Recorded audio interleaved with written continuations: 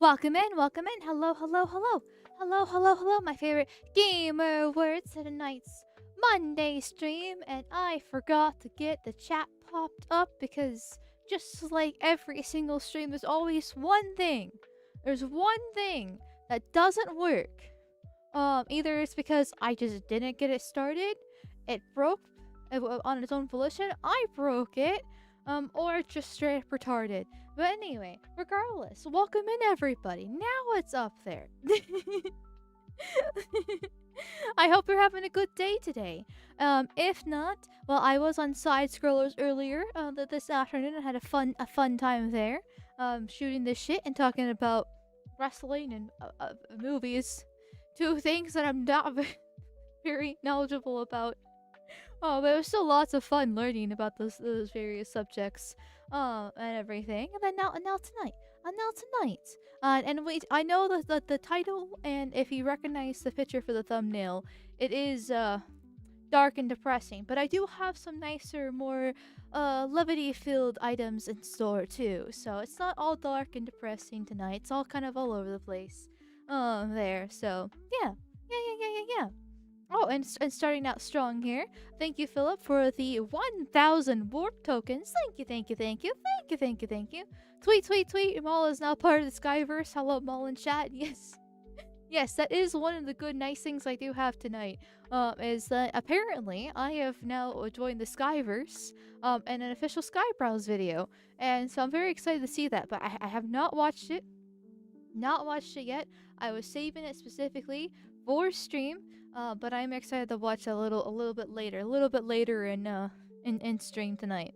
After we get through some news. My plan is to do a little bit of news, then the video, then a little bit more news, then another video. You know, kind of break things up here a little bit. Hi Amal. I guess who's now my cornbread making buddy now? I don't know, but I'm glad that you have a cornbread making buddy now. Yeah, it's always nice to have somebody that kind of help you out in the kitchen and everything like that. Even if cornbread is disgusting, but hey, each to their own. Each of to their own there. And then hello Rumble Bros. I do see you. There we go. Looks like we got some new ones. Nice, nice, nice. More people to over on Rumble, the better, because it is the free speech platform. Yes, it has a lot of flaws. Yes, I am critical of Rumble, but it is the one platform that I can confidently say the N-word on, which I cannot say now because I'm still on YouTube, but it makes great times for the Rumble-only streams. So yeah. How's it going, Mo? I got a care package for my old unit. Well, that's a good thing. Hopefully the care package is not because you're going through any problems right now. It's just something nice that they give you because they like to do something nice. I mean, regardless, it's gonna be something nice, but not because you know what I mean. You know what I mean. That sounds like a good thing. It's just like a 2-second appearance, but you look great in it. Well, I'm still appreciative that I'm in the Skybrowse video to begin with. So regardless of how short it is, so I'm not going to complain. Beggars can't be choosers. You hate cornbread? Damn Yankee. Cornbread's really popular, at least in the South. But I guess it kind of does make me a Yankee because I'm up north. So maybe that makes sense. I don't know. I'm just not a fan of corn in general. Corn on the cob's okay, but there's a reason why you shit out the kernel and whole. And that's not exactly a good thing. And then the bread itself just doesn't taste good. I don't know what it is, but I just don't like it. Just give me regular bread. I mean, I say regular bread, but there's many different types of bread. Regular bread that's not cornbread. How about that? Cornbread is great. You're just Indian. Well, shit, you got me there. I'm not gonna deny that I own a few dozen gas stations. That steals your credit card info when you swipe. Cornbread is great with beans. Well, I don't like beans either. Though for some reason, I've been kind of craving them. I don't really like beans. But, over the past few days, I think I forget what I was doing, but I was scrolling and saw, somebody was making some sort of dish. And I thought I saw, and it had, beans in it. I was like, wow, that actually kind of sounds pretty good. I don't know. So I'm like, And also, another thing, this is not what I'm craving. But one thing I've been meaning that I kind of asked you guys. I was going to do this on Twitter because it's a lot easier to say, well, it's just kind of all compiled in one place there. But one thing I need to eat more is fish. I heard fish is really good. I know fish is good for, the omega acids or whatever they are, omega 6 or whatever it is. It has vitamins and stuff and good protein and apparently good, low-calorie food in general, too. But I just don't really like fish beyond salmon. And I was just like, okay, well, does anybody have any good fish recipes? I've been meaning to tweet that out so people can actually share the link, or actually type it out words so I can go back to the tweet later and look at it. But now that I brought up the whole beans thing, that reminded me about that, and I'm like, wait, yeah, I kind of do want fish recipes so I can figure out what kind of fish to eat and how to actually make it here. Smoked salmon for the win. I'm not exactly a huge fan of smoked foods. So I usually like a lemon garlic salmon. Or something along those kind of lines, like a paprika salmon. Salmon. Omega 3. There we go. See, I knew it was something smart. that I'm not. Post one on Discord. Ooh, that would be great. See, Discord would actually be even better than Twitter because then I can put in like streams, put it in stream suggestions. Yeah, nothing to do with actual put what I should watch on stream, but put it in stream suggestions, please, so it can be like compiled in one place. There. Do you care about price? A little bit. I don't want anything too expensive, but I want something that's good and I can eat on a regular occasion, like I don't know, 2 or 3 times a week. Like I like spicy food, so ideally something or sweet, like sweet and spicy. I really like too. So if there's like any fish recipes that are like spicy or sweet and spicy, that's gonna be up my alley. Like I can mix it with rice or something along those like maybe like a little bit of a sauce too because I'm a saucy gal. But like I also wanted to be healthy. That's the main reason why I want to eat more fish is because it's apparently supposed to be a low calorie, high protein, super healthy food. So I was trying to hit all those kind of marks there.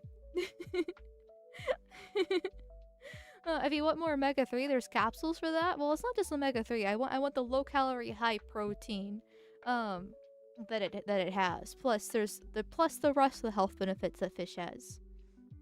Thank you, Chaos Smash, for the $5 dose over on YouTube. Thank you, thank you, thank you, thank you, thank you, thank you. Speaking of Indian, Andy Shankar made the Netflix Devil May Cry cartoon showing worse. The stereotype is strong with this loser. I've heard that it is absolutely abysmal, and so I just never watched it. Like I'm very much somebody that like I want to hear people's opinions first, and then I will determine whether or not I'll check it out. And if the people I trust says it's bad, then I'm just not going to check it out. And the fact that an Indian touched something and it made it shit does not surprise me one bit. There.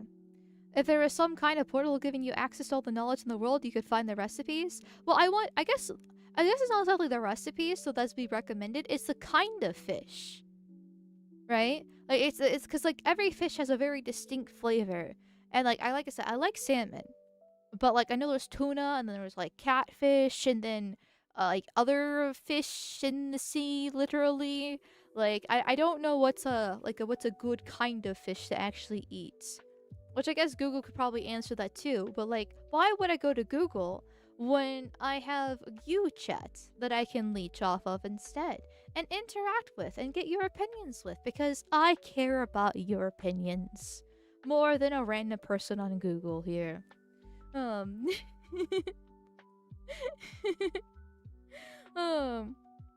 What's your favorite brand of hot sauce, Amal? I usually make my own hot sauce. I combine like I use the Frank's Red Hot sauce as like a staple, and then I like mix and match it with like other things. But I usually kind of make something along those lines. But I haven't done it in a while. I haven't actually done that in a while. Cause like my cooking these days has become very simplistic. I only eat like the same like 3 meals, more or less. Just because they're so quick and easy, and they're really good, and I never pretty much get tired of them. So I have my cooking skills have been definitely, well, they're still there, right? Cooking skills are still there. I just never actually utilize them because it's just me. Like my dad doesn't like how I don't want to say he doesn't like my cooking. He doesn't like what I like. Like, I put onions in literally everything. Like, onions are, like, probably my favorite food. Or vegetable, I should probably say, not exactly food. And I put them in literally everything I make. I just love them. It just enhances the flavor. I like the crunch, or when they're sauteed, or I just love onions. I can eat that shit raw, though it's not my preferred. And so I put in everything. And guess what my dad hates? Onions. My dad absolutely hates onions with a burning passion. So, other than that, we actually have quite similar taste buds. It's just the fact that I put onions in everything. So, yeah, some fish just don't taste good to me, and people very specific. The taste, apparently sardines are good for some. I can't stand them. Just avoid eating the bigger species too often. Dan Mercury, fair. Because, like, if you do eat too much fish, you can get mercury poisoning. Really easily, surprisingly. So, Raw oysters are fucking awesome for you. Ton of protein at low calorie cost. Also aphrodisiac, but they're expensive and go off very quick. So there's that. Yeah, I don't think that's something I'm like. Price is a bit of a concern. I want to eat more fish like 2 or 3 times a week. If they're already expensive for 1 time a week, like for once a month, I get myself two steaks because the recipe I use calls for 2 steaks. And you can tell if you know why it's once a month, then you do you, right? So that's my little treat for once a month when the blood moon rises. I get myself 2 steaks, and that's already a little bit on the expensive side. But I do that because I like the bloody meats during that time period. So thank you, Gus of the Dorks, for the $5 reduce. Thank you, thank you, thank you, thank you, thank you, thank you. I need your help. I can't decide if I should mention you being brown or loving My Little Pony. Thoughts? Maybe combine both facts. Follow Equestria. Well, I think you found your answer there. Within that super chat. So I think we can leave it at that. You got your answer. You know what you want to do or have done. So I think we're good. I think we're good there. Which cut is your favorite of all for steak? Probably just New York strip. Because ribeye has a lot of fat, which is good, but it's sorry, I got distracted here. I went to go look at like my grocery item things to kind of like figure out my steaks. I think I just get like a New York strip steak because it's just simple, right? Ribeye's got the fat. Fat's good, but it's also kind of a pain in the ass to eat. So I just get the New York strip steak and it's good enough. And relatively cheap too. Well, once again, relatively because it's steak. There. Onions are a great flavor enhancer. Thank you, chat. Thank you. Appreciate my love. I'm glad you can appreciate my love of onions because I really do adore them. They make everything better. I like red onions specifically because of how they have a very sharp taste and they're very strong. And I know you should use like white or yellow onions or sweet onions in particular for like sauteing. Because it does bring out the sweet flavor a bit more. I still just use red onions for it. Just makes things easier. If I actually had to make a proper recipe for like other people, I probably would use a sweet onion. But I just buy what I do. Because I have very small meal prep. Because once again, just me, and my meals are already simple as it is. So when I go to the grocery store, I get 3 red onions and I chop them all up and I put them in a glass container in the fridge. And then I cook for myself every night or every other night. Because sometimes I have leftovers the next day, and I just take a handful of them and toss them into whatever I'm making. It's all good. It's all good. Very nice and simple there. I put onions on everything. I make a bowl of red onions with a bit of salt and olive oil. It's golden. See, that actually sounds pretty good. I would want something else than that. Like a little bit more, because I can eat it raw personally, but like I said, it's not my preferred. I would actually like something else with it, but I could probably do that too. Ooh, maybe at least add some like Italian seasoning to go with it. Probably would be good there. Excuse me. Sorry about that. Pocket onions, yes. Honestly, literally. And then when they start getting low, when I go to the grocery store again, I buy 3 more onions, and I just grab them and go from there. Oh, thank you, Dinocide, for the $5 reduce. Thank you. I recently got into dry aging my steaks. When done right, turns cheap steak better than high-end restaurant quality. I would probably have to Google how the dry age, but I feel like that would take a lot of time, right? Because like it's dry aging it, so probably takes time. And I like things that are very quick and easy. Because if I'm just feeding myself, I don't need anything elaborate. And I don't want anything difficult. The steaks that I make is actually already on the more complicated end, at least in my personal opinion, for myself. And it's not exactly the best meal to make when I'm on my period because of that.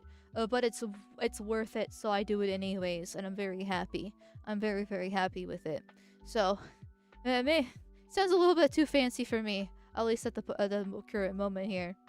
But I can make more complicated meals, and I can cook, and I do like cooking. When my sister first fell sick all those years ago, I was shipped out to her place to take care of her and cook for her, and I made a ton of different meals. that would freeze for her different soups, different smoothies, different actual meals just in general, because she had a very strict diet at that time. I mean, she still has a strict diet to this day, but like it was kind of all over the place back then, trying to figure out what she could and couldn't eat, overall. And so like I definitely can cook. It's just a matter of I'm too lazy to make anything fancy for myself. Oh, there. Thank you, Kiwi Bastard, for the $2 reduce. Thank you, thank you, thank you, thank you, thank you, thank you. Morning, Moon Moon. Salmon best fish, steak is better. I would agree. I like my salmon, but steak is better. 100%. And salmon is best fish. But I don't really like the other fishes. Then again, it's been a hot minute since I tried them. So, just kind of, going all over the place there. That's why Maul likes chat quick and easy. Hell yeah, hell yeah. Speaking of quick and easy, my dog one's out. Give me 1 second. He's not happy that I'm yapping.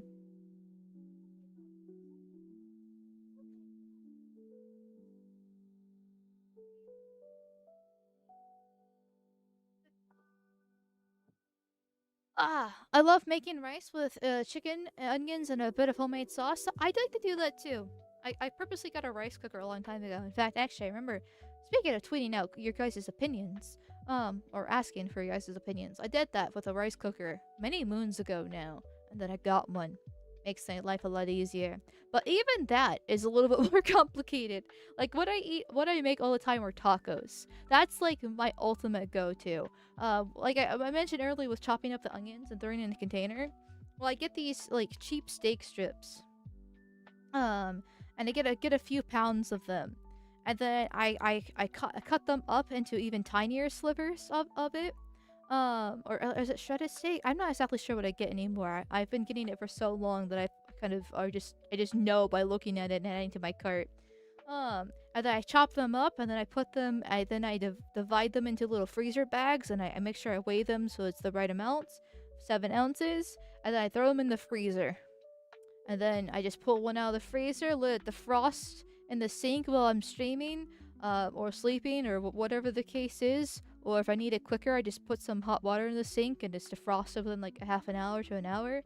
And then I just throw it on the stove, and I just make tacos, added in with the onions. Like, it takes me 15 minutes or less. Very quick, very easy, and very delicious. Cannot complain. You cannot complain one bit. There. Thank you, Gus of the Dorks, for the $5 dues. Thank you, thank you, thank you.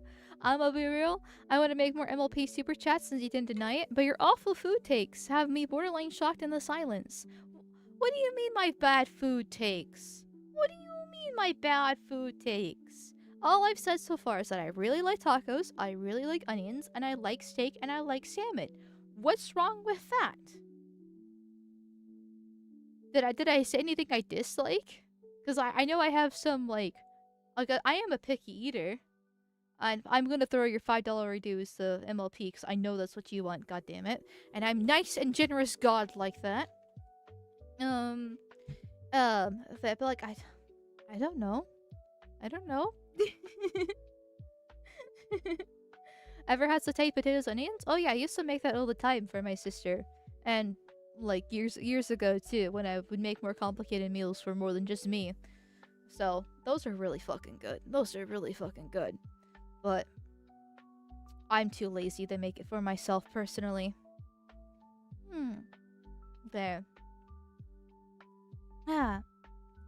But anyways, we have a lot to go over today. Well, yes and no. We have a variety of different topics. A variety of different topics I picked up, plus a couple videos to react to, and various other things. Let's get into the diversity. You know, we'll start off a little harsh and depressing, then we'll go to Skybrows and be a little bit lighter again. And then we'll go back to some news and do something a little bit more lighthearted there, kind of at the end. Well, sort of kind of at the end. So yeah, that is the plan for today. Here, dun. So, over the weekend, there was the Unite the Kingdom protest that's held yearly in the UK. To say fuck you to the current government for importing 1 million different immigrants in, and things never really, nothing really happens. Because I don't mean to like blackpill too much with the United Kingdom stuff, because it actually is good. It's a great show of strength and patriotism to see how many people are actually against the immigration and current regime. It's deeper than the Labour Party and Keir Starmer. They were doing this on the Conservatives too, because they're part of the same party. It goes for both of them. But like the thing that really got me was like there was one, I saw one quote tweet being like, "This is a revolution," and I'm just like, right, okay, yeah, this is not a revolution, but cool. And anyways, but as things have gotten worse, the alt-right parties, as the left likes to say, have risen over the local elections happened a couple weekends ago now. Reform won in a landslide and completely demolished Labour and the Conservatives, as well as the Greens that were supposed to be taking Labour's place. So that was good. And Restore Britain is getting more and more popular by the day. The only reason why they didn't get as many votes in the local elections is because they literally just started as a party a few months ago, and they're still spreading around. And in fact, there's I don't have it popped up right now for tonight's stream, but there are local elections in a makeshift. One of the actually Brits specifically in chat can correct me here. But there's a mayor stepping down and Restore's running for their money there. But it happened. Nothing too crazy occurred, because it is a peaceful protest. You know, Keir Starmer talks about how he wants to shut it down and all that fun stuff, but you know, nothing ever happens. You know, Tommy Robinson makes a speech, Sargon McCall makes a speech, various other things. It's a great show of patriotism. So I mean, I don't want to like water it down or dismiss it, because it is a good thing, and each year it does have more and more people. It's just, you know, nothing will change until Restore Britain goes in power, because Reform is just the Conservative lights. It's just the Brown Party. Greens are also the Brown Commie Party. Labour is Labour, and Conservatives are Conservative. So no one's actually going to solve this issue until Restore gets in the power. Or it actually is a legit revolution, but since this is YouTube, for legal reasons, disavow. However, Tyler Oliveira did go there to interview Tommy Robinson and record it, because that's what he does. He likes to fly around the world and travel and you know, talk to people and go and see how different cultures are like, the people are there, various things like that. Including within the US, and that has got him in lots of different trouble. And thanks to this clip right here, he's getting Tommy Robinson in some trouble in particular. Yeah, because Tommy Robinson is a civic nationalist and not an ethno-nationalist. That's not a good thing for Britain. Everyone knows Britain is specifically white English, white Scots, white Irish, white Welsh. They've been there for over thousands of years now, and they're very distinctly white. They're older than the Maori in New Zealand, and various other things throughout the whole entire world. They are an ancient civilization and deserve to be treated that way. Britain has one of the strongest cases for ethno-nationalism. Frankly, every country has a case for ethno-nationalism. But you have to be absolutely retarded to argue for civic nationalism, which is the breed of nationalism that says, well, as long as you come over and assimilate, you can be British too. You know, it doesn't matter your skin color, your culture, your religion. This doesn't matter at all. You know, you can be just as British as somebody who can trace their ancestry 1,000 years ago, even though you just arrived in a boat yesterday. Yeah, I don't particularly support this. I don't support this.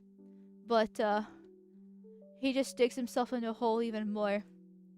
With this little clip. And it started off when I was little as a little area. Now it's just massive. This town will never be English again. Say that out loud. All the history of Luton Town, This is now an Islamic town. And if this were a Sikh town, would you have the same problem? So he's like, hey, this is Islamic town. It's filled with Muslims. This is not it's not British anymore. We have to get them out. Okay, based, I agree with. What do you think his opinion is on the Sikhs, though?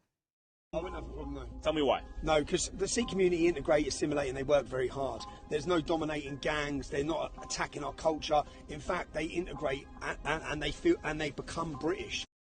And it's got.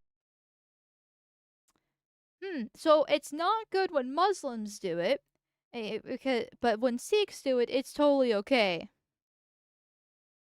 Make that make sense. Totally not double standards whatsoever. They're still foreigners. Like, okay, they might be slightly nicer than the Muslims, but they're still brown. And they're still foreigners. Like they shouldn't be there. They should go back to India where they came from. They're just Indians with towels on their head. Like they don't actually integrate into Britain. Even this little clip here at the end, like they still wear the towel heads. They're still very much brown. They still have an accent. They're still wearing their cultural clothes and foods and everything like that. Like they might be a little bit more on the peaceful side. Might once again is the key word. But they're still not British, and they still don't belong there. They're still new imports. Like they're not as good as the Muslims. Like they're just as bad.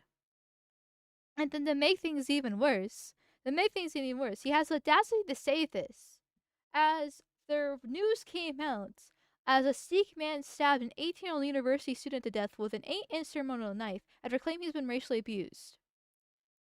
Which we will be reading this article here because it's absolutely wild, this story. Also, please, this needs to be removed here. There we go. So, remember, Tommy Robinson, who is the basically the poster boy, right? The face of, the not remigration, because that's like Steve Law and Zoomer Historian, right? But Tommy Robinson has been the face of like anti-Islam for like 15 years now, if not more. And he's constantly got himself in trouble. He's been arrested multiple times for protesting this. Like he's actually done good work. It's just that he's a civic nationalist and also a Zionist.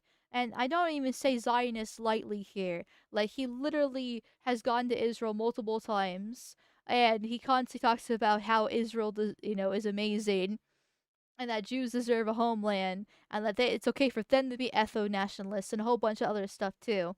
There's also pictures of him, with an IDF shirt on, though I don't know how true those actually are with the state of AI, but I've seen them passed around quite a lot in multiple different photos, so I'm gonna believe it's true, especially with his stance on Israel.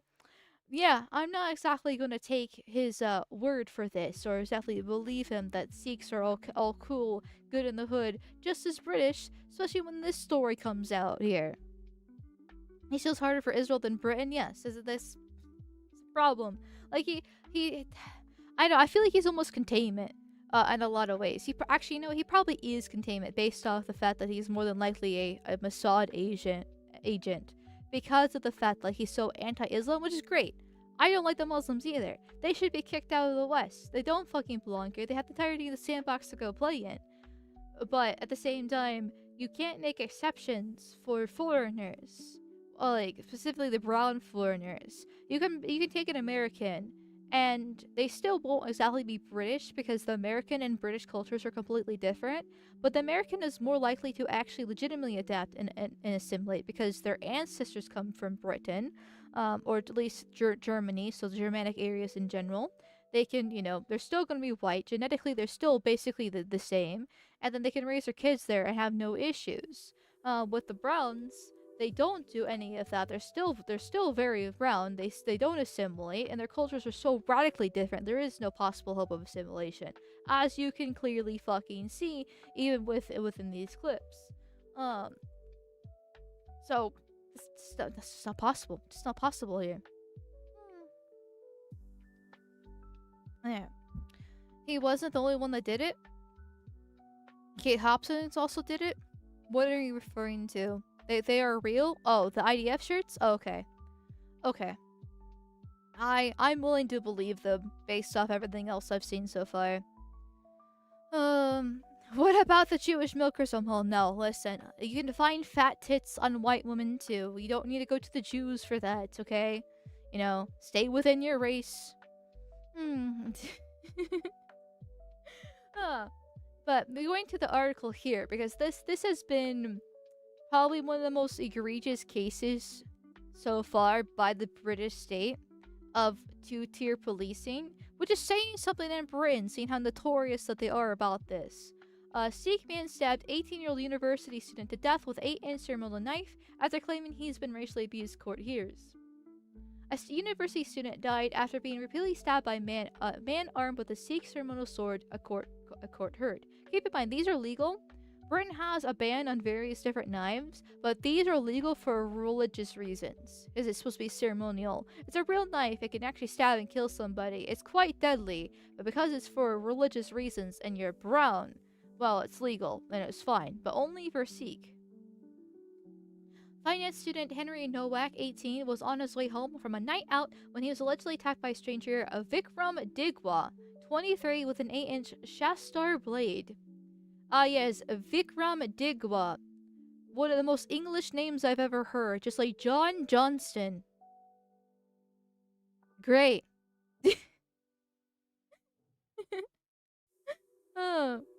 Digwa was caught on camera saying, "I'm a bad man," before a fatal attack, jurors were told. He is now on trial accused of murder alongside his mother, Kiran Kaur, 53, who is accused of assisting an offender. I like how they're front-loading this, too. With being like, he said I was a bad man before the fatal attack. Like, he's acknowledging the fact, that, you know, like from a sympathy perspective, that I am a bad man, you know? I'm so horrible. That what I'm doing is a tragedy. It kind of, but there's a little bit more to that story about him being a bad man. Prosecutors said that she went to the scene before running home with a knife to stash it among an arsenal of weapons there. They both deny the charges. So the mom, 30 years older, God knows when she came to Britain at this point in time, seeing how many Browns have fled the country throughout the decades, helps hide the evidence. Before the cops could even get there, so she had to be relatively nearby. To stash it among an arsenal of weapons. An arsenal of weapons.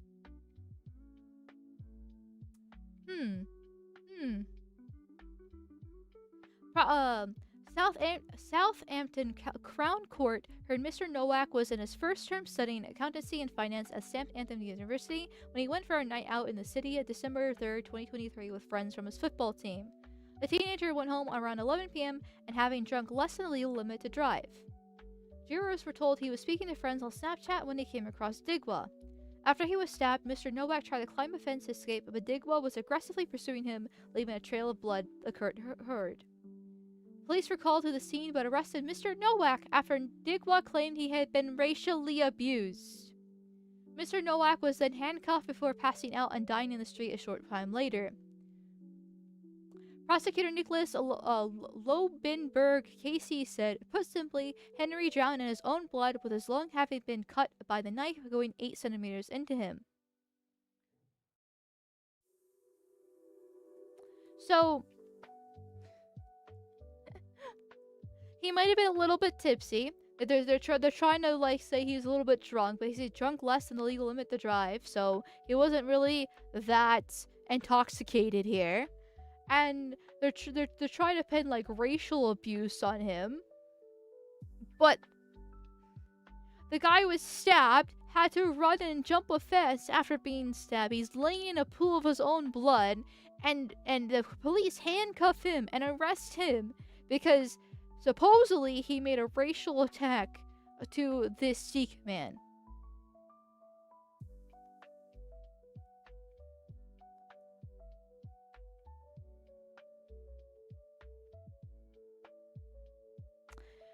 Great. Just great. I just there's no word to actually describe the horribleness of the situation here. Cause like that he's just lying in the pool of his own blood, like literally drowning his blood because his lung has been cut by the knife, going 8 centimeters into him. and they arrest him as he's laying there, dying, with blood trailing after him after he was running away. And they arrested him because he said something insensitive, supposedly. Supposedly here. Welcome to the UK. Vikram Digwal raises the defense of self-defense. He persisted that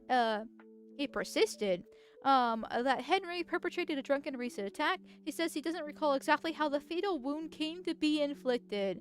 Yes. So he just kind of forgets, he remembers the fact that he was called racial slurs. And supposedly, Henry was drunk, supposedly. Even though he drank less than the legal limit. But he doesn't really actually remember doing the stabbing part, and his mother helped him hide the weapon. Right, okay. Opening the case on Thursday, Mr. Lobenberg told jurors that Mr. Nowak's phone had captured the moment he met Digwa. Vikram Digwa was carrying an extremely large knife in a sheath, openly displayed over his clothing, he told them. At midnight that night, Henry Nowak was dead, and he had been fatally stabbed by Vikram Digwa using that knife. The knife that Vikram Digwa has chosen to carry onto the street. The killing wasn't seen by anyone other than Henry Nowak and Vikram Digwa. The neighbors had heard the aftermath as Henry Nowak complained that he had been stabbed and he was dying. Tragically, it was right on both counts. After he had been stabbed, Henry Nowak climbed onto a bin and over a fence to try and escape, but he already had been fatally wounded, and there was a blood trail on the street which demonstrates he must have been stabbed before he climbed onto the bin and over the fence. Vikram Digwa chose to aggressively pursue him. Prosecutor said a video of the incident was found on Mr. Nowak's phone, which was discovered in Digwa's pocket. So, the cherry on top, after being stabbed by this Indian and chased, and then the police show up, and he's lying in a pool of his own blood, drowning in it, and they arrest him. Meanwhile, Mama hides the evidence. Apparently, this Indian, Sikh, same thing in my book, steals his phone too?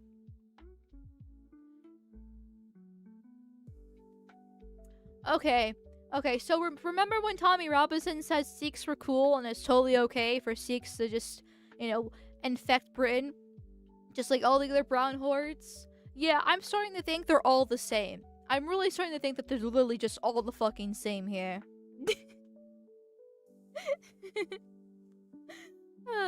In the video played to the jury, Mr. Nowak can be heard saying "Hello, car" and singing to himself before yawning, with the footage then cutting to show Digwa walking away from him. Hello, car?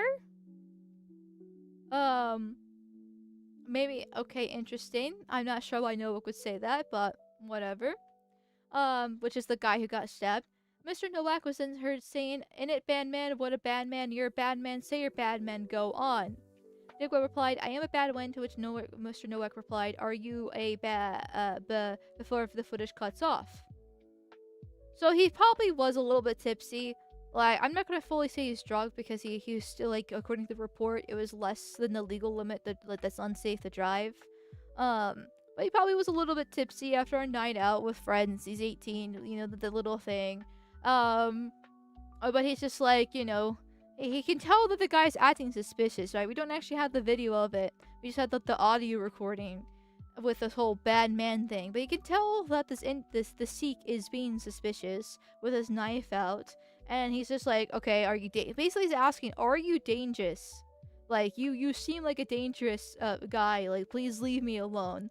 That's basically what he's doing. And the guy's saying, yes, I am a bad man. And then he just stabs him. So remember, at the very beginning of the article, Digwa was caught on camera saying, "I am a bad man," before the fatal attack, jurors were told.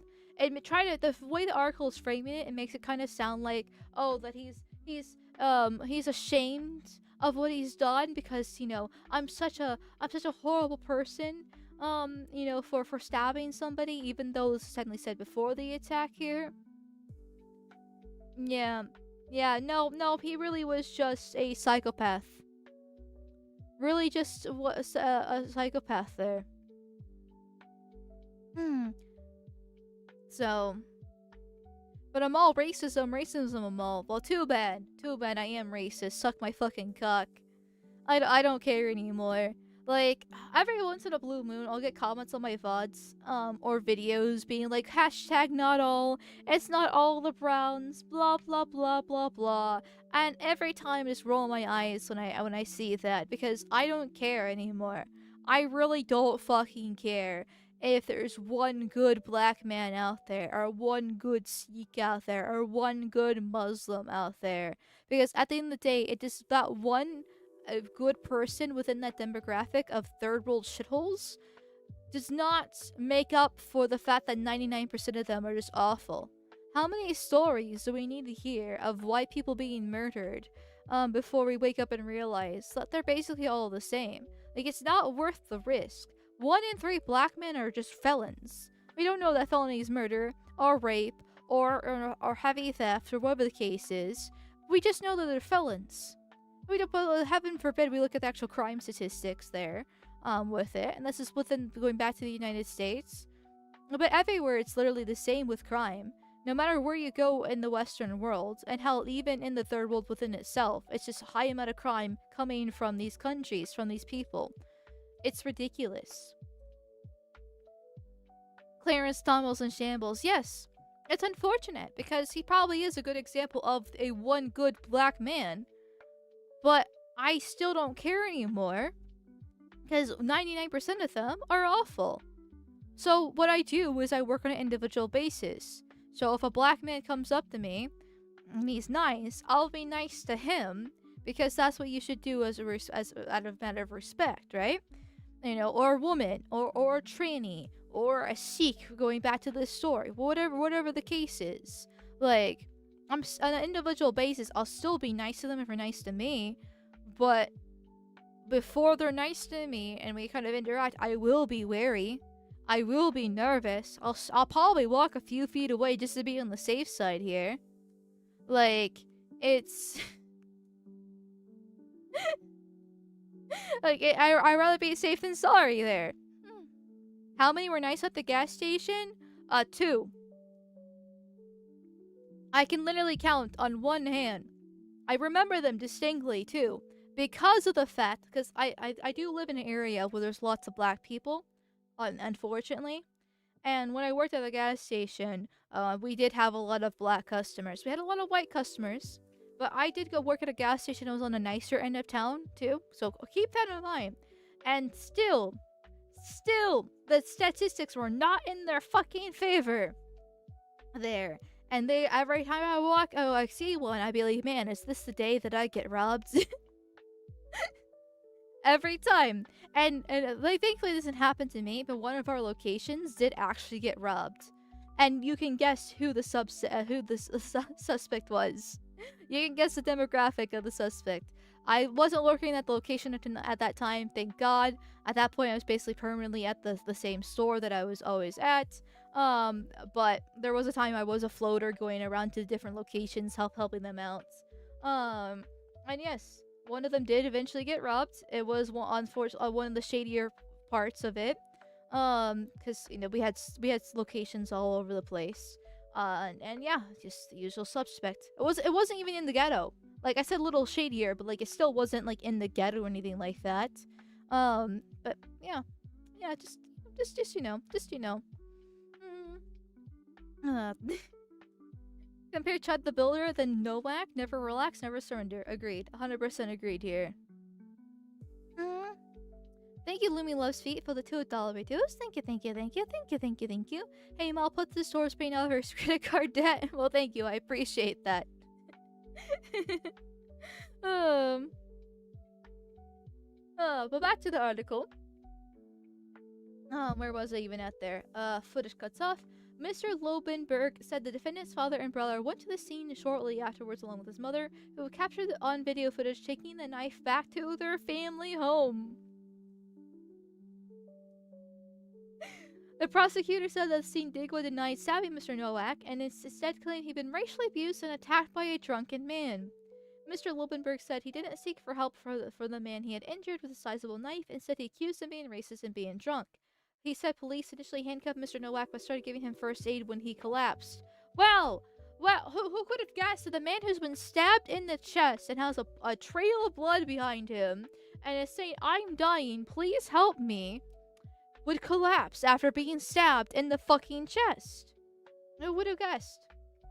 But remember, they arrested him first because he supposedly said something racist. Okay. Mr. Lobenberg said Vikram said he had not been stabbed. This was a lie. This man Vikram did was stabbed more than once. Oh, more than once. Great. Henry Nowak fell unconscious and the police tried to give him first aid. A doctor was flown in by helicopter, but there was nothing that could be done to save Henry, and he was pronounced dead at 12:37 on the street. He suffered 4 stab wounds, including 2 in the back of his legs and 1 in his lung. Back of his legs?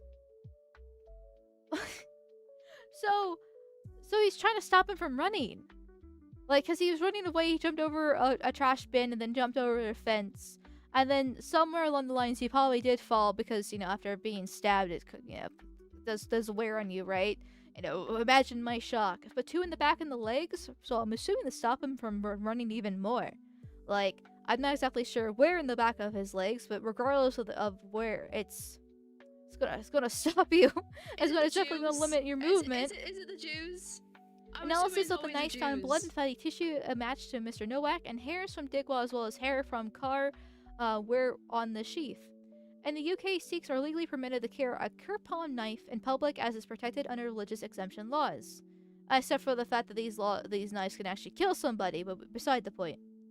However, Digwell was found to have a small kirpan around his neck that fulfilled his religious obligation, and the Shastra blade he carried on him was much larger, around 8 inches, 21 centimeters, the court heard. Prosecutor said, Sikhism obliges male followers of the faith to carry and wear certain 3 items. These include a wooden comb, a metal bangle, and what is called a kirpan, a ceremonial knife. That small kirpan satisfies any religious obligation a Sikh may have to carry a blade, and Mr. Vikram Digwal was carrying that under his clothing and around his neck. He added, Mr. Digwal was choosing to carry on the streets of Southampton at a very large 21 centimeter bladed knife. Okay, even this tiny little, blade around his neck, I mean, okay, let me actually go what it looks like here, kirpan. Because I kind of want to see how small it is. Regardless, there still is a double standard, I feel like. Actually, I know for a fact. Because they do have a bunch of knife laws in Britain. But there's a religious exception for these, Sikhs. But they still go out and stab.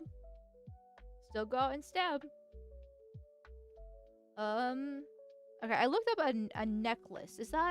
Was it specifically a necklace or just around his neck? Here. So it's a small kirpan around his neck that fulfills the obligation. So it just says around his neck.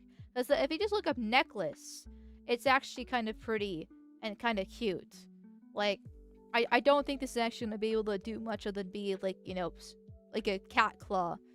Cat claw's going to be pretty dangerous, but if it's just this, it's not that big of a deal, and I kind of actually want one for myself because it looks cool. If it's this, though, a kirpan, which I'm assuming it is, it's a little bit different. It's definitely smaller than the 21 centimeter knife, but yeah, I don't think I don't even want to argue on the fact of size for this knife because it's still a knife. It still can kill. And they still have an exception for religious purposes because you don't want to be racist to the thief. But meanwhile, an elderly man can be arrested for carrying a butter knife. Now, don't get me wrong, it's a little bit weird he's carrying around a butter knife, but he still got arrested for fucking carrying around a butter knife a few years ago. So I don't really want to hear about it. I really don't want to hear about it. Whatever. They say it's a religious symbol, not sharp. Yeah, right, yeah. They're definitely pressing X out here all of a sudden. Not sure why. So if I claim that's my religion, I can walk around with it in England, good to know. But you have to claim that you're brown, too, because it doesn't work if you're white. Because technically, I learned over this controversy, is that Saxons, which is Anglo-Saxon is the actual term for the English, the white English, specifically the white English, because that's all they are. Saxons were the name Saxon is based off so basically Saxon, a Sixon. I mean, I'm probably mispronouncing it basically, but it's a specific knife that they were known for 1,000 years ago, essentially, for being tribal warriors themselves, because, you know, pretty normal for that time period. To the point where literally they're just called Saxons because of how notorious they were for their knives. So there's actually a greater argument for the English to carry around ceremonial special knives, seeing that it's literally their fucking island and their own culture and their own ancestry, literally what they're called after, than a random brown that doesn't belong there. It's a CX. Amal, thank you. Thank you. CX. But I didn't know that until this whole story broke, and I was like, oh, okay, that makes sense. Wait, no, it doesn't make fucking sense. What the hell's these double standards? Oh wait, they're white. That never mind. Now it makes sense again. Okay. God damn. Where was I at back of this article? The court heard that following his arrest, Digwall and his brother were transported in a police van and their conversation was recorded. Mr. Lobenberg said the two chose to talk to each other, presuming they couldn't be heard. He told his brother he stabbed Henry 3 times. He didn't mention any racism or self-defense. Of course, the Brown lies to try to get out of jail. Who would have thought? Addressing a curse charge, he said, Carr is the mum of the defendant. She came to the scene when her husband and her sons were there. Her son asked her to take his chastar, which is the large knife. This was captured on phone footage, which was being shot so it could be heard. It was stashed among an arsenal of weapons at the home. Analysis of the blade showed that it had blood and bloody tissue on it. DNA showed it belonged to Henry, hair belonged to the victim Digwa, and found on the knife. Digwa's barrister said that he was acting in the heat of the moment in self-defense. Sure. Jeremy Wainwright, KC for Digwa, delivered a short statement to the jurors after the prosecution outlined the case. Mr. Wainwright, KC said, was Vikram Digwa carrying a knife, or carrying, for legitimate religious purposes, a kirpan dagger for religious reasons? These are usually 2 to 9 inches. I have to imagine it's like 2 inches here. Hold on, wait a second. I'm not exactly a good judge of measurement. Okay, I'm trying to imagine 2 inches. And, okay, that is a really tiny blade. It's probably a paper cutter. You could probably do some damage. Like, it's gonna hurt if you stab somebody with it. And if you stab hard enough and deep enough, you could probably, like, tear a tendon or something like that. But it's probably not gonna exactly murder a man with how tiny it is. However, 9 inches... Well, now we're getting to the $5 footlong territory. That's a little bit of a different story. And that's okay. Because of... Oh wait, and this blade is 8 inches, so it can still be considered legitimate. Yeah, fuck this shit.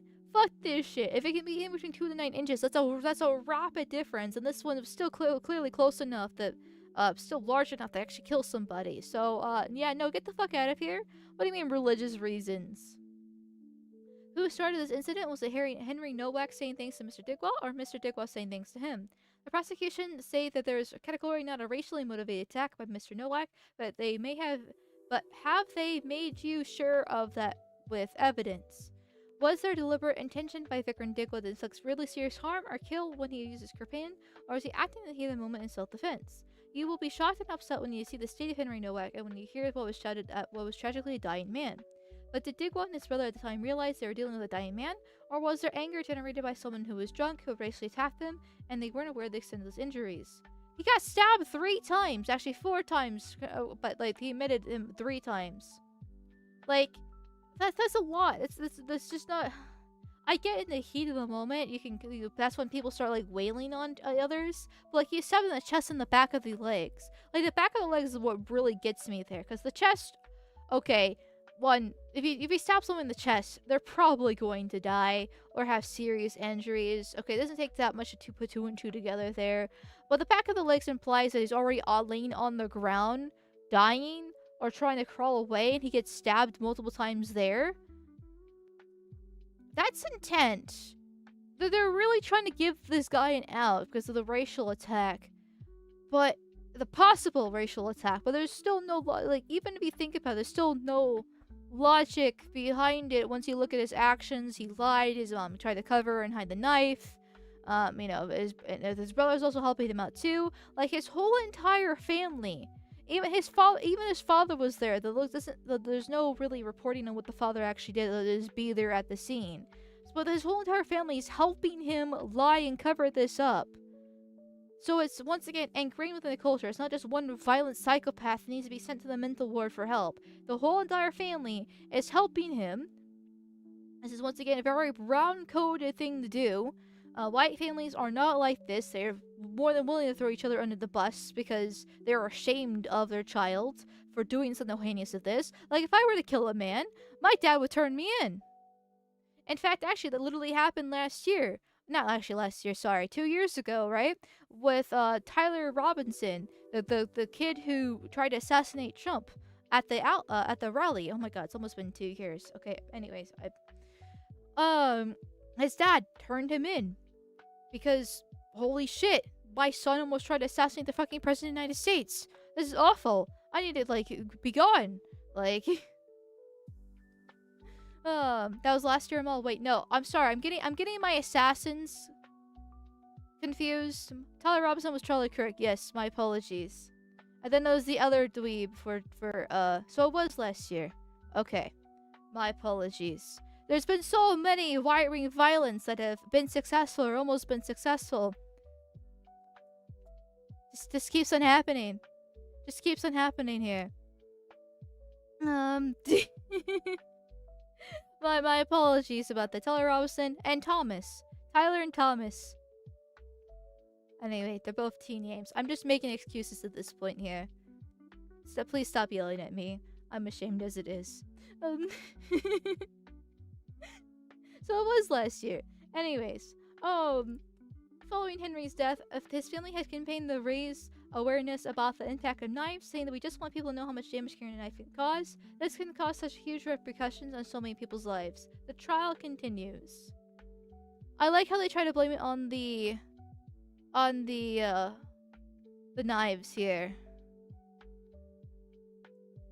At the very end. Like, yes, it's the knives' fault. Not the brown hordes that we keep allowing in. It's not just the Muslims. It's not just the Indians. It's not just the Africans. It's also the Sikhs. The Sikhs that Tommy Robinson loves so dearly here.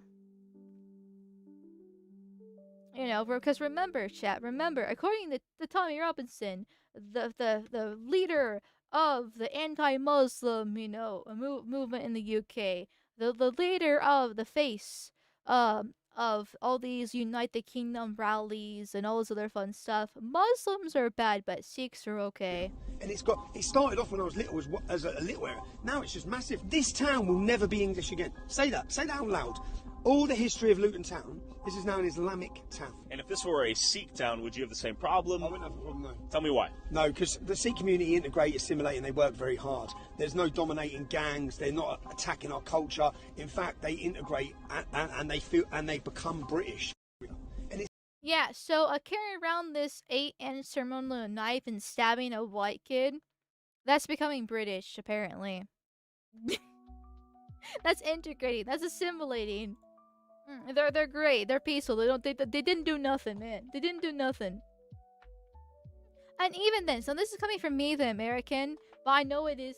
I know actual British people think the same way too. At least the British people on the right. Or even if it was a racially motivated attack, right? Let's say he called the Sikh guy a Pajit. Or something along those lines, or even the holier than thou N-word. Oh my god, oh my god. Even if he did call the Sikh man something insulting, he still doesn't deserve to be stabbed. Like, I know that there are obviously UK doesn't have freedom of speech, so if he did do this, he would be arrested. And I don't know enough of the legal code that if it actually would be considered self-defense. Like, you call him a Pajit, so therefore he can be stabbed. I can almost believe the UK is that stupid and wild that could actually happen. But at the same time, like, it's so crazy to me as an American that I have a hard time believing that even they would go that far for like Pajit or whatever the case is.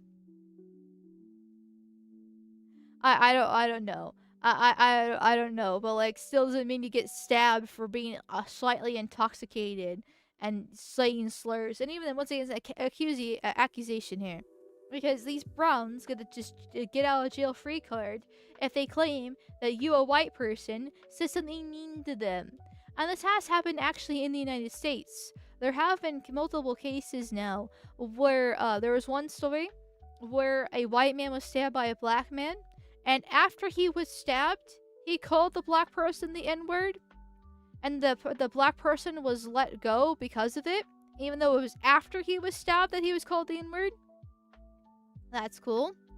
And then in Portland, a similar thing happened, except this was before he got stabbed, and then he called someone the N-word, and then he got stabbed, and therefore the black man was let go for self-defense purposes.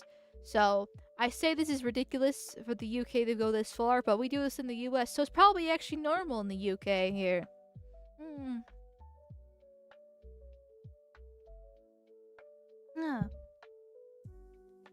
I wouldn't worry about this one as much with the Muslims unless it's become a pattern. It could be a one-off crazy person. His whole entire family was helping him cover this up, and helping him lie, and defend him, and had an arsenal of weapons. Like, Sikhs are just Indians with towels on their heads. There's really not much difference from them. Like, they're the same IQ, same physiognomy. The only difference is religion. And then they're a very small minority because it's a very smaller, as a very tiny religion there. Like, they still don't belong in England, or Scotland, or Ireland, or America, or Canada, or Australia, or anywhere else in the Western world, because they do have a home in India. They do live there. They should go back. If this family wasn't there in England in the first place, Henry Nowak would still be alive. He would still be drinking with his buddies, heading home at, midnight, and then, waking up next morning with a hangover and doing it again the next weekend. But no. They then pour to the third world, and now we become the third world, and then we wonder why we have the consequences of our actions here. Thank you, Dynaside, for the $21.12. That is oddly specific, and I don't get the reference. My apologies, but hey, it's still $21.12, so thank you. Sorry for the late reply. Dry aging a steak is easy. Leave it on a plate in the fridge for a few days. Flip it each day, shave a few millimeters of meat off each face, and then sear each side for 2 minutes on the cast iron with baking grease. That sounds interesting, but too complicated. If I'm gonna have to take multiple days for me to get steak. If I want steak, I want it now. I don't have any self-control. I go with my indulgences. Is it the Jews? I'm assuming. Plus, I'm not sure my dad would like the fact there's a steak open in the fridge like that. The fridge is already kind of full. I mean, it's not like stuff full, and I organize it regularly. Especially when I like go shopping and I bring back more. But like I have my stuff and I have his stuff, and now he's also got his wife's stuff too. So it's, yeah, I don't even have room for that. But hey, thank you for letting me know how to do that. So if I ever do try to do it, I can. But I'm lazy. 1221's a Rush song? Oh, interesting. Interesting. Okay. Okay. I've never heard that one before. I just know the radio songs. Yeah. Base Growski dono name? Okay, what did Growski do? Oh, what did Growski do? Thank you. Super. An acronym that I cannot say on YouTube. Growski of Doom. To answer your early question about fish, because I'm late to stream and watching at 2x speed like a bad boy, the best fish for eating is definitely walleye. They're fun to fish for too. Now put this to FNAF like a good girl. Okay, Growski. I'll be a good girl and you could be a good boy by catching up on 2x speed. Here. But say, like, I mean, jokes aside, do not like the stream. I don't like it when people say that they're late to stream. Like, you have a life beyond just watching random internet thought number 1552. Like, it's okay. It's okay. And there's always the VOD to listen in the background afterwards too. But anyways, you are. But I know if I'm being nice to you, it gets you off. So you are a bad boy, Grotsky. Also, you keep the source FNAF. So why should I actually be nice to you, anyways? People have lives. How dare they? I know. Chat. I'm just saying. If you do not actually show up on my stream right on time at 7:45 p.m. Not even actually, no, 7:40 when I do the whole starting soon thingy here. If you do not actually show up right then, right now, at that present moment, you are disowned. You are an Indian yourself. You will be deported back to India, where you belong, so you can shit on the streets and dance in the cow poop. Because that's how horrible of a person you are for being late to stream.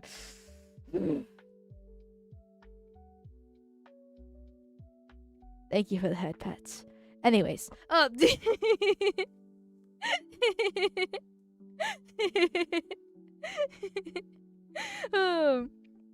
quiet woman.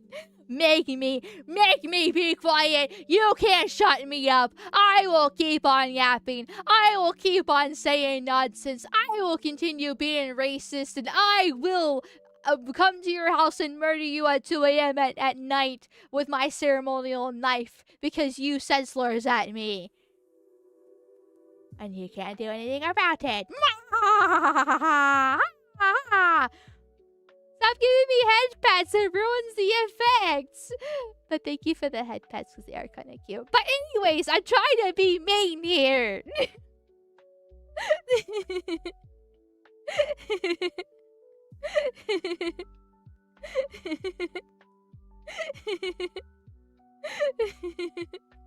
Shit goes hard on mute. God damn it. I'm out of here. Goodbye. Stream's over. There's no point if you're gonna put me on mute. It's over. It's show over.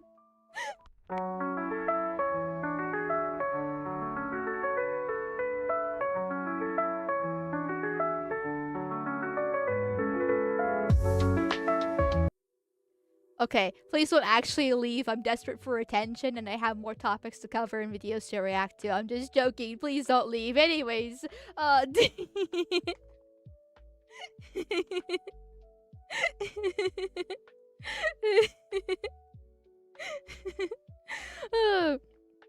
fuck. Okay, I barely missed a lot of stuff during that little crash out of mine. Hey, what did I miss? First off, Kiwi Bastard, thank you for the $2 reduce. Thank you. That kid's life was worth more than the entire Indian subcontinent. Fed post warning, Jeans slide the Jeets. Jeans slide the Jeets. I don't get that. Like, do they slip on their own shit? I know that this has happened before. Legitimately. Indians have such a crazy ways of dying. It's like dumb ways to die, but like actually in real life. And I did see a video of an Indian taking a shit and then slipping on it and then falling into the train tracks and because trains are their national predator and dying.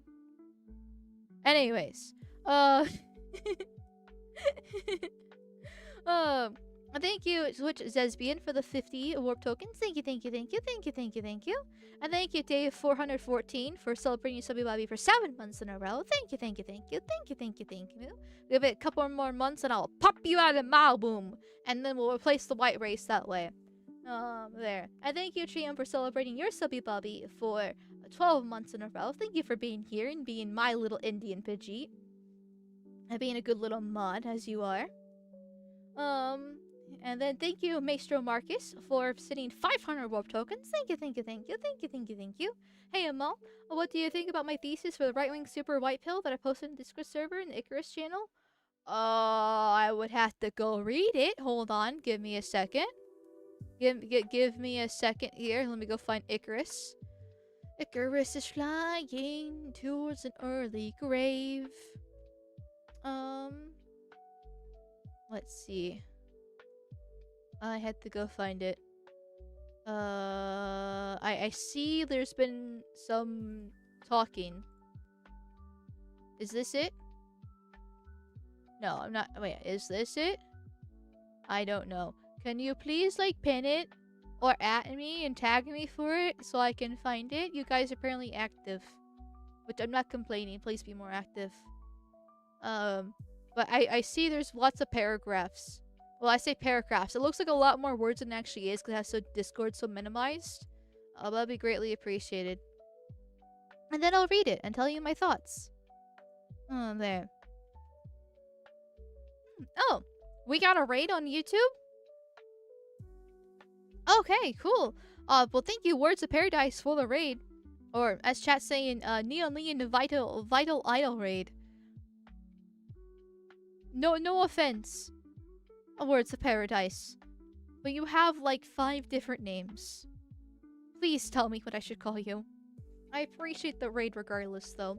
But I need to know. But I want to know what I'm supposed to call you. Is it just Leon? Is that okay? I know a lot of people do just call you Leon. But I also know your channel's called Words of Paradise, so when people look you up, you know, Words of Paradise. Anyways, thank you for the raid and welcome in, raiders. Welcome in. Maz, if you could shout him out, that'd be greatly appreciated. He's a super cool dude. We're going over various different topics and stories today. With what we were just talking about is a Sikh man stabbing a white boy because another brown has hit the towers. Well, what a shock. Well, what a shock here. You can call me Words of Paradise. Vital Idol is the community. Oh, okay. Okay, thank you for it. Thank you.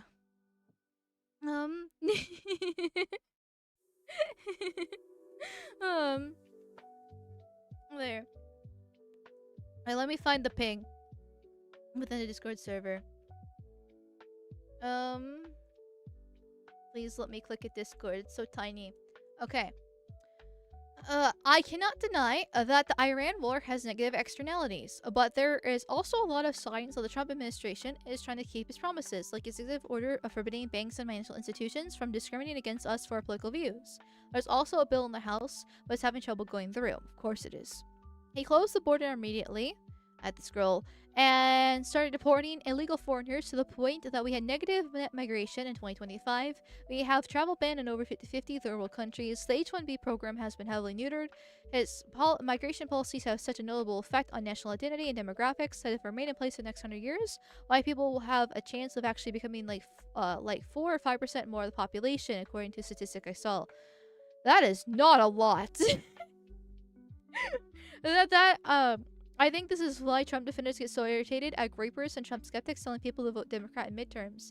Usually put the national sovereignty and identity of America as well as the white majority above any externality I have seen mentioned about the war. So that's the thing, right?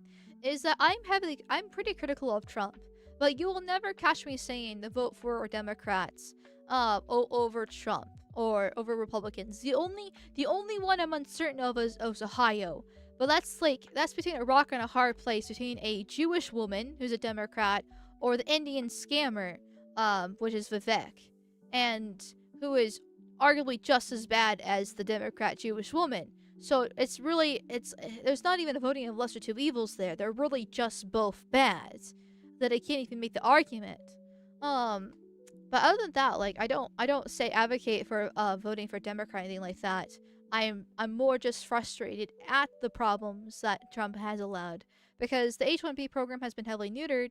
I've heard back and forth on whether or not it's actually been neutered or not because there's lots of cases where he's actually been helping the program and expanding it for certain companies. So the H-1B program is still going quite strong. But yes, the travel ban over the 50 third world countries is a good thing. Negative net migration is a good thing, right? We're at least supporting the illegals, but we're doing small targeted ones instead of actual raids like we should be doing when we're rounding up. Which Greg Bonvino, who would have been absolutely perfect for actually handling this, has been kicked out of administration, has actually talked about extensively how single targeting illegals is actually super inefficient. But once again, it's still deporting them because under Kamala or any Democrat, we wouldn't be deporting any of them. We'd actually be allowing them in. But that's a very low bar, in my personal opinion, when we have to deport everybody from 1965 that is coming after the Hart-Celler Act. But I know even if you think that position is too extreme, you can still deport every H-1B. You can still deport every Mexican that doesn't speak English or doesn't work unattainable jobs. Like you can put different like limitations and stipulations on banning these Mexicans if you still want a few of them to stay because you're retarded. Like there are different ways to kind of go about this. So there are plenty of criticism for Trump, but there's also a lot of praise too. But the praise is only really there because he's doing the bare minimum that a functional country would do. But that's just kind of the state that we're in. So I will give him the carrot when he deserves the carrot. But I will give him the stick when he deserves a stick, like tripling and quadrupling down on those 500,000 Chinese students, which he did earlier, well, last week technically now, because it's Monday.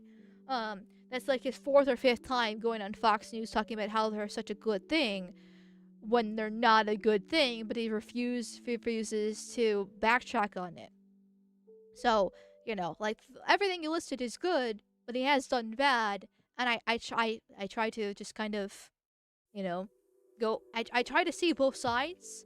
Like, not to be like a tin pool with a stick up my ass here, right? And I have splinters in my intestines because it's gotten so deep. But I try to do both. I do try to do both there. There. So, people need to send in real paper letters as constituents complaining across the board, even then they're still not going to do anything. I mean, some pressure will help to a certain extent. I'm not going to say it's completely useless. You'll probably have some politicians that actually listen to their constituents, but you're still not going to have... these people are being paid by either AIPAC, or Act Blue, Soros across the board, Israel across the board, various other NGOs. Just lobbying in general is ridiculously awful. That no matter how much you complain, they're still going to ignore you. Like, a lot of people are complaining about data centers, and frankly, I don't really know where I stand with data centers because I've heard a lot of good things about them, but I've heard a little bit bad things too. But I have seen videos of people, like hundreds of people showing up to protest against data centers being built within their communities, and actually going, like, there's this one that actually was doing this in a gymnasium at a school, and just people, it was like an all-day event, like 8 hours, where people were just constantly coming up to the microphone talking about how they don't want this, whatever the case is. And at the end of the day, guess what? The politicians, the mayor, the board voted to build the data center anyways. Because that's just how they are. The only way to actually get something done is to just have the right man in charge. That's it. That's it. And if you don't have the right person in charge, it's not gonna work because it's all about power at the end of the day. So, read Sleepy's white nationalist message. Okay, is that also an Icarus? And did you also tag me in that, please? Please, please, please. I'm sorry. I'll read it. Just at me here. Oh, wait, is there a second part to this little speech? Oh my god, this is a hot mess expressed here. Sorry, I'm looking at the Discord server and it's, why is the token in black the least black pill one around here? That's a good question there. Okay, what's the femboy's little thesis? I did the token black, let me do the token femboy. If I can click it. I have to expand my Discord to do so, hold on.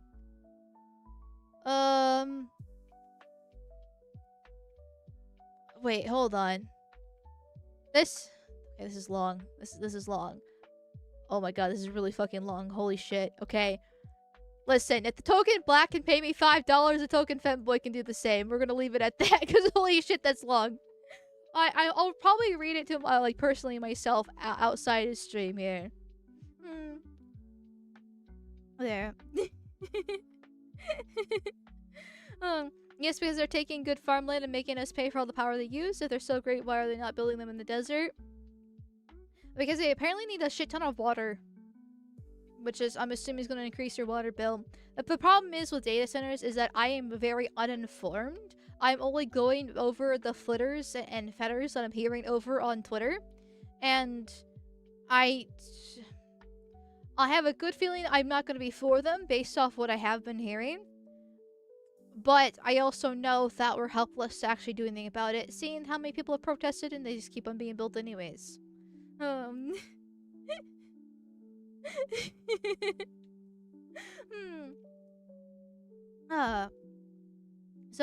But continuing on with the theme of consequences of the diversity, here, and then we'll go to the Sky Browse videos and react to that, the kind of, lesson. Actually, hold on, wait a second. I'm pretty sure I missed some super chats. Speaking of being an e-horn asking for money, hold on, here.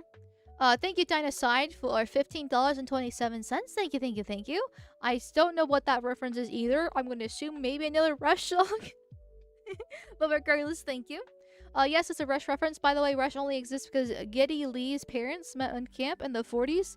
Therefore, Halo cause is real because Rush exists.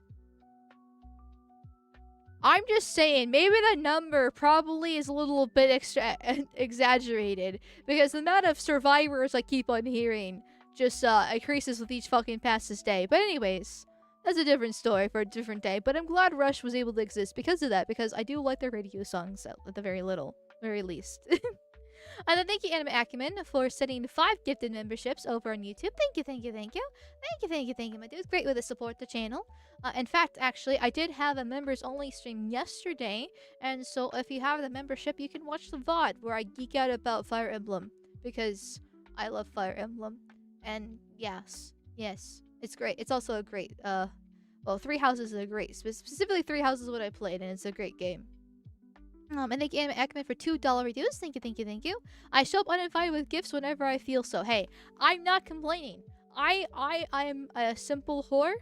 Okay, I like gifts. I like surprises, and I'm happy to receive them. So thank you.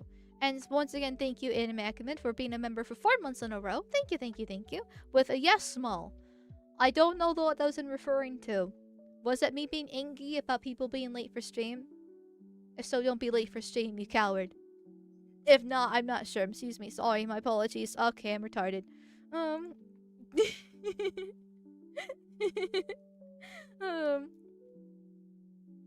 There. Okay. So, I saw this on Twitter today, and I was just like, oh, great, of course. Body of missing 23-year-old Alabama woman Karen Deanne Hollis found by family and friends as man 44 charged with corpse abuse. Just a regular man. We're all just normal men. We're all just normal men. That do corpse abuse, apparently. Karen Deanne Hollis. It's weird that you would name your kid Karen. She's 23 years old. Karen's like an older name. Also a meme. I kind of feel bad for her. She probably got bullied relentlessly for that. Seeing that whole Karen meme that was so popular for so long. And even still, it gets brought up from time to time. But it doesn't really matter anymore because she's dead. Anyway, Karen Deanne Hollis, 23, vanished from Georgetown Apartments in Northport, Alabama on 8th of May after texting her boyfriend Zachary Slaughter, that's a horrible last name, that she was going to the store for Reese's Peanut Butter Cup. It was that time of the month. Her family and friends launched a search in Greene County based on information from an electronic device discovered her body on Saturday. Randall Lendell D. Journey, 44, has been charged with abuse of a corpse and booked into Tuscaloosa County Jail on a $15,000 bond.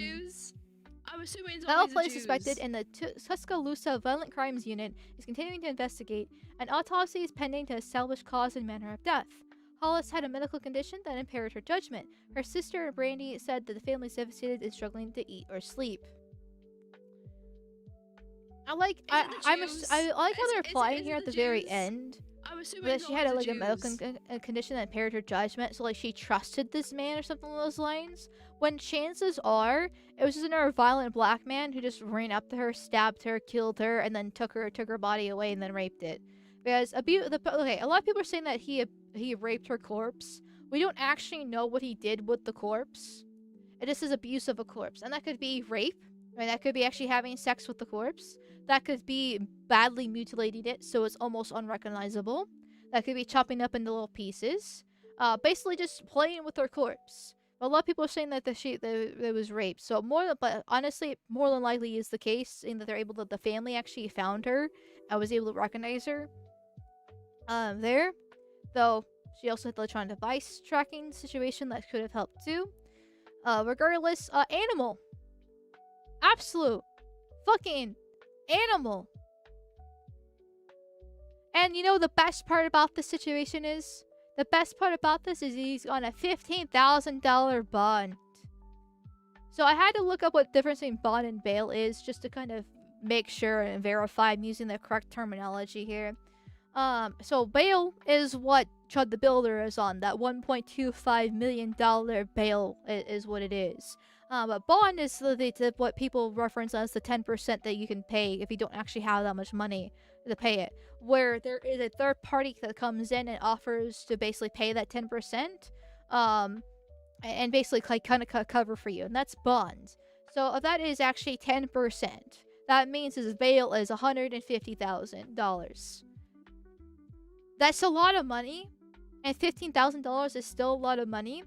But we're talking a $15,000 bond for someone who just randomly killed a white girl who went to the store to get her monthly peanut butter cups and then abused her corpse, versus Chud the Builder, who was leaving the courthouse. A black man was stalking him, who was yelling at him. He walked up to the black man, asked why he's chimping out, and then he walked away from the black man, and the black man jumped him, sucker punched him, wailed on him, and Chud the Builder shot him in self-defense. No inwards were flown during this altercation, by the way. Just want to make that clear. Not that that would matter, because it's still a case of self-defense, but just to make that clear. And he gets a $1.25 million bail.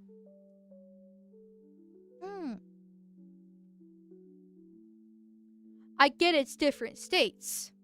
But this is just another case. Because there's multiple different cases when the Chud the Builder stuff was blowing up last week of similar situations. And here's just another one. Just another one. Because unfortunately, or fortunately, depending on how you see things, my feed since Chud the Builder has been filled with stories like this. And I have a whole bookmarks tab called This Is Making Me Racist, where I just save all these stories of blacks being blacks. And everything. And they vary from different chimp out videos to them actually being violence to stories and various stuff. So it's been great for filling my folder, because these are all just constantly different stories of situations happening like this. Overall, none of them are actually the same fucking video. It's absolutely ridiculous. Going back to them as 99% of them, I don't really care about the 1% being good. Yeah, that's that thing, basically. And it's so big that Twitter doesn't have such a hard time actually loading them. Anyway, so it's been great for that. Horrible for the rest of my feed, because I'm just like, what am I supposed to do with this? Like, I want to know other stories, and I'm suddenly just getting angry at this. Which I get that's what the algorithm does, right? The algorithm, the more you interact with something, the more it will give you whatever that is, knowing that you like it, or to purposely piss you off. So I know I'm technically, doing this to myself. But at the same time, the double standard, this whole two-tier system that we're living in America, and also the UK, because, seeing that he, got arrested for supposedly saying a racial slur after, he was laying on the ground dying, exists within the Western world. It's great. It's great. It's just great. I'm starting to see your point. Thank you. Like, I didn't become racist until I started interacting with blacks, because I was quite sheltered as a kid. And then I got my job at the gas station. And you're probably like, oh, it's the gas station. Gas stations aren't, that known for, being great. Well, it was a nice gas station. A very nice gas station, actually, in a nice part of town. And I still had to deal with that. And yes, I did have to deal with some white trash too. But for the most part, it was one group. And then I went to work at Walmart. And same thing there. Like, a nice Walmart, a nice part of town. We were actually the best Walmart in the area. Best highly rated. The busiest. All the rewards you could possibly give a Walmart for, right? Same fucking problems, and heaven forbid my coworkers do. And then I move on to my office job, and my office job was for a luxury service.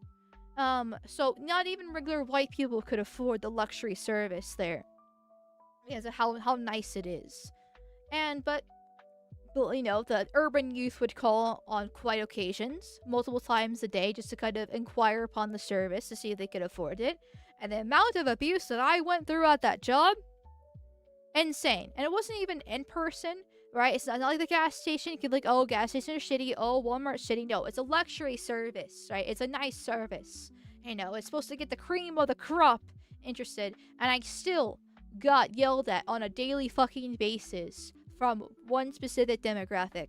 Yes, ever so once in a while, whites would get mad and start yelling too once they hear the prices and various other things.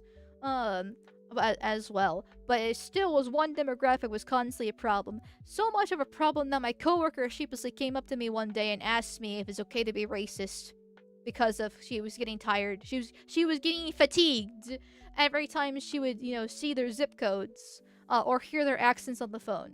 I'm like, yes, this is normal. It's okay. It's okay here.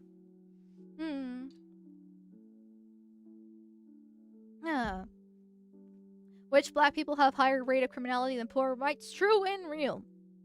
It's all so tiresome. Yes, extremely. Extremely tiresome. And it's another day that ends on Y. It's just getting exhausting. This constantly keeps on happening. I do have the article here that goes in a little bit more detail. Missing 23-year-old Alabama woman's body is found by friends and family during search as man is charged with corpse abuse. The search for a missing 23-year-old Alabama woman has ended in tragedy, with her family and friends finding her dead on Saturday as a man was charged with abuse of her corpse. Karen Deanne Hollis vanished from the Georgetown apartments in Northport on May 8th. Her sister Brandy contacted authorities after she became concerned when she didn't hear from her. I have not felt good, Brandy said, as the grim search for her sister took place last week. I haven't eaten and haven't been able to sleep. The Alabama Law Enforcement Agency issued a missing person alert, saying Hollis was believed to be living with a condition that could impair her judgment. Northport police later determined that foul play may have been involved and brought in the Tuscaloosa Violent Crimes Unit to assist in the investigation. The investigation led to the named 44-year-old Randall Lyndall DeJourney as a person of interest in the case. Then on Saturday, Hollis' friends and families decided to scour the area, and in Greene County, the authorities determined to be an interest based on information received from an electronic device, so probably her phone. I already read that. While searching the area, the family discovered her remains. The suspect, DeJourney, was promptly taken into custody and charged with abuse of a corpse. Once again, I want to know what he actually did to the corpse. A lot of people are saying he raped it, but I really want to know what he actually did. I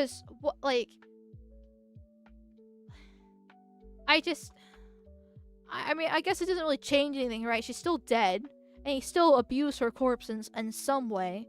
But just, how deranged do you have to be to either fuck a corpse that is slowly cooling or mutilate it?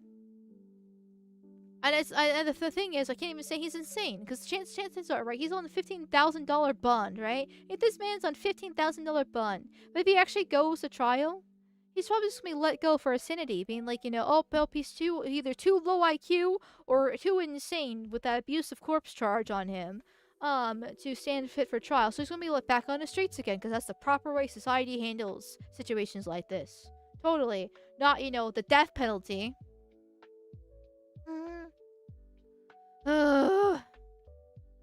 I still remember that line from Halcyon during the really good scene at OVA. Still warm, ain't she?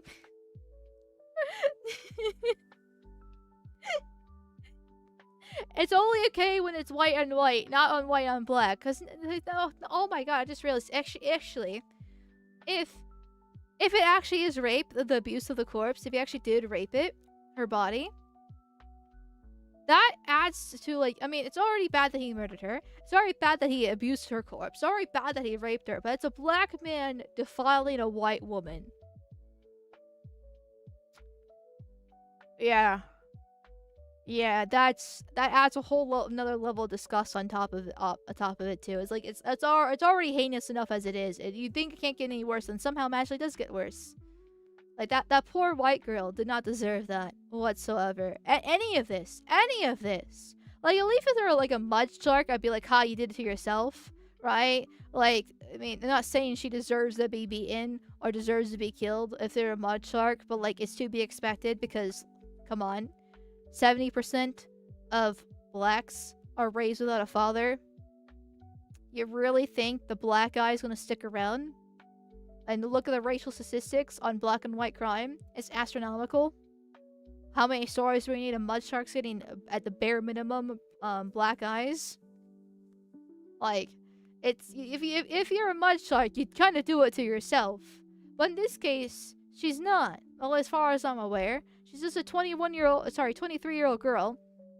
Just want to get a Reese's peanut butter cup. Going to the store because she probably was on her period. That's my guess. I mean, come on. Like, just living her life. And next thing you know, she's dead and her corpse is raped. Cool. A gorgeous one at that, yes. Like, she's using Snapchat filters. This is from Snapchat. But like, blonde hair, blue eyes, white skin, young, not fat. And another one less white girl in the world that could possibly get married and have kids. We're already an endangered species. Like, unironically, we are an endangered species. Only 1% of the world population is white women of breedable age. That would put us on the endangered species list if we were regular animals. But hey, because we're humans, it's totally fine and dandy and no problem whatsoever here. So, the investigation has been a priority for both agencies, Tuscaloosa Violent Crimes Captain Jack Kennedy said of the unit and Northport Police. Multiple search warrants were executed and a great deal of physical, witness, and electronic information was obtained. Hollis' boyfriend, Zachary Slaughter, said he's about 30 minutes away at his home when she went missing. He said they were exchanging text messages in the hour leading up to her disappearance. The last thing she texted me was saying that she was going to the store to get a Reese's peanut butter cup, Slaughter recounted. She texted me at 11 p.m. since she didn't feel good. I tried to call her at 4 that morning when I woke up, and then at 5, detectives were knocking at my door.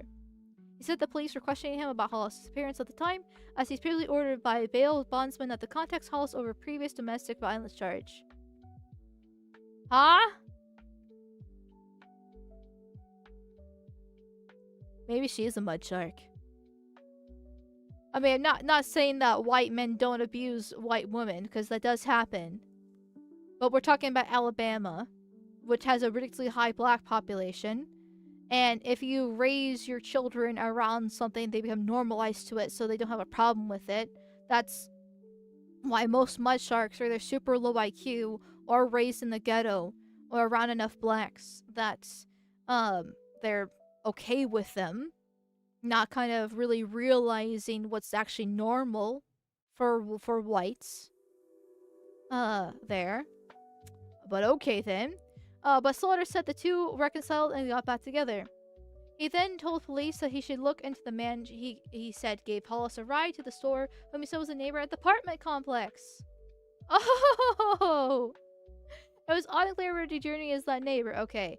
So we don't know if the guy who is suspect of being her murderer is actually that neighbor. But it's not looking good. Once again, not exactly confirmed that it's actually the neighbor, right? Not exactly confirmed.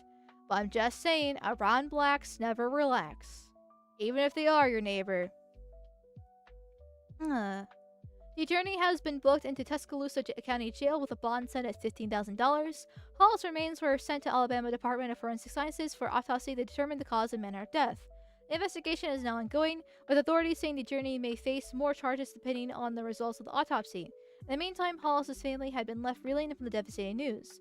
My heart is hurting, her sister, Brandy Hollis, posted on Facebook as she shared the online fundraiser for her sister's funeral.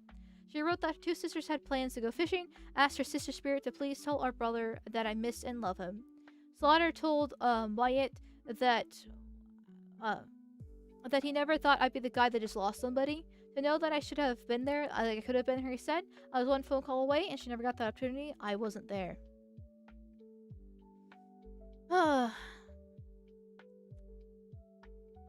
Women should not go out at night at 11 p.m. if you live in Alabama, right? Unless you live in like a majority white part of Alabama, because those exist in the countryside, right?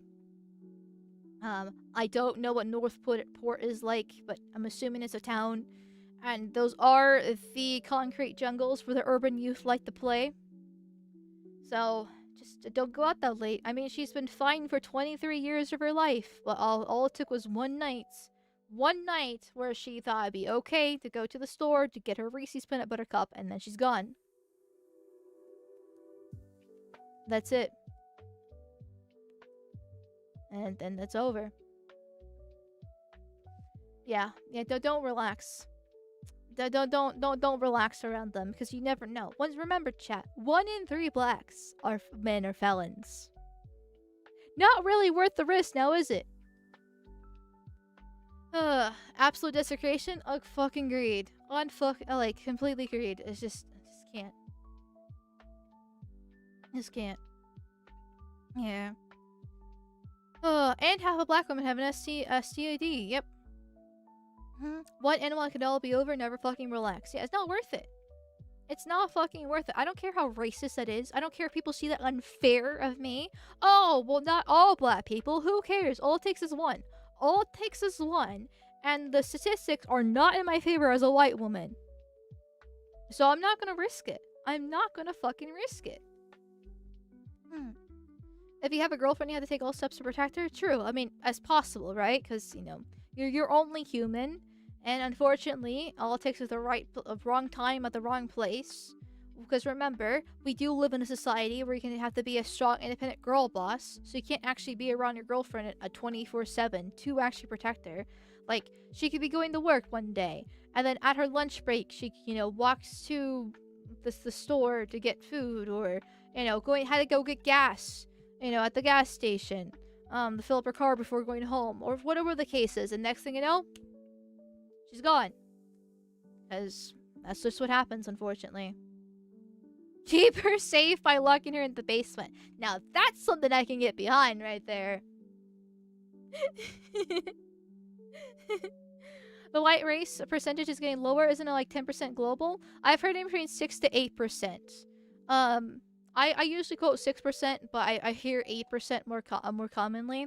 Regardless, it's still ridiculously fucking low. When we used to be in the 30% 100 years ago. But the problem is, we are not having kids. We have sterilized our women and our men. And our taxes are going to feed Africa, and they're booming like crazy. And then they migrate into the West, and then they keep on booming there and stealing more of our tax dollars, which makes it even harder to have kids. So it's an endless cycle. And none of our leaders, none of our politicians actually want to solve the problem, because, well, they don't care what happens to you, the plebeian, right? All that matters is how much wealth they can stuff in their pocket for as long as they can and make their lives better. So who cares about you?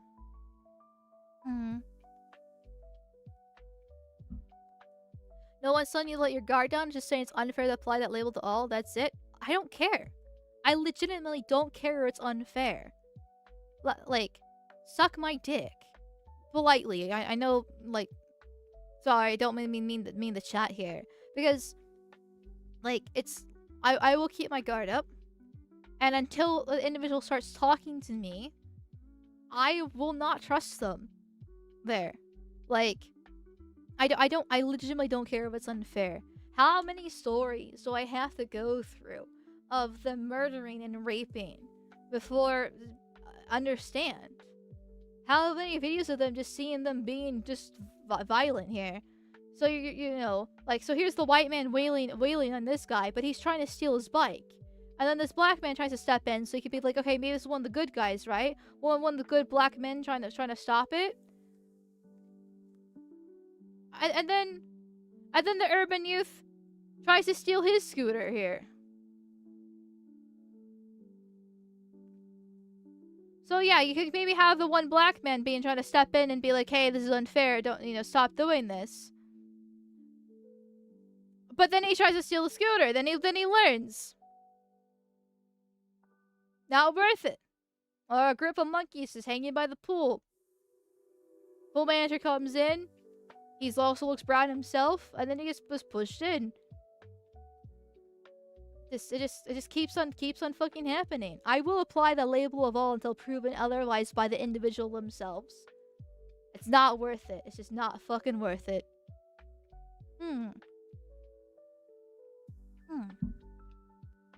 At least people want to be savages. White people are capable of being savages too. When that happens, we're no longer playing chess, boy.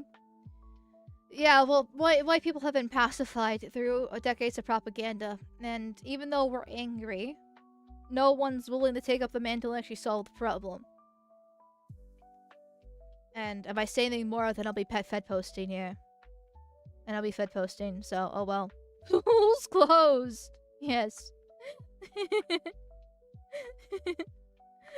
Thank you, Maestro Marcus, for the 500 warp tokens. Thank you, thank you, thank you. Here's an extra incentive to read a part 2 of the right-wing super white pill because I want to see your first reaction to it. That would be nice. Okay. Fair enough. Fair enough. I can do that for you. You did pay me $5 there. I had to go find it again. Hold on a sec. I know you added me. So that should be easy. Part 2. There's a chance that the Democrat ideology under Biden will become so slandered and toxic the party will never exist again in its current form. This is the importance of the zeitgeist moving right and anti-racism itself, as well as anti-racist narratives coming under so much scrutiny lately. I don't think it's a fluke or superficial. Also, because of the inherent redistricting advantage of the Republicans, Democrats are unlikely to have a sizable majority in the House, if at all, and Republicans are likely to keep the Senate. If J.D. Vance or Marco Rubio win in 2028, Republicans get to oversee the census of 2030, and due to a deluge of people moving to red states like Texas and Florida, and out of the blue states like California, Republicans have been predicted to potentially never lose in our presidential election again for at least a generation, due to gaining so much of the advantage in the Electoral College. Even if leftists win an election or even become dictators, their ideology is impossible to achieve, as they can never actually eradicate racial differences or permanently eliminate racism. It would just be a future of constant oppression and dissent, censorship, and endless propaganda, worse than 1984, because it would literally be more inhuman. And unlikely that the population would like that or take it forever. Never fully black pill, leftism is literally doomed ideology. Also, human evolution has a bias for lighter skinned members, not completely true. Ethnic groups having more status and reproducing more often, and male... Okay, never mind, hold on.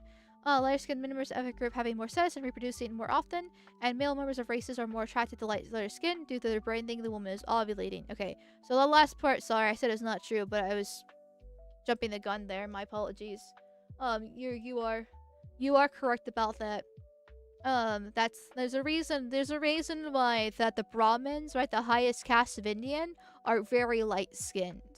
Indians don't like it when you say that it's based off their skin color. It's because it's just the caste system. It's just the caste system is what you're born into, and you have your role. Oh, but there's a reason why the lighter-skinned ones are the higher tier. Anyways. Yeah.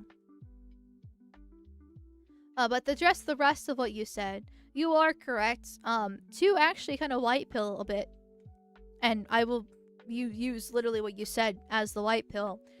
Because of the redistricting war that's been going on, and I have covered it on a few streams, now already, between like the Virginia stuff, and then the rest of the states fighting back against it.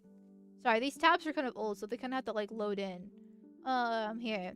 But the Republicans have been winning the redistricting wars recently, and it's definitely like in our favor.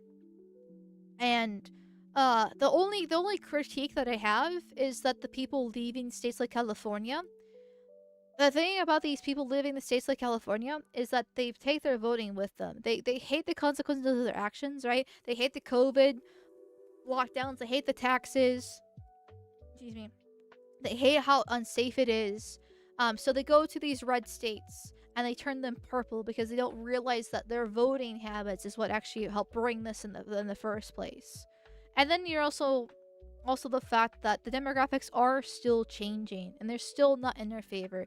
Even with the net negative migration, even with the Trump administration actually deporting people. Even with, your claim of H-1Bs being down, even though they're really not. We're still importing people, whether it be illegally or legally. and we're still not getting really at a rapid enough pace, and the white people are still not having kids enough. And at the end of the day, I don't care about red or blue team. I care about whites. Because I am a white nationalist. Or maybe I shouldn't say white nationalist because the femboy is going to be freaking out. But I can't say the other phrase white that starts with an S. White advocate? I don't want to say advocate because that makes me sound like I'm a third party on second behalf, right? Well, we definitely need a new name that's not, white nationalist, because that makes the femboy have autism, and when the femboy has autism, he gets really annoying. There. Grotsky, that's like I said, I can't say it. You got deleted by Automod for saying it. What would you expect? White identitarian. Sure. Well, we can go with that then. I'm not red versus blue team. It's just the red team is the best for white people, but it's like the bare minimum. Absolute bare minimum. And so it's great that they're winning electoral college. Never going to complain about that. We should, I was worried about the midterms with the Iran war a couple months ago when I was kicking off.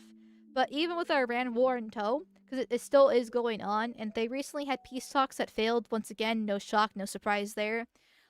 With these redistricting wars winning for Republicans, I think we'll be fine in the midterms just because of it. There. And we'll probably be fine in 2028 too, unless Trump does something absolutely disastrous. Because no matter how pissed off I get at Trump for the bad things that he does do, because he's not perfect, right? I will give him stick when he deserves stick. I'm not gonna say vote for Democrats. And I think a lot of people still won't vote for the Democrats because I do agree with you. I do think Biden and the Democrats did poison people too much. And even if you do have gripers saying that you should vote for whoever the Democrat is, there's still a very small minority in the grand scheme of things. Also brown, so opinion disregarded. So I think we'll be okay. It's just after 2028 it's going to be the question. But we won't know because that's just too far in the future. That's just way too far in the future. The Republican Party would be the far left option in the same society. I would agree with that, but alas. The politicians will always pander to the women's vote because they're a very strong voting bloc. Unfortunately, which is why we should repeal the 19th.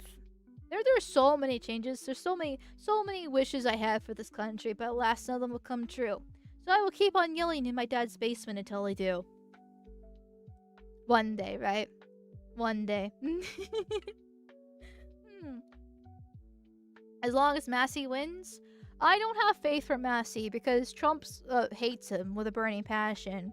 And I recently learned that his competitor, I don't know his name off the top of my head, but the guy that they're trying to run against him for Republican has like $30 million he has spent on his campaign, and he's heavily funded by AIPAC because Massey is so anti-Israel. Unfortunately, Massey's also pro-immigration, so I'm not saying I'm a fan of Massey, but he has actually done some good things. And he is the only Republican not funded by AIPAC, which is good in itself. So, I think I'd rather take Massey than the $30 million baby fund over here with AIPAC, because I'm going to trust Massey on certain issues more than I will for the AIPAC enthusiast.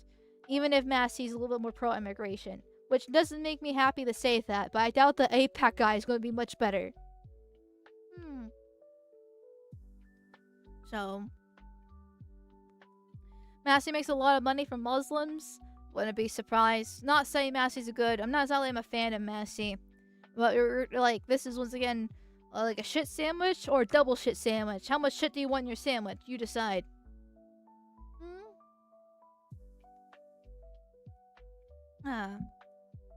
But anyways, I think, let's see, it's almost 10 o'clock, so let's take a break. Let's take a break from the dark, depressing diversity that makes everyone upsetty and depresso. Because that's gay.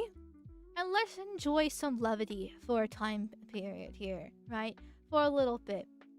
So there is this YouTuber, an AI artist, not AI Slappa, AI artist named Skybrows, who has made multiple really cool AI videos. Those that take a lot of effort.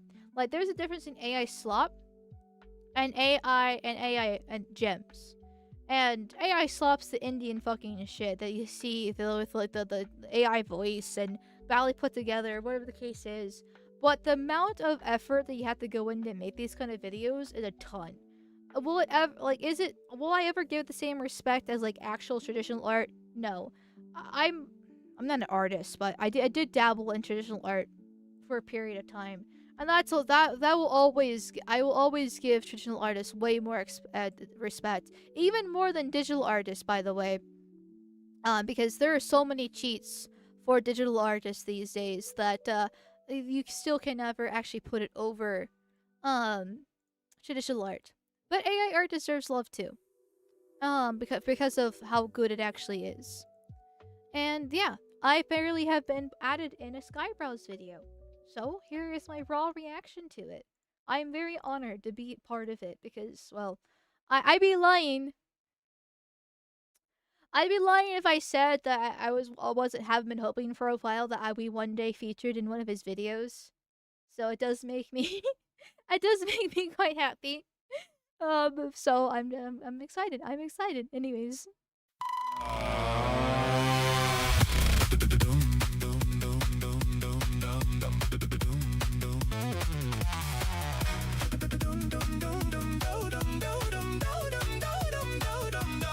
Like, seriously, this isn't hand drawn or anything like that. It is AI, but to get AI to make such cool action scenes with that much detail and not fuck it up is so hard. It's so fucking hard.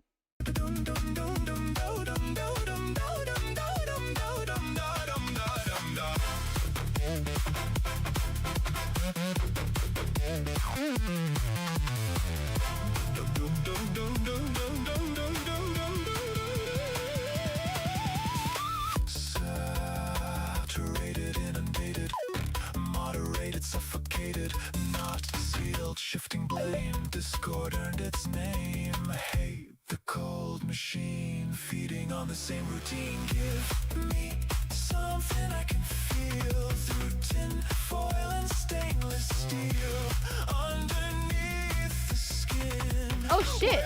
Oh shit, this is where I'm at. I was just like, I'm just enjoying and vibing to the music. Like, I'm having a great time. And the thing is, I'm a tourist, so I don't actually know a lot of VTubers, and I try to not interact with the VTuber community because I personally see it as toxic and a waste of time and women catfights and everything like that. But I was not expecting me just to be there. All of a sudden, I was like, all these cool little figures, doing cool things, with it, and just hyping to the music, and then all of a sudden I'm there.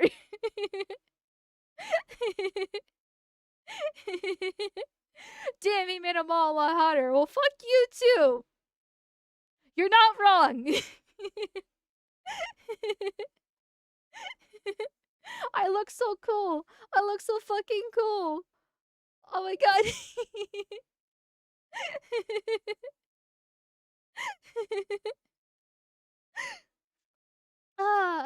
This is awesome. This is so awesome. And I mean, the AI is not exactly perfect once again because it is AI, but for all it's pretty fucking close. It's pretty fucking close and very clearly me. Very clearly me. So I'm not complaining. I love this. I love this so much. Where the rot begins, give me something I can feel.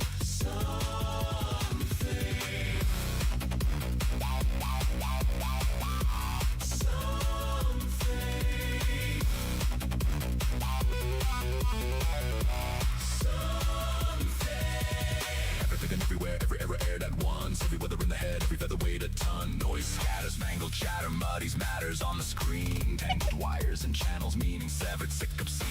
I was not expecting Tucker Carlson to be in this video. I'll be completely honest.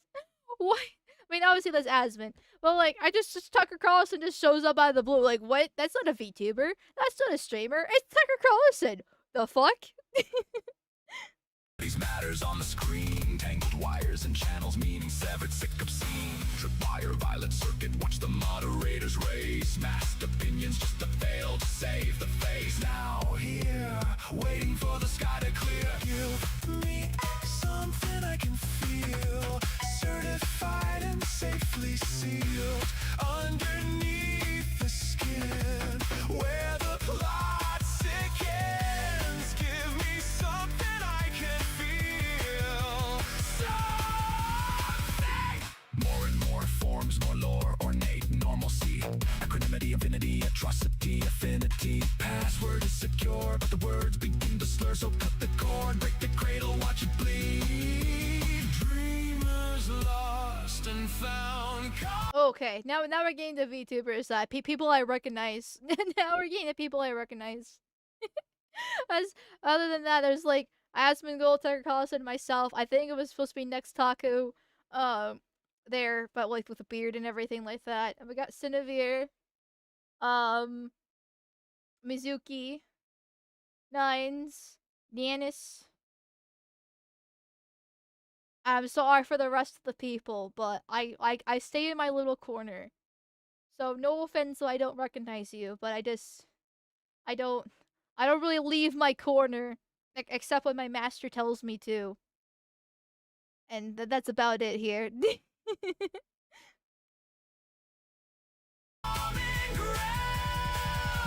Cast your seed into the feed. Give me something I can feel with that deep fake sex appeal. Underneath the skin, where the truth sinks in. That's supposed to be Elon with the sink? That's an old reference now. I mean, I say old when it was like in 20... Oh no, Spencer Pratt. Oh, Karen Bass. Okay, this is about the California elections. I remember when Elon bought Twitter. He walked into the building with a sink. With the joke was supposed to be that, you know, let it sink in that I'm the one buying Twitter and ruining your life. So I saw that, and I saw, you know, a vaguely white man with the brown hair and a suit, and I was just like, on a sink. I was like, oh, Elon Musk. Man, it's supposed to have been super recent. Yeah, like I kind of heard some stuff about Spencer Pratt today, but like I haven't really been paying too much attention to what's kind of happening there, because I've been kind of like all over the place and everything. So Truth sinks in. Give me something I can heal. Something real. oh, Diana.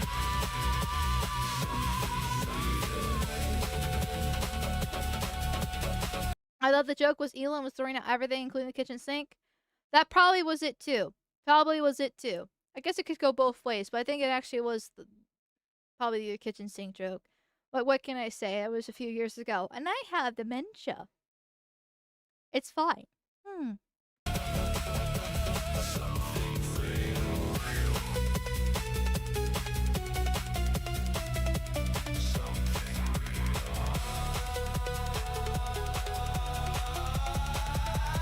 Something real. Set me free so I can be exactly how you wanted me.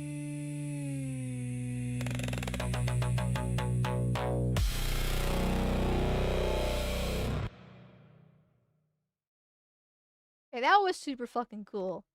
Like, I kind of feel bad interrupting it because let me, you know what? Let me pause myself. Let me pause myself so I can masturbate to it. Okay. Um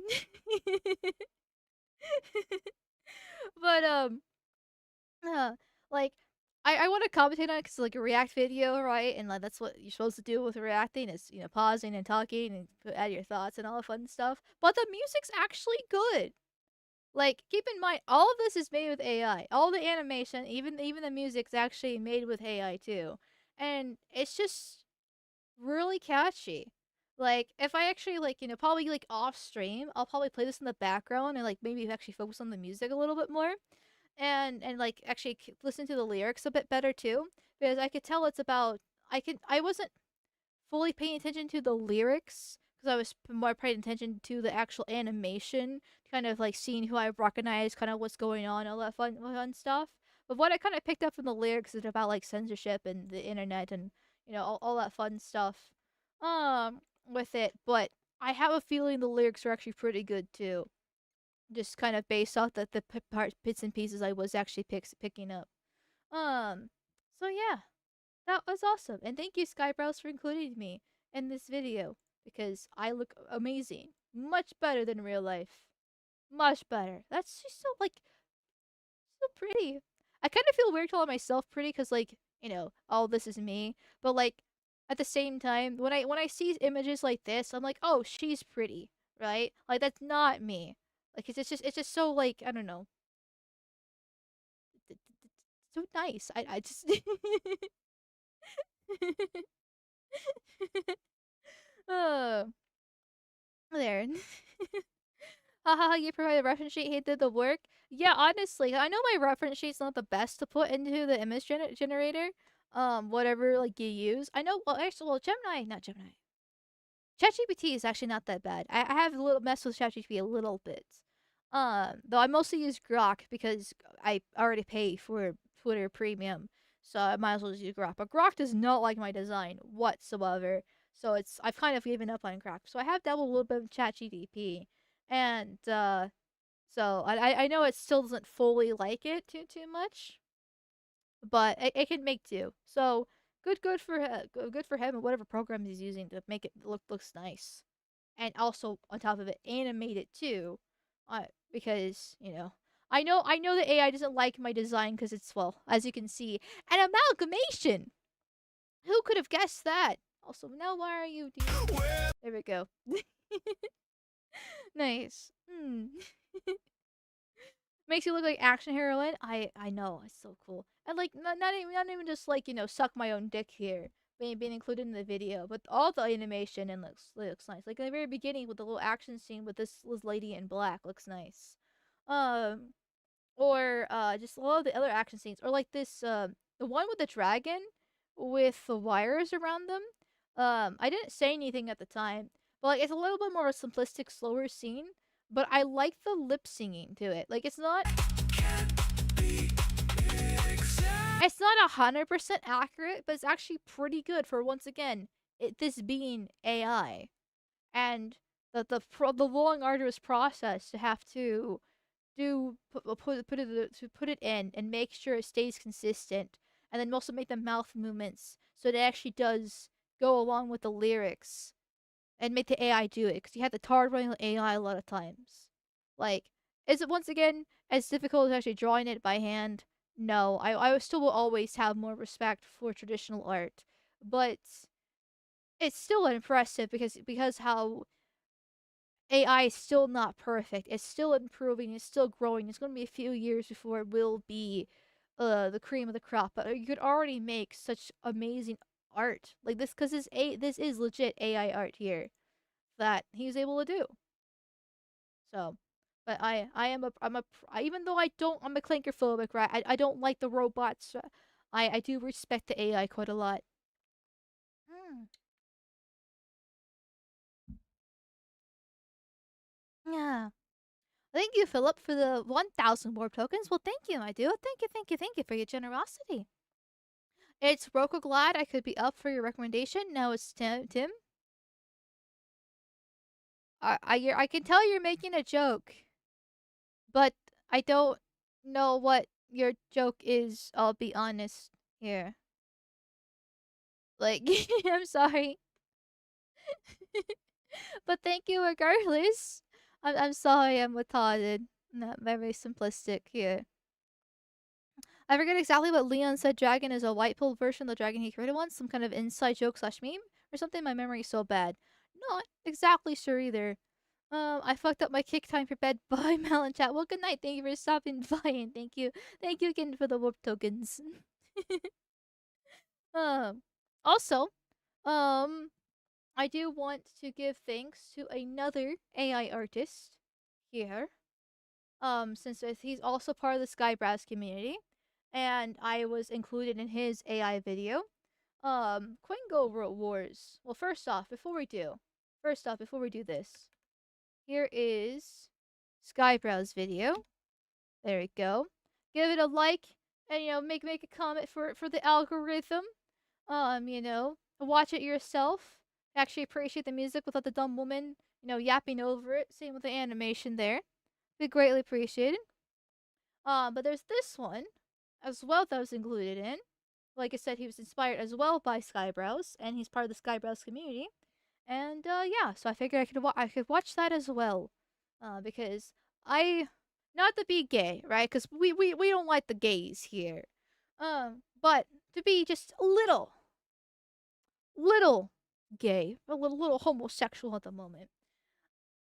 I really like it when people include me in things. I might like to hide in my corner and I don't interact with people, and I'm scared, and I just kind of do my own thing and get lost in my own little world. But it's really nice when people make cool stuff with me in it.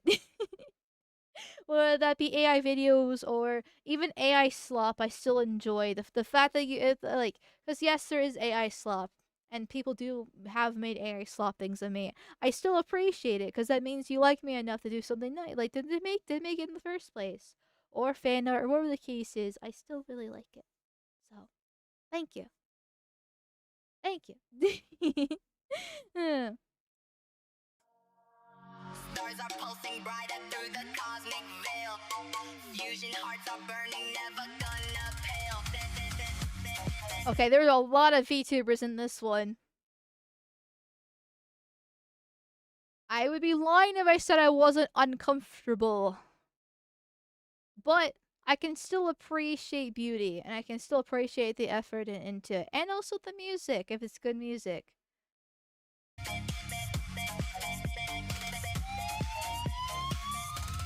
Stars are pulsing brighter through the cosmic veil. Fusion hearts are burning, never gonna When the cosmos signals stay locked and steady, I'll chase the fire through the endless tide. We chase the light before it fades away. Even after redshift, their brilliance will remain. I mean, it's obviously Leaflet. I have no problems acknowledging Leaflet because I do like her, on good terms with her. The whole fun stuff. It's just that I mean, this might not be the Quango Leering Center. Okay, that that is beautiful. Okay, I don't care if I'm in the video or not. That alone makes this video 10 out of 10. Like, well, that is perfect. That is beautiful here. photons crash right through the gravity wall. This seems cool too. Conquer darkness, standing proud and tall.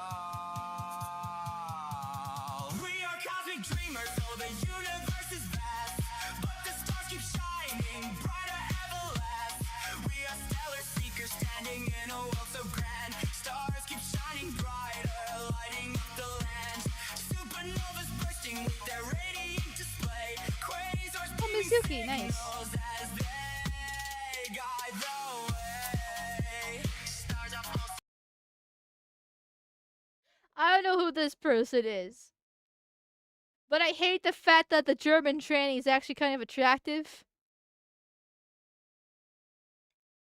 Like, I would fuck her, but it's a German tranny and not a her, and it makes me upsetty. God damn it! It's maybe the AI could maybe because it's just the AI, right? They see anime woman, want to make her attractive, want to improve upon it, whatever the case is. Plus, it fits with the theme that's kind of going on here. But I just kind of wish that Naira was a little bit more, well, not this, and more like his real self. But anyways. Right up through the cosmic veil. Fusing cores are raging. They will never fail.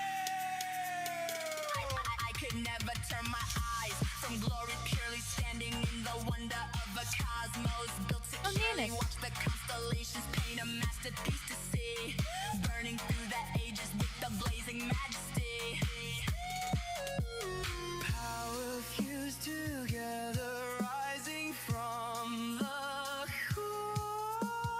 Mysteries unfolding in the nuclear roar. We are cosmic dreamers, so the universe is vast, but the stars keep shining brighter ever last. We are stellar seekers standing in a world so grand. Stars keep shining bright. Who's the hot guy? We are Hold on. stellar seekers standing in a world so grand. I know male VTubers do not do well. Like, if you're a guy and you're considering streaming, don't become a male VTuber. Like, you're just shooting yourself in both feet on purpose. However, I can appreciate an attractive male anime model because I am a slut. And this guy is attractive. Carry on. Stars keep shining brighter, lighting up the land. Worlds are dancing round 1,000 burning suns. Hearts are beating steady as the journey runs.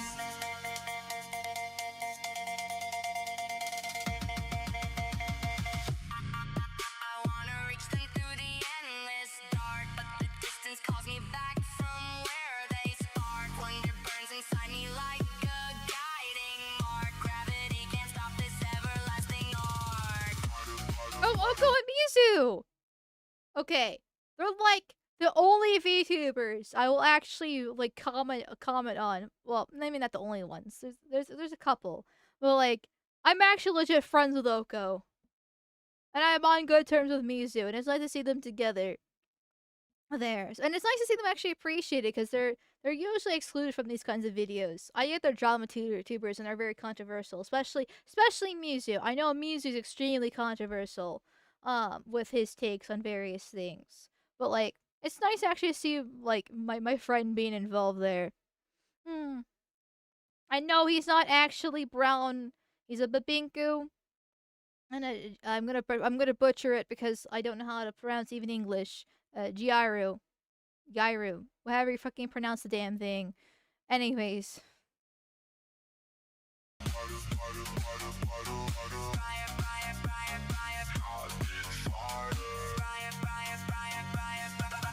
We are cosmic dreamers, oh the universe is vast. Stars keep shining brighter, burning bright and fast. We are stellar seekers standing in a world so grand. Stars keep Wait, that's Pseudo! Okay, hold on. That's Pseudo. He's in chat right now, actually. Pseudo Gray. That's his OC.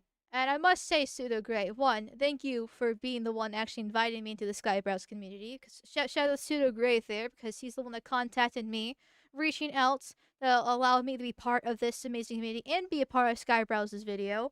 And two, also, you have a great character design. I don't know if I ever actually told you that, but you have a great character design. But once again, I'm a slut, and I really like male male men and attractive males. Anyways, Giaru. Okay, so I had it the first time, Giaru. There. So. shining brighter across the endless span. Supernovas bursting with their radiant display. Quasars beaming signals as they light the way. We sink our Hold on. Homework due next class, Fuda. I don't know who this person is, but the fact that he's associated with Fuda tells me this is going to be fucking hilarious. Like, the fact that he's actually like, yes, Fuda, yes, we need more Fuda. Let's see, guerrilla warfare, cost off.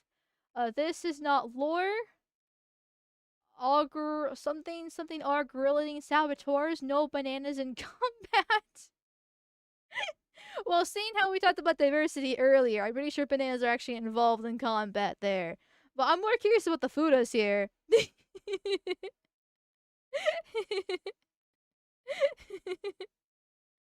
uh, just What a great introduction. No, I'm kidding. Like, I'm actually more curious into him. Wait, does that reflect on me? That I'm more interested in somebody because they're really the Fuda? Don't answer that. Don't answer that. Hold on.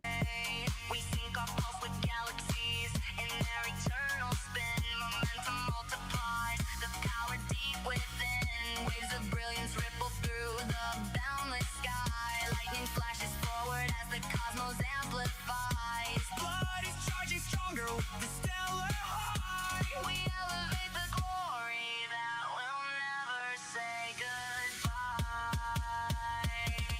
We are cosmic dreamers, so the universe is vast. Stars keep shining brighter. The music is great. We are stellar seekers. Like, I would dance to this. In a world so grand. Stars keep shining brighter across the endless span.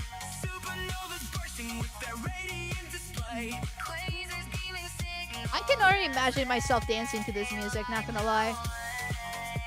Stars are pulsing brighter through the cosmic veil. Fusion hearts are burning, shining without fail.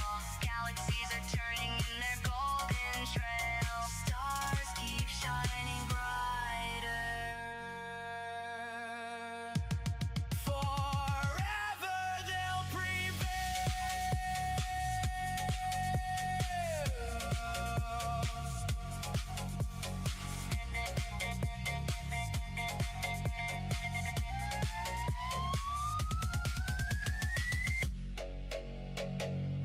That ass and tits those. Oh shit! That's me! Hold on, wait a second. Hold on, was that a deport button? Okay, I guess we're gonna appreciate Cinnaver's nice fucking ass, because holy shit. She's got a very hot model. I'm only slightly jealous, but we don't talk about that. Hold on. I'm gonna screenshot this. I'm screenshotting this. Is there, can I like, okay, hold on. I'm This is a great image. This is unironically a fucking fantastic image. Not gonna lie. I'm gonna use this as a thumbnail sometime. I hope that's okay. To the person that made this. Cause, holy shit. This perfectly represents me. Just, if I could hit a button just to deport every single brown in the Western world, I totally would. I totally fucking would. It's fucking peak. They got me perfectly. They got me fucking perfectly. Oh, there. You showed up earlier in the P.E.P.E hoodie before the leaflet part, I think, too. Wait, I did? Did I miss that? Hold on. This has been split, thankfully. No, where? Oh, I missed Kirsha? Oh, that's interesting. There's a lot of people here. But I'm glad that they're labeled. I don't see... I don't see the label here with leaflet. But it might be during the leaflet part? Not exactly sure. No, like right near the start? Oh. Oh. I might have missed it. There's a lot of people shown here. So, but hey, I'm just taking this and running with it cuz this is peak. You're at the end only? Oh, okay. Well, I'm not complaining. Hell, even that little frame right there. That's also still thumbnail material. I'm screenshotting this too. This is great. Also a great ending to it. It's like the music is good. And you know, the animation's good, though it's less animated than Skybrows by a lot, but I think it's because of how many people are involved with it. There we go. So I like to label my images. So it's not like as detailedly animated. Plus, that takes a lot more time and effort. So I totally get it. And you know what? But great here. Oh, and I'm actually deporting the foreigners. Sorry, I got so distracted with the fact that I'm there and this beautiful thumbnail material that I didn't even really see like the context of the actual deport button. Bye! And was. Oh, is this the. Oh no. Oh no. Hold on, let me refresh the page. Oh no. My browser froze. God damn it, Brave, you're supposed to be better than this. Uh. Notice how City distracted them while you sent them out of the airlock? I'm not gonna complain. Listen, she's hot. Probably one of, like, listen, probably one of the hottest VTuber models I've seen. Like I said, totally not jealous at all. Also, Brave, please function. It's just completely fucking frozen right now. They didn't do nothing. They came to Earth, so therefore they should die. Okay. There we go. There we go. Okay. Anyways, this is Peak. This is amazing. So thank you, Play Astronomical, for including me in your video here. Also with that ending. Because, listen, I might seem like I'm sucking his dick a little bit too much, but, I mean, come on. Come on. Can you blame me for this? Same with Skybrows. Actually, even more so than Skybrows. No offense to Skybrows in particular, okay? There's nothing against him. But give this other guy, this Play Astronomical, some love. Give him some likes. Add a comment for the algorithm. Watch actually the video in your own free time, because he's doing his bestest, and he's doing some work as well. He's making some jimmies too, and needs to be appreciated for what he's done. Not just because I'm in it, but mostly because I'm in it. But still not just because I'm in it. Oh, there. Now, I guess I might as well. Maybe I might be digging myself into a little bit of a ditch here, but the reason why I said I was uncomfortable with the VTubers in the beginning, and I did kind of start talking about it. First, like, I also know there's a lot of new folk here. It's because I might be a VTuber, but I don't actually consider myself a VTuber.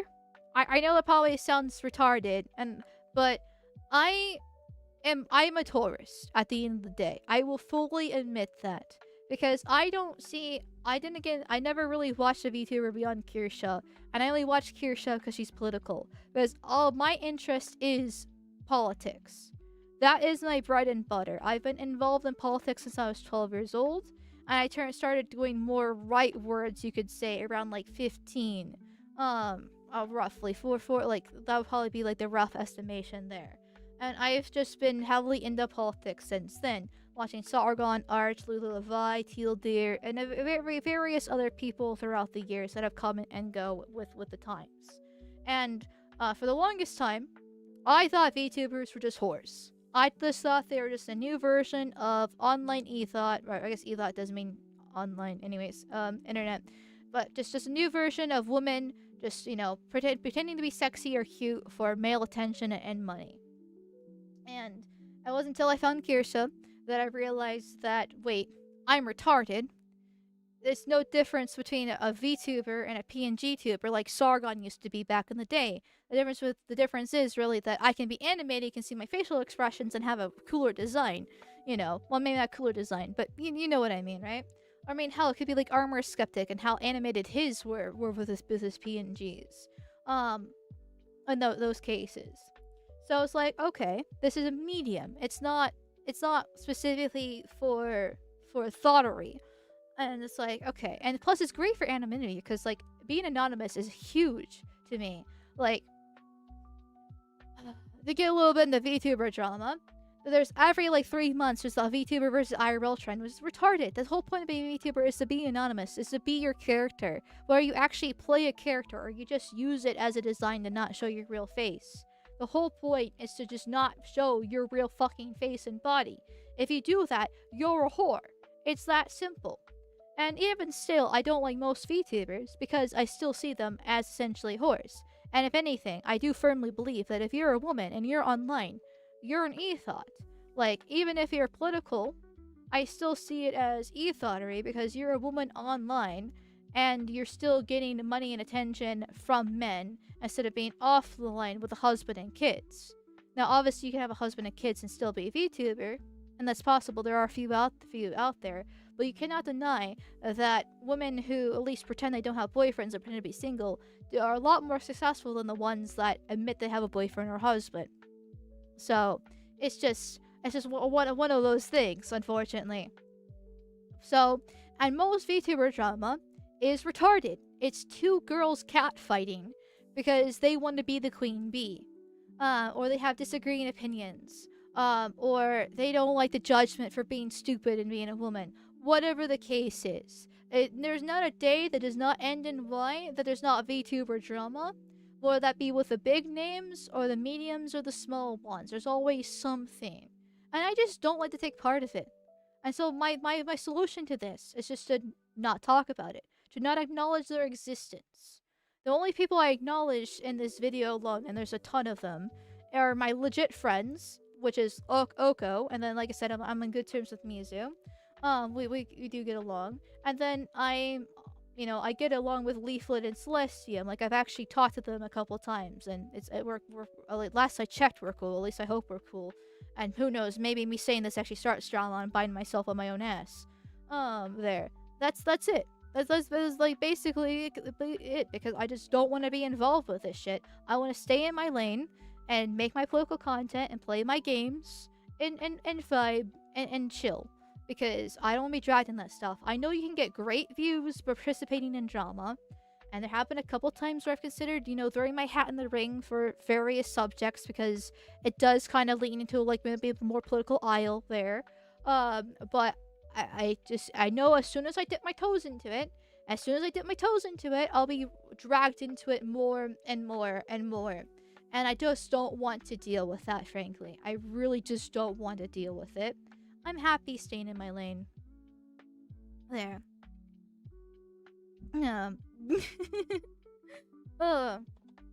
VTubers show themselves that they're attractive and want to show off. Well, I know there's like this trope that, VTubers are ugly, fat whales or whatever cases, but most VTubers are actually attractive to some sort of degree.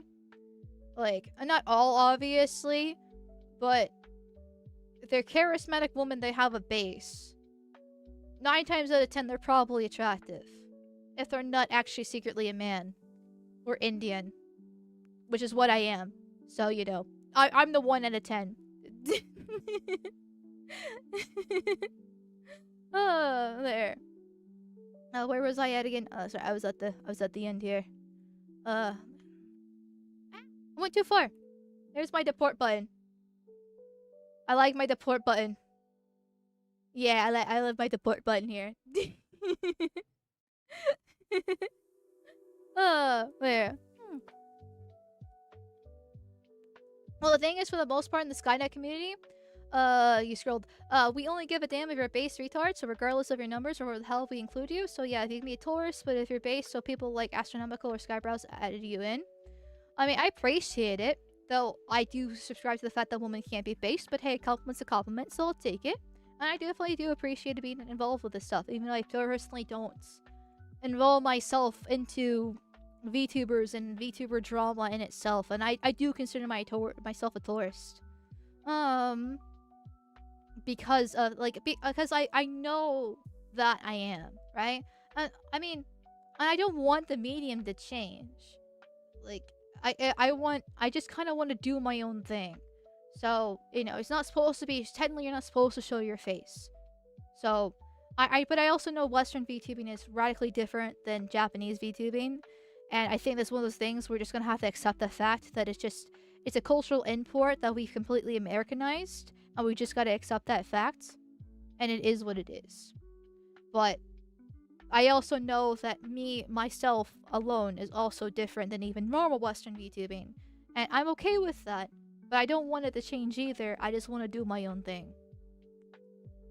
There. Thank you, Discrete, for the $2 reduce. Thank you for the P.E.P.E hoodie. Oh, you're right with that. I can don the P.E.P.E hoodie. I can be nice and comfortable and sweat even more because it's hot as fucking balls out. And I have my fan almost at max. I'm kind of scared if I put it at max, my microphone's gonna pick it up. But thank you Thank you. I do like the P.E.P.E hoodie. I do like the P.E.P.E hoodie. I will wear it no matter how sweaty I get.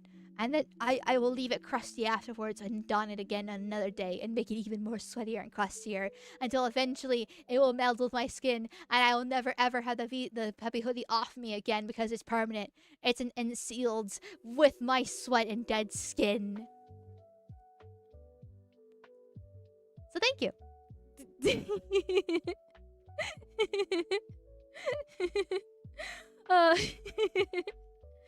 Thank you for the anime acumen for the $2 reduce. Thank you, thank you, thank you, thank you, thank you, thank you.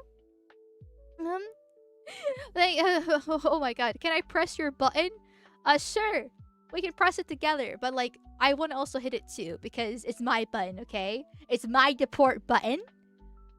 And so we press it together because I can share, but I also need claiming over it too. And the more we deport, the better. All the browns need to go.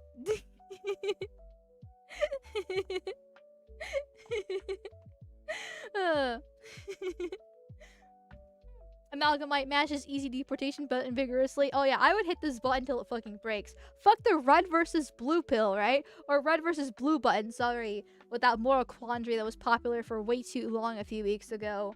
No, I'm gonna be mashing the deportation button. That's the only button I'll be pressing. There. Is your AC dead? No, it's just I live with my dad.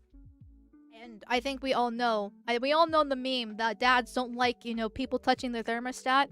Same thing, except the problem with my dad is that he keeps the house at 80. And we also live in a very humid area. So it's not like a dry heat like the desert, where 80 degrees feels like a nice spring day.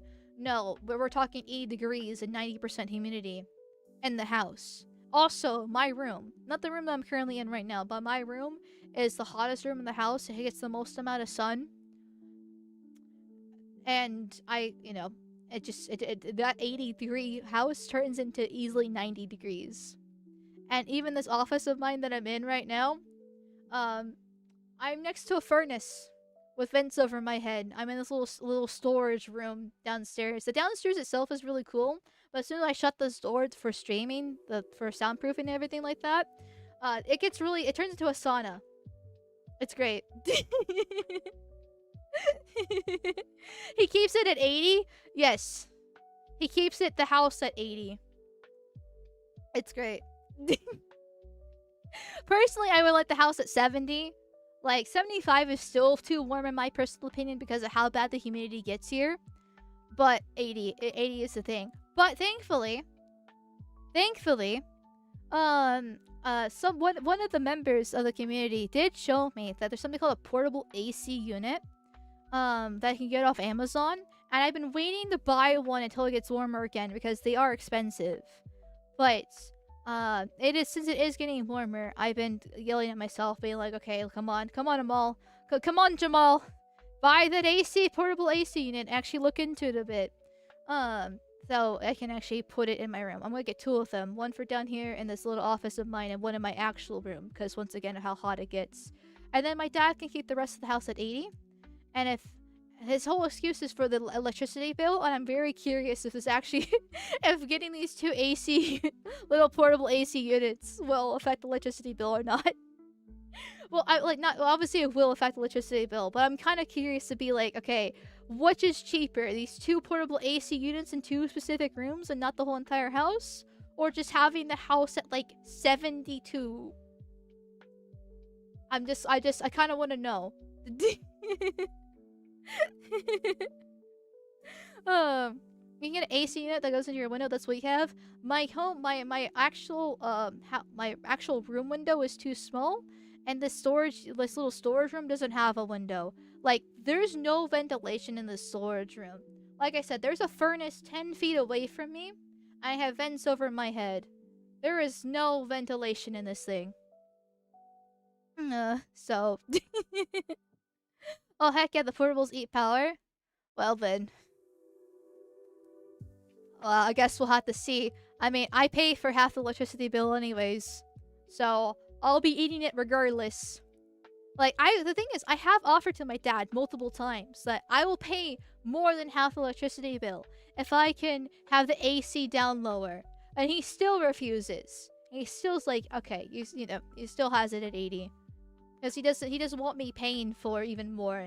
And I'm like, Dad, I'm literally dying. I cannot sleep. I wake up every day in a pool of my sweat.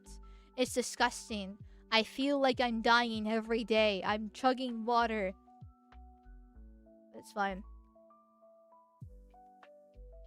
Portable AC is twice as much as power as mobile units. Oh.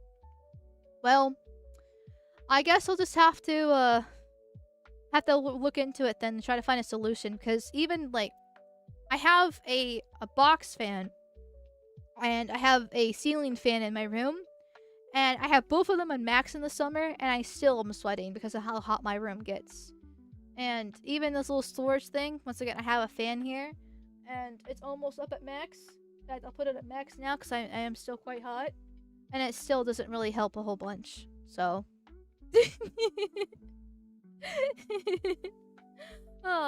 Oh, you pay for half? Then get them portables for sure. Well, the thing is, I pay for half, but it doesn't mean I still want to pay a shit ton. So if I can somehow magically convince my dad to let me turn the AC down lower, and it's cheaper that way than getting the portables, then I'd rather do that. But the problem is, convincing my dad to let me turn down the AC. Amalgamyte dad is making a mini Auschwitz in the basement. Yeah.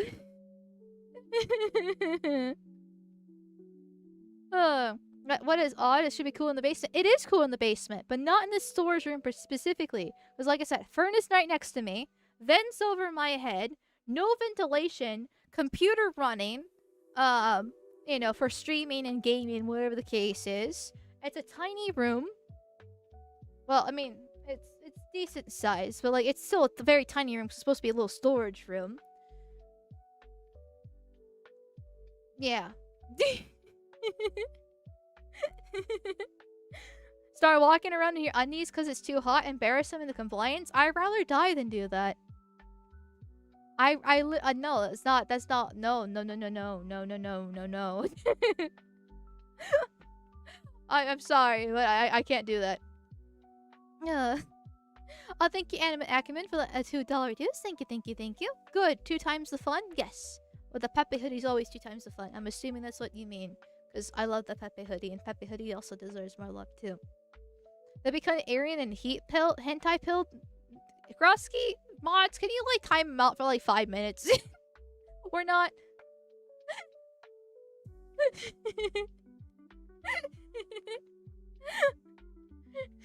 We're not doing that here. It's the only time incest is hot is when it's brother and sister. Let me see here. Oh, I missed a lot of the Ko-Fi stuff. My apologies, chat. My apologies. Thank you, Polish Hoppien. Is that sleepy? It feels like that I'm getting sleepy vibes off of that name. Thank you for motivating me to start working out again. Unfortunately, the sort of things that you're talking about might soon start happening here in Poland. Never mind, it's not sleepy. My apologies. I'm so sorry for calling you a femboy. You don't deserve that. I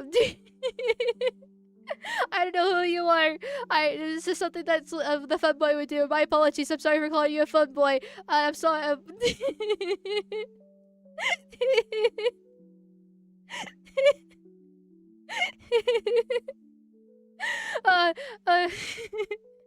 Unfortunately, the sort of things you're talking about might soon start happening in Poland. Our government says it's treated us as the Western ones are just delaying it and progress. I'm sorry, dude.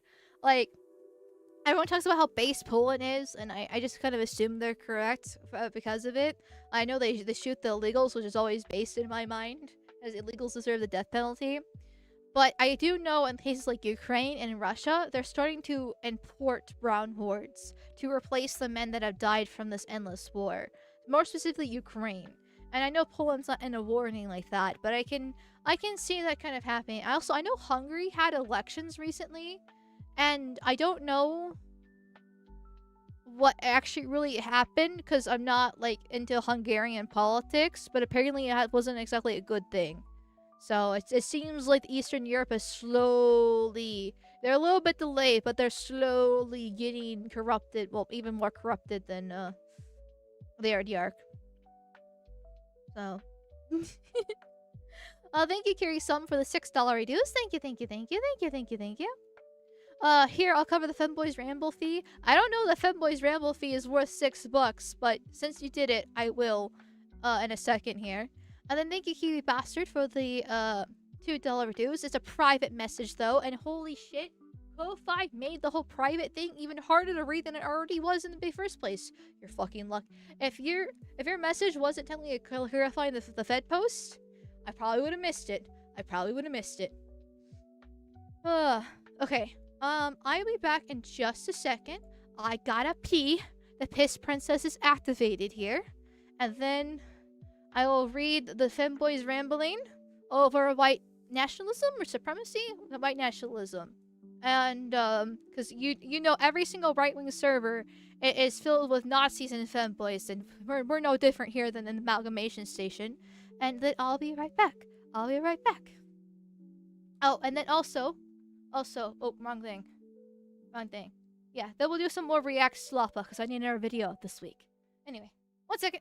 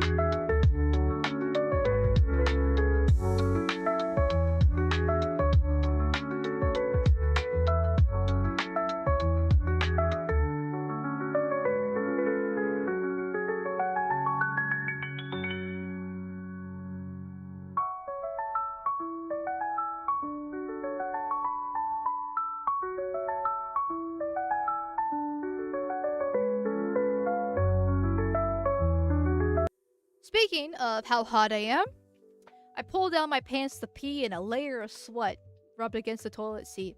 Also, I realized that I'm already like 3/4 down my second water bottle, and we still have an hour and a half left to stream. I probably should have grabbed water while I was gone, but I didn't think about that, so we're gonna see how this goes. Oh, there. That's just lubricant to prevent you from sticking to the seat. I don't know. Did it feel like that?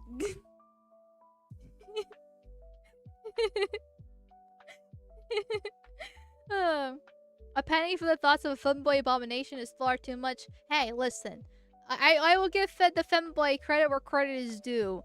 He does actually have good points.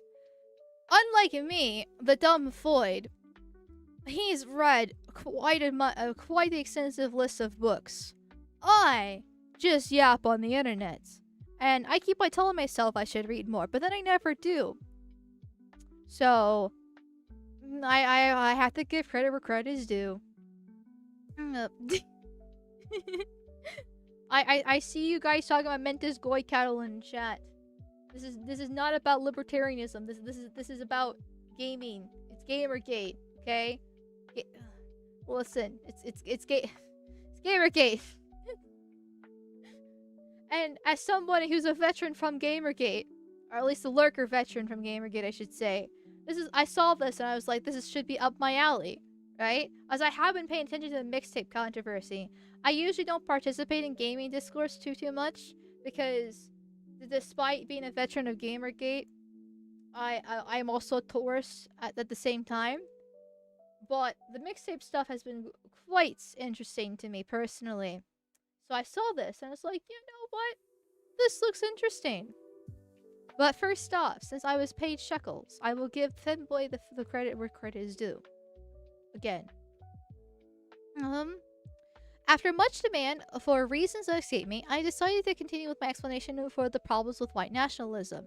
Okay, for those who missed it, the Femboy doesn't like white nationalism, and he went in an in-depth explanation as to what's wrong with it.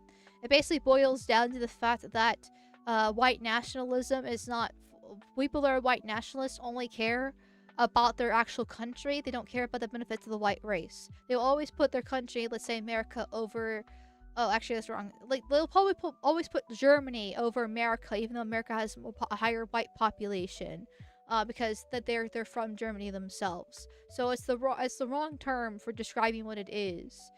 Because it'd be German nationalism instead.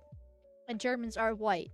So, and he's kind of got a point there, but I feel like, in my personal opinion, it's nitpicking. And we can clarify the definition once it's actually okay to be a white nationalist. And we're still not there yet. Even, keep in mind, we are in the echo chamber.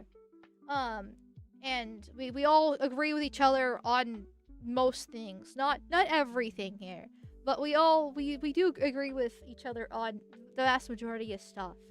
But we're still a small minority compared to the normies. And the normies are who we need to convince because they're the biggest voting bloc. You can't scare the hoes. You can't scare the boomers, so they're probably a lost cause. And they're a big chunk of the voting bloc too. And you have to be careful. We are slowly pressing rightwards, and we're getting through. Britain's a good example of this, with re-immigration being so popular, Restore Britain being so popular.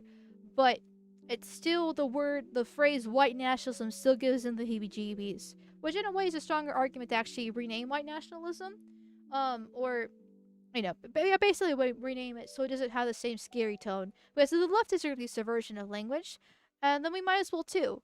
Because actually, if anything, it'd be reverting it back. Because the leftists have made white nationalism into a bad thing when it's not. So we should turn it into a good thing once again. Anyways.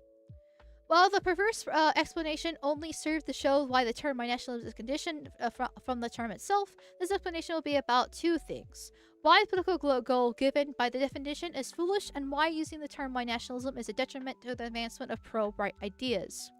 The definition of white nationalism implies the creation of a union of all peoples of the white race in the world into one supernation, one empire, one imperium. This grand dream of united Europe, or a grand chunk of Europe, has known many attempts by the greatest civilizations. The uniting of the continent beneath the claws of the Roman eagle, under the scepter of Charlemagne, by the blood of the Habsburgs, under the shining light of the Sun King, the military genius of Napoleon, and finally the regime of forever young Austrian painter. All these attempts to unite Europe under one banner and one nation failed, and they always will fail. The closest to a united European empire happened under the Romans, and even Augustus said the empire should not expand beyond the lands he brought under the Roman yoke. It'd be great if I could show this on screen, but showing Discord at the current time without any preparation would probably be a little bit messy, and I'd probably dox myself or something along those lines in the process, knowing my luck. Today, a European empire is even more of an impossibility. The cultures of the white nations today are far too divergent. Spain and Slavic nations are culturally alien to each other. Both cultures share the racially white soul and white blood and are great, but they are different. In uniting all white people into a single nation, you would have a multitude of different cultures under one nation. A nation does not have a commonality of culture would collapse. Let me scroll because it's so tiny.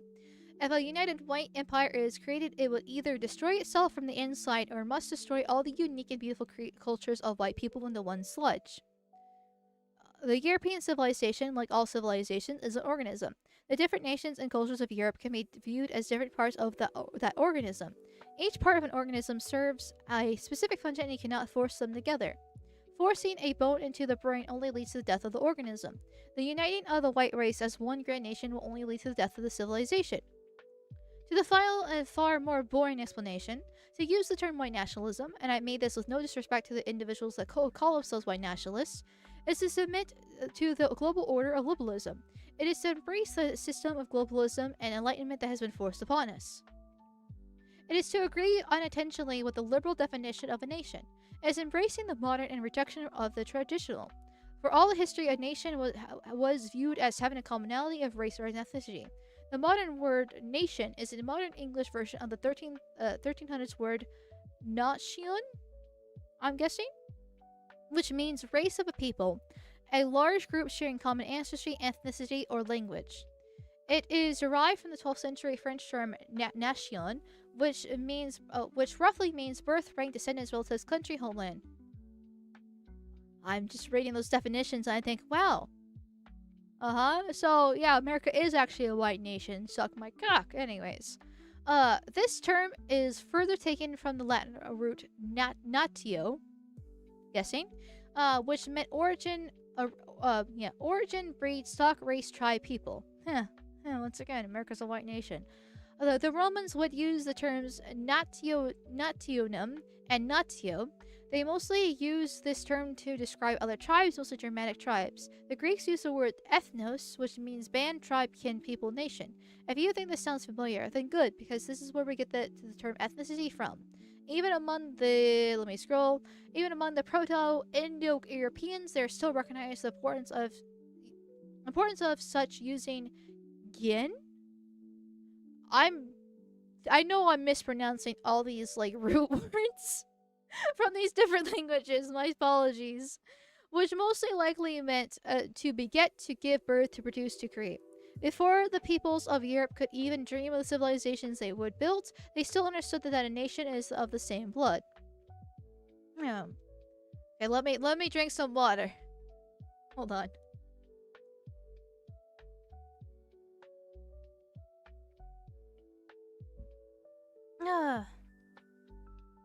The idea that the nation is inseparable from and shared heritage is not exclusive to the Western civilizations. The ancient Chinese used the term guo, which roughly means an enclosed territory city-state,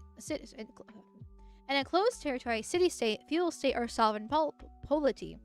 Due to the lack of modern transportation networks, most people would stay in the same state for generations, leading to a community of shared ethnic makeup.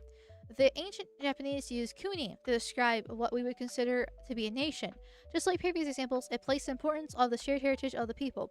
The definition of nation throughout the history always placed emphasis on the community of heritage or blood. How many more paragraphs of this? Oh my fucking god. I mean, this is... okay. This is really informative. And well thought out. And clearly there's a lot of writing there and I respect it, but... This is a lot.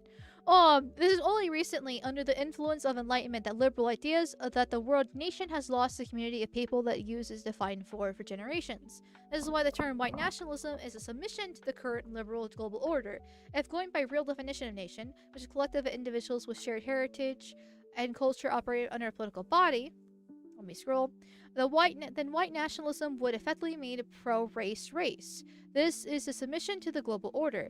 It is to tag on the phrase race to something that for most of your history already included a commonality of heritage, i.e. race and culture. By using the term white nationalism, you're unintentionally arguing with the current global order that a nation can be separated from race. When the people who understand that a nation must have a shared culture and a race use the word term white nationalism, it allows the powers that be to take, for example, the terms Germans, French, Swedish, American, Australian, and Romanian nationalism. It hands the concept over to the people who view nations not as a shared heritage, but as a set of cultural ideas that can change over time and that everyone can be a part of.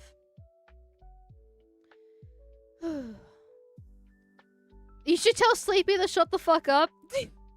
Keep reading. The duality of man. Shut the femboy up. Keep reading.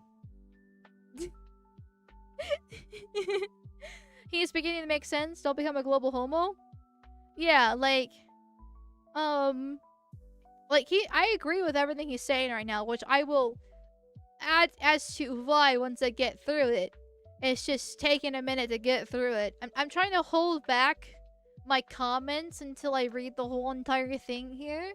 I do feel like it's slightly a little bit repetitive, but I understand why he's doing this. Like, this would be a great paper, like a college thesis paper. Maybe not thesis because you need more sources, but like you this would be a great paper, or like document the post online and have actually people read, and like or give this out as pamphlets or something like that. Maybe not pamphlets because nobody's not gonna read this either. But like the point is that we're almost done, like 3/4 of the way through, and this is very well written, and it actually reinstates the point quite well, in my personal opinion.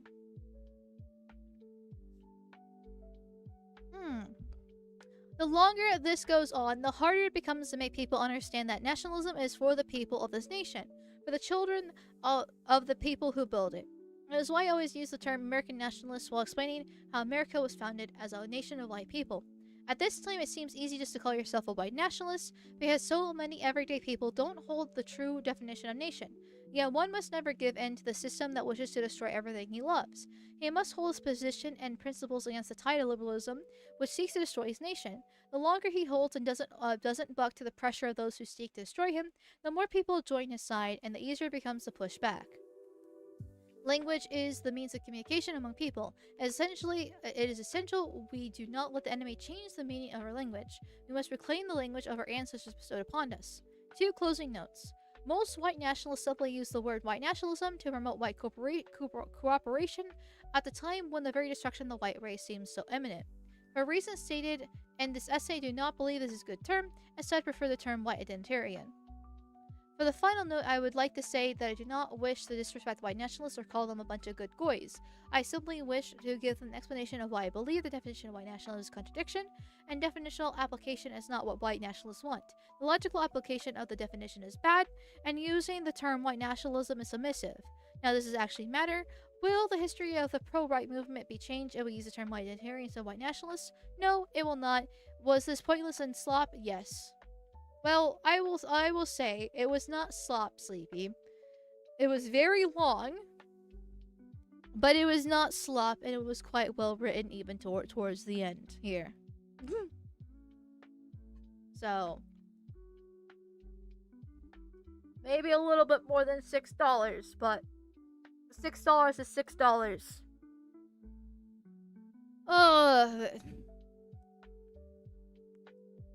This is impressive and fascinating. It was decent. Yeah, like this is, if you actually like take time to read it and maybe not have a dumb Floyd read it and mutter through the words. Here. Like, I will give credit where credit is due, even it might be a little bit boring. My apologies. Because he does have a good point, right? We already know for a fact that the leftists are subvert the language. We've already seen it in real time with how they try to change words within the English dictionary and to make them worse or have a completely different meaning within the past 10 years alone. And if they can't do it, then they make up a combination of different words instead. And this has been going on since the end of World War II at the bare minimum that this has occurred. Because I do firmly believe we have lost World War II. And it's just, like I said, only getting worse. And the fact that, nation does mean uniting the people under one race and culture and language, while calling yourself a white nationalist. Well, there are multiple different countries that are white with different cultures, different language, and different people. And that's how I feel about it. No, I'm kidding. Excuse me. Sorry for the burp.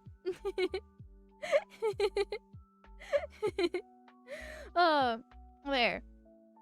Because one thing that is a pet peeve of me as a Europhile, I'm more specifically an Anglophile myself, but I consider myself a Europhile as a whole.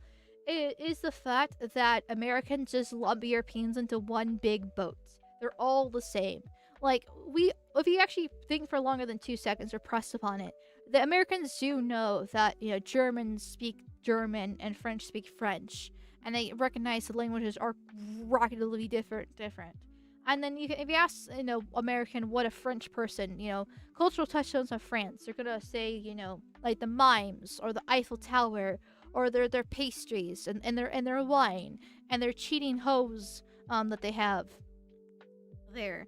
Like, and then if you ask them what Germans have, they're gonna say their ale and then those the broads with the pretty dresses, and for like German fest, and the schnitzels and Hitler, like, you know, they can differentiate quite easily between the two, even though they're literally right next door, here.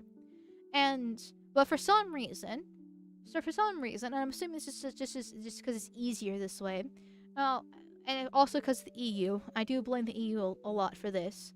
Anytime Europeans come up, they just sweep them under one rug. This doesn't matter. Yeah, there's a huge difference between the Western and Eastern Europe because of thanks to the Cold War, but you know, just they're all European, and that's not right. Like when I say I mean I use the term European, but when I use it, and I usually add on to this quite a lot when I do, as I mean the individual countries themselves, because I do hate the EU for a burning passion, because it is another example of another person, where like Napoleon or Charlemagne, or the other examples he brought in his little, you know, 5-page essay here, of people trying to unite Europe under one nation when they're not. You're gonna have balkanization if you try to do so. I mean, hell, even with America, right? Was of how vast, how much land that we have here, we've already balkanized. The South is different than the North. The East is different than the West. Like Midwest is different from the coastal stuff. Like we already recognize in America that we have different cultures depending on where you live because of how big it is. And then you add in the fact that we have blacks left over from slavery, just makes things more difficult. And now we're importing the whole entire third world. It's just one mess on top of the other. But imagine something like the like Europe essentially here. So, and sorry, I need to drink more water after all that yapping. There. And like, yes, they're still white. And obviously, the entirety of Europe, even though Germans are different from the French, they still have a decent amount in common. They can tell that they're not Asian, they're not African, you know, they're not the fucking Kalergi clan in South America. They're still white culture overall, right? They're still the European aesthetics. I actually talked about it with Arch on the Archcast over the weekend, because the whole idea of whites not having a culture is ridiculous. Because we can literally tell just based off our architecture, how we handle things, our morals, just our code of conduct, our food. Like, yeah, lots of different cultures have similar kinds of food, but it's still different. It's still our own variation of it. And food, in my personal opinion, is like the weakest even argument because of how many cultures do have similar kinds of food. You just look at the architecture, 100%. The fact that how the great wonders that we could build, and the fact that we could invented the wheel and the Africans didn't, like, so like there's still obviously the uniting factor there that we are whites, but using the term white identitarian, which is what he offered as a different term instead, it's not exactly a bad idea, because personally I'm the first paragraph he did at the very end. White nationalists simply use the term white nationalism to promote white corporation at the time when the very destruction of the white race seems so imminent. That's me. That's 100% me. I recognize that Europe is filled with different countries, and in itself they're radically different from each other. I recognize America is different than Canada, even though we have a lot of similarities. And it's different than Australia, even though we have a similar origin story, right? But we're all still white, and we're all being ethnically replaced in real time. It's not a conspiracy theory, it's a absolute fucking fact with it. And we need to get over our cultural difference, get over our country problems for just like 5 years, and so we can eradicate the Browns within our countries by deporting them. Okay, not actual genocide, because that's bad, but just get rid of them, right? You know, hit the deport button, hit the deport button here. And then once they're all gone, once all the immigrants are gone, all the Browns are gone, we find the solution for the mixed race question. You know, we execute the mud sharks for being race traitors, disavow, and all the other fun stuff. Then we can go back to hating each other over petty squabbles and land grabs and religion, or whatever the fuck we want to do about it. So, and until then, well, where they go deporting millions would happen? I mean, it's possible. It is technically possible. It's not going to be overnight, but it is possible, and we can send them back to the countries they go, like they belong to. It's not like they all came from somewhere. It's possible.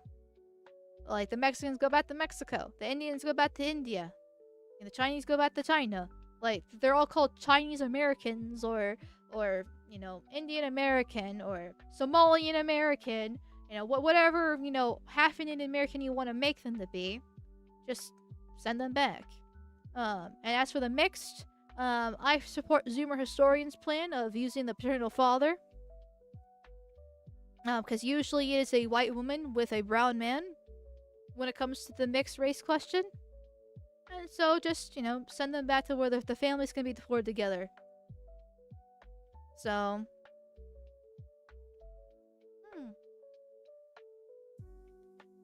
So, yeah. But anyways. That was a good speech. A bit long, but good.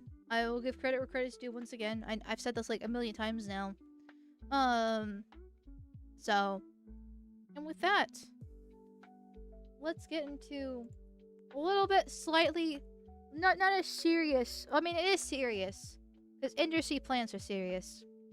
As I said before, I have been paying attention to the mixtape situation because I find it very interesting. For those who don't know, mixtape is a game. I say use that liberally here, where that got released recently. That has 10 out of 10 for every single gaming outlet, including IGN.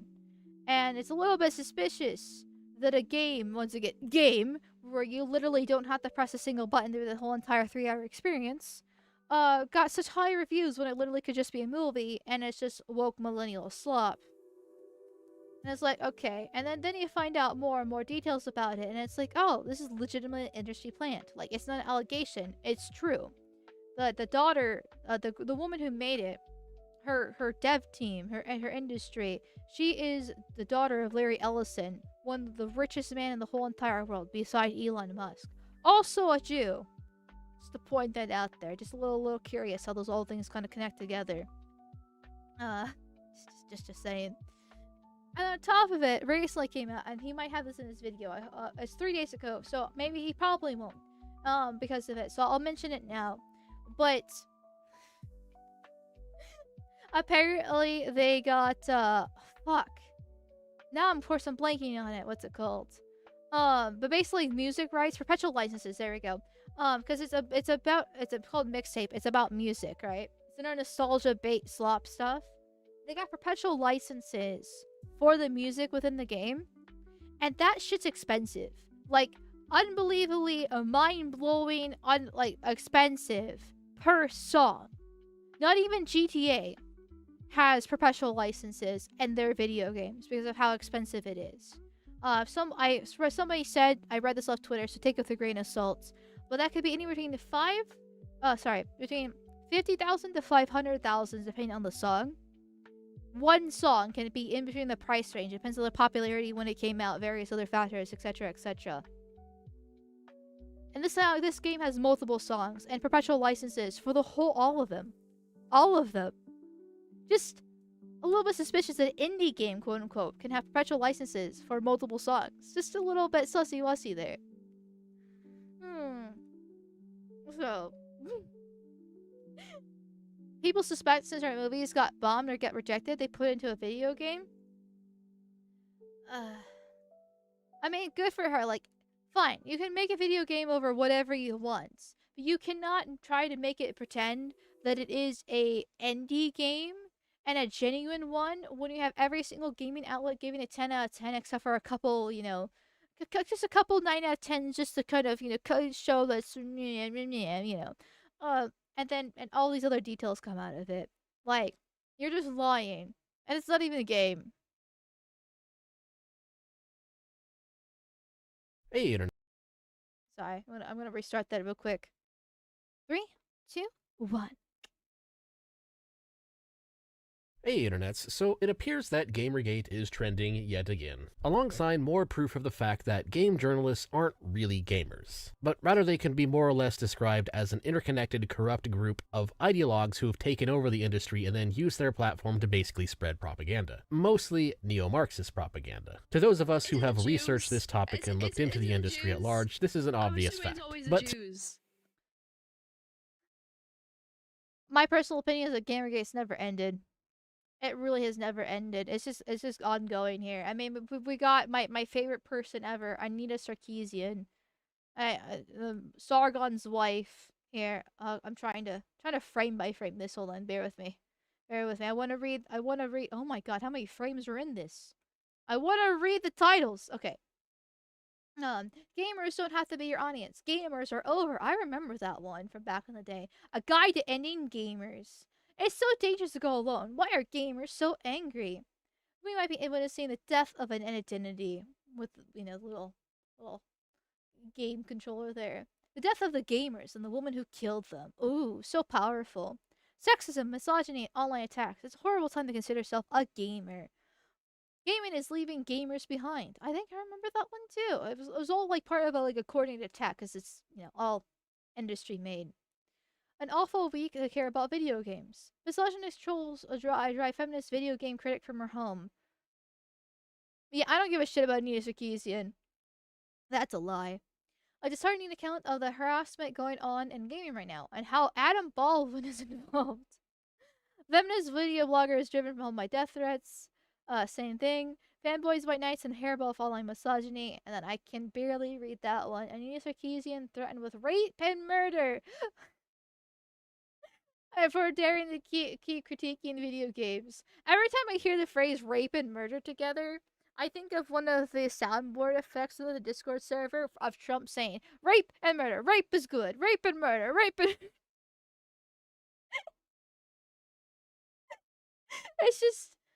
I don't take the threat seriously, especially though it's coming from Anita Sarkeesian, because I know a lot of them were actually fake back in the day. I'm sure some of them were actually real because she did get a lot of blowback for what she was doing, being a subversive little snake. Not even a little snake, she's a massive, huge snake. Like, she went to the United Nations with Zoe Quinn, the same woman who drove a man to suicide and then completely just, you know, cannibalized his company. They don't deserve any respect or any reputation. Yeah, they're still here, still cooking, and still going on. Oh, but anyway, Pentas Ways will probably actually address this, so I'm just angry. I'm just angry. To those of us who have researched this topic and looked into the industry at large, this is an obvious fact. But to many people, it still remains elusive. And so it's nice to have yet another piece of pretty strong evidence to point out the fact that, again, game journalists are not gamers. And this all really comes down Game journalists aren't even people. To the drama surrounding the game that recently got released, Mixtape, and how the game is just kind of a stereotypical, highly astroturfed woke schlop. Nearly every game journal publication just suddenly randomly gave this game a 10 out of 10. It started out with overwhelmingly positive reviews on Steam, which of course is a thing that can happen legitimately, but many people noticed that this was not legitimate at all. Well, there's no smoking gun to make a long story. Oh, Banhammer. Schizotime, this just seems odd to me. There's more positive reviews than maximum players for Mixtape. Around over 1,000 extra positive review. This is not unusual in itself, but it's only a pattern you see with much older games, at least 3 years older, like Skyrim, Left 4 Dead 2, or Elden Ring, because good reviews accumulate over the years. Mixtape just came out 4 days ago. It's not exactly 4 days ago by the time I'm watching this video, and by the time this video came out, but still. And already it shows patterns seen almost only from games that are older than 3 years. This just seems out of the ordinary for me. Yeah, that's just a little bit sussy-wussy, just a little bit suspicious that there's so many players, but so many people love the game.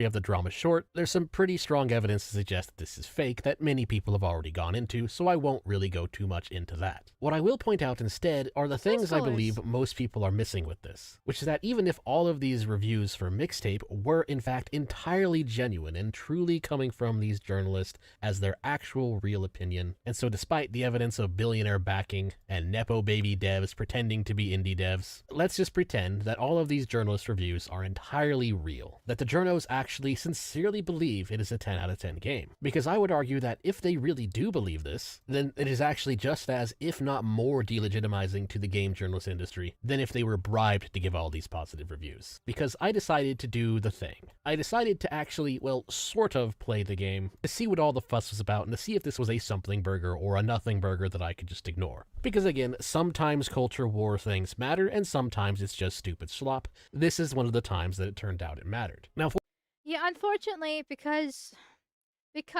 game journals aren't real people, and because of how much poison they put into the industry, because of Nina Sarkeesian, because of Zoe Quinn, because of Brianna Wu, the list goes on and on. Sweet Baby Inc. and the different baby incorporations that exist out there.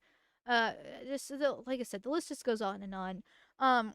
It does leave people sometimes swinging at ghosts when there's a quiet month. But there's usually some new controversial story that comes out like once a month of gaming being subverted by these things. Because woke is not dead. It's not going out. DI is not dead. They're just changing the name under Bridge, and taking one step back to take 2 steps forward later when they feel like they have a better chance. But they're still pushing this stuff out. They still want to make it happen. This game's an example of it. The Odyssey casting is an example of it. Just like the fact that the leaked tapes of Slay the Spire 2 having Nina Sarkeesian and the credits for consulting thing. It's just these are all new things. It just proves the fact that they've been at it for years now. They're just learning how to hide it better.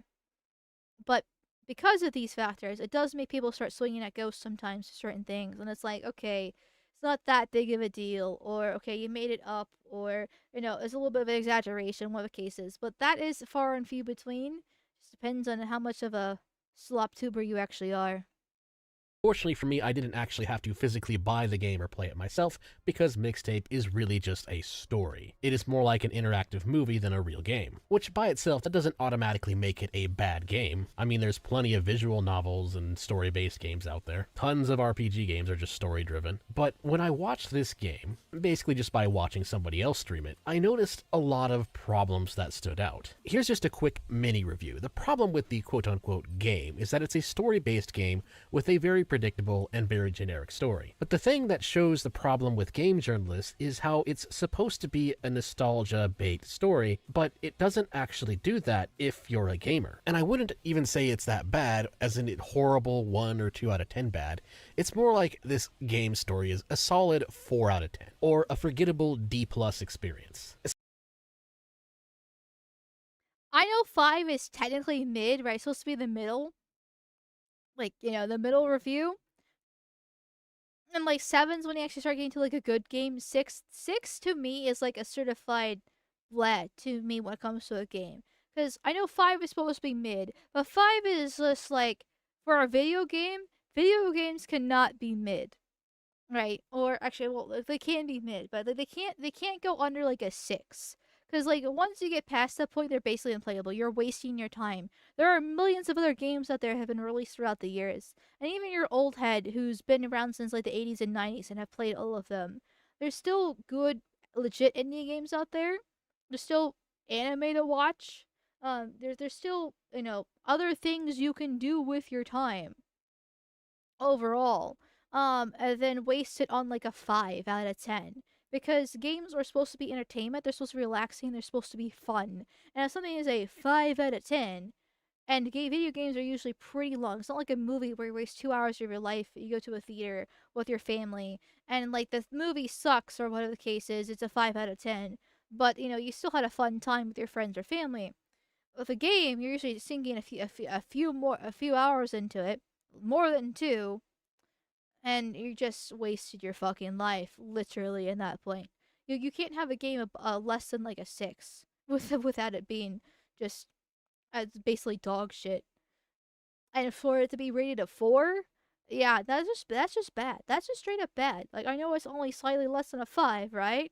But it's slightly under mid, technically what the rating scale is, but not when it comes to video games. This does not work that way. Specifically, the plot is extremely midwit coded. It panders to the type of normie that doesn't want to accept the fact that they are a normie, where they seem to think that listening to pseudo-alternative music is enough to qualify them as an intellectual. A TLDR of the plot is that you have this group of teenage friends who are going to be attending a party, and they need to find booze for the party, and as they're looking for booze, they run into various things that either trigger a cutscene or trigger a minigame, with a story basically being a generic coming-of-age story. And there's a few huge problems that stand out for this. The first is that the minigames are apparently completely unlosable. Nothing you actually do can result in a failed score. The person I watched streaming this noted this quite often. It's interactable, but nothing you actually do does anything. There's no way to actually fail the mission, even though one of these scenes is a major platforming section. But it is a platforming section that is unlosable. If the character fails to dodge a car, for example, they'll just kind of slide over the car instead. In other words, game journalist difficulty is the default and only difficulty mode. No need to actually be any good at the game. And that's not even the biggest problem. Another issue is how the story is effectively what I woke call an example of woke washing. Because before we get into the story and the woke washing type of stuff, like that to me is not a game. That's like a barely, and I wouldn't even say like an interactable movie, because like I remember I used to really like Black Mirror back when that started really coming out on Netflix all those years ago now. And I remember they did an interactive movie where your choices did actually kind of matter. It was really weird, very experimental. I don't think they ever did it again. And it was really simplistic. But you would actually have to interact with it and make your choices, and you would get different scenes based off those choices, and then you have to go back and replay it again. And it's not like a video game where you're pressing different buttons or fighting anything, but your choices did matter to tell the story. I forget what the Black Mirror episode was called, but that's an interactable story in my personal opinion there. And I don't think I really, if I remember correctly, I don't really think I actually enjoyed the story itself, no matter what the ending was. I wasn't like that impressed with it overall. But I did think it was cool what they were trying to do, and I was hoping it would actually lead to something a bit more. But I'm assuming since nobody's ever done it again, and I never heard them ever doing it again either, it didn't work out well. Bandersnatch, yeah. Oh, that's what it was called? See, I barely even remember what it was called. Because, like, it was a very, I did it, and then I kind of forgot about it situation here. Versus this game, like, it's not interactable because your opinion, what you're pressing doesn't matter. Like, it literally doesn't matter what you do. I'm not sure if he's going to play the clip, but I saw, it was like this 5-minute clip on Twitter from the same person that he watched actually stream and play this game, where she just didn't touch the controller whatsoever, going through this whole platform phase is what he's talking about here, and there's no consequences to the actions like he's saying. There's nothing. Like, it just runs, and the character trips over something, picks herself back up, and then she starts running again, or slides through the car, jumps over the fence, or whatever the situation is. Like, that's not a game. That's not even interactable. There's no consequences. Your choices don't matter. At least with Bandersnatch, like, it did matter. It was really simplistic, but I did have to go back over again and redo it to see the alternate endings. There's none of that here. It's literally just a movie, but like for toddlers, like it's like one of those toddler interactive things. I say interactive, but I still don't even think that's actually applicable here. Where you press the button and it lights up, right? It doesn't even really do that in this game. Oh my god. Like, it's just not a game.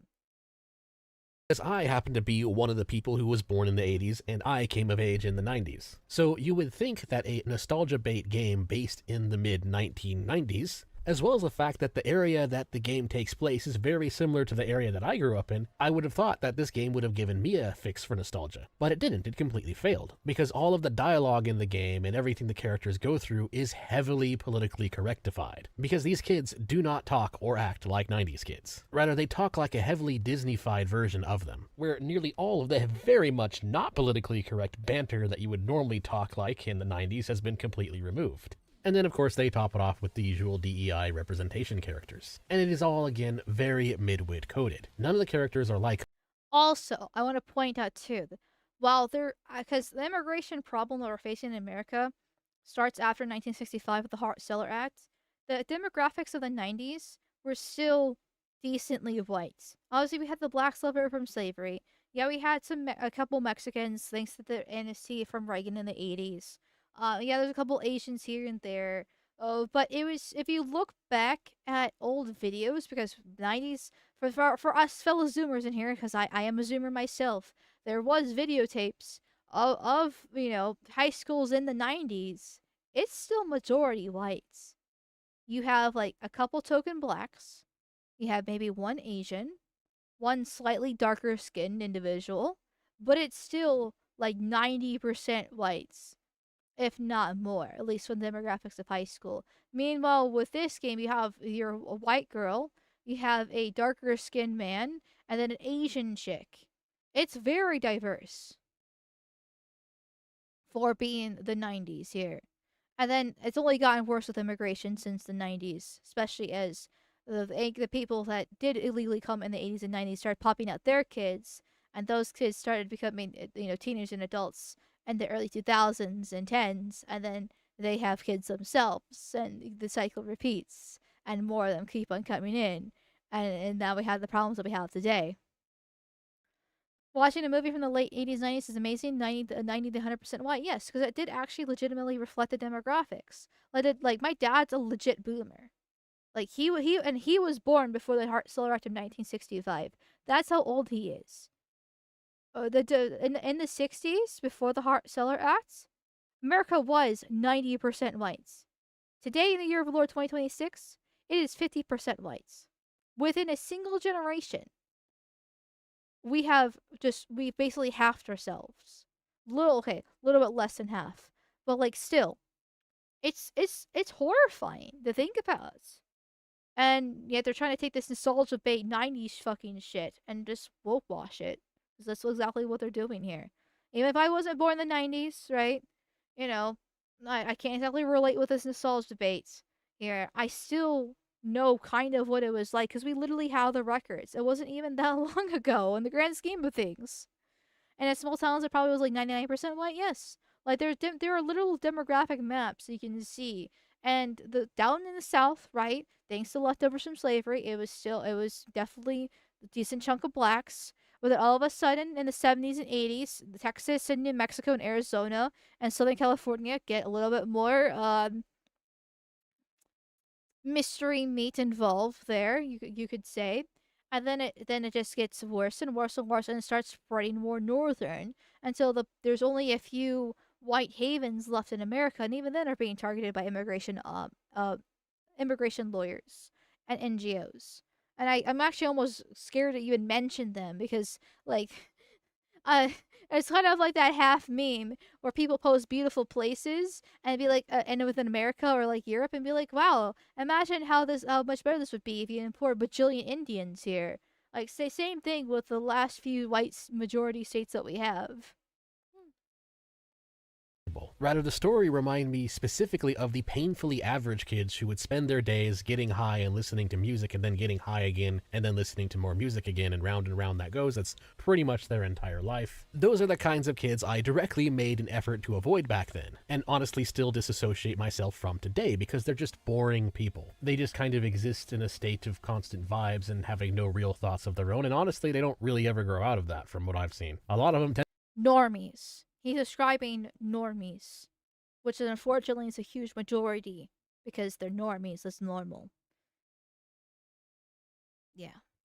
and to just kind of stay that way as adults. But more importantly, and the big issue here, is that they're not gamers. Because that's the big thing missing from this supposed nostalgia game. It's a game about 90s nostalgia that includes no 90s gaming. Yes, that's right. That's the thing I noticed when watching this thing. As you go through these characters' rooms and you look around, there's no gaming. It's all just generic band groupie schlop stuff. And that's a really key issue here. A nostalgia game aimed at gamers should have some gaming nostalgia to it. For instance, expecting to see a scene where you walk up to a Sega Genesis or something, or at least an NES or an Atari or a Super Nintendo, and talk about games, and reminiscent about the old games, you'd think you'd want to include that. That is, unless of course your target audience for this nostalgia is not for gamers. Well, of course not. I mean, the friend group has two women in it, and one of them's Asian. In the 90s, women didn't play video games. It was 100% male dominated hobby, and a lot of them were bullied for it, even by other men in a lot of cases. Like gamers were literally a repressed species for the longest time, and it wasn't until like the early 2010s that it finally started becoming cool and more acceptable. And you know, with YouTube, let me hold on. Let me restart my sentence with like YouTube, with the Let's Players like P.E.P.E., Markiplier, Jacksepticeye, though I know Markiplier and Jacksepticeye a little bit later in the game. That's kind of when I showed up.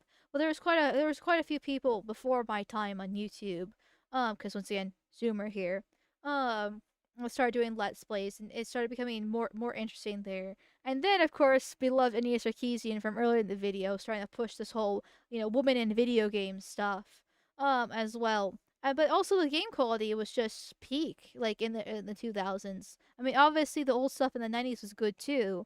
But you have lots of classic games from the early 2000s and into about 2010, 12, that are notorious today. Because of just how good they are, the graphics upgrades, the console abilities, various things like that. That had rapid development during those years.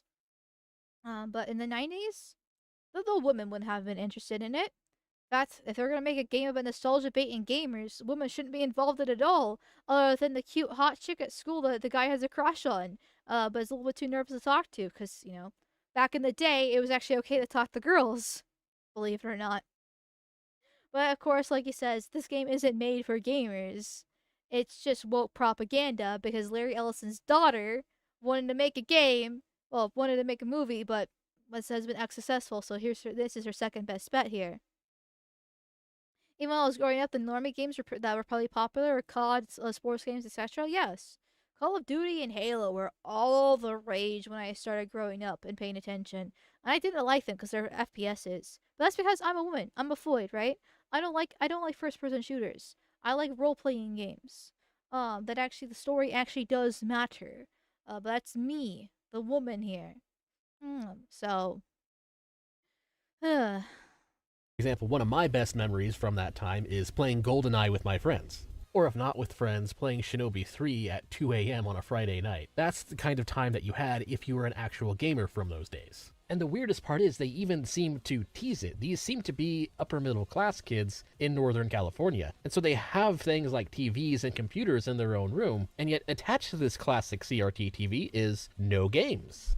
Where are the games? There's no games. Error 404, gaming nostalgia not found. Because of course, this nostalgia story is not for gamers. Rather, it's a nostalgia story aimed at the upper middle class normie who eventually goes to college on their parents' dime, to then go get a liberal arts degree, and to then get indoctrinated into far left progressive politics, and then ultimately land a job as a game journalist. Even though they never were a gamer, never will be a gamer, but they convince themselves that because they prescribe to the correct ideology, that they therefore know better about games than gamers. And so that's really what this mixtape drama, what we're really seeing here under the hood. Even if we were to take all of the good reviews in good faith and pretend like it's not astroturfed, then it still shows that game journalists are the types of people who honestly don't really enjoy video games. Which then brings up the question, is it astroturfing or is it just journos legitimate? Well, before we get into his question, I'll go back a little bit so you can restate it here. But yeah, they don't enjoy video games. Like the infamous Cuphead journalist, game journalist, who struggled at the tutorial, a very basic tutorial. And I know Cuphead's supposed to be a challenging game. I've never played it myself. I remember it's supposed to be like a hard, like parkour game, with like a good story with it. But it's a tutorial to teach you the controls. And you watch the tutorial, and it's very simplistic, literally laid out, spelled out for you, clear as day, with animations as well, for how to do the tutorial there. And the game journalist spends a solid 5 minutes, confused on what to do. He finally figures one thing out after like a minute of fucking around, gets to the next section of it, and struggles again, and the cycle repeats to the whole entire thing. And he didn't even get to the tutorial because of this. And that guy gave Mixtape a 10 out of 10. He said it was one of his favorite games. That same game journalist is one, still in the business, which is amazing, seeing how infamous that clip is and how much he got mocked for it. But then again, that's what happens when you're industry insider there. and you're not actually a legit gamer, because that would go against everything the industry stands for these days. And and he's still around and playing and reviewing for Mixtape now. It's absolutely ridiculous.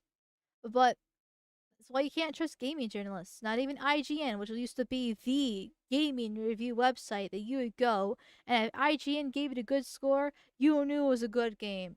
Now it's literally a fucking meme. IGN 10 out of 10 here. Games. Which then brings up the question, is it astroturfing, or is it just journos legitimately having terrible tastes, as a result of them, again, not really being gamers? And the answer, honestly, is probably just a little bit of both. There's a lot of things that people have uncovered about this game and its backing that is...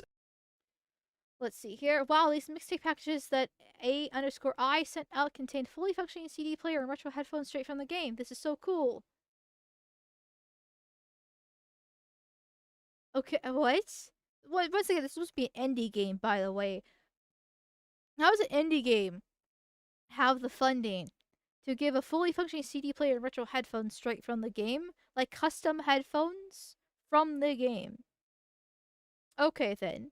And then the community note is, this is such a blatant advertisement for a product that's not being disclosed as such. You think so?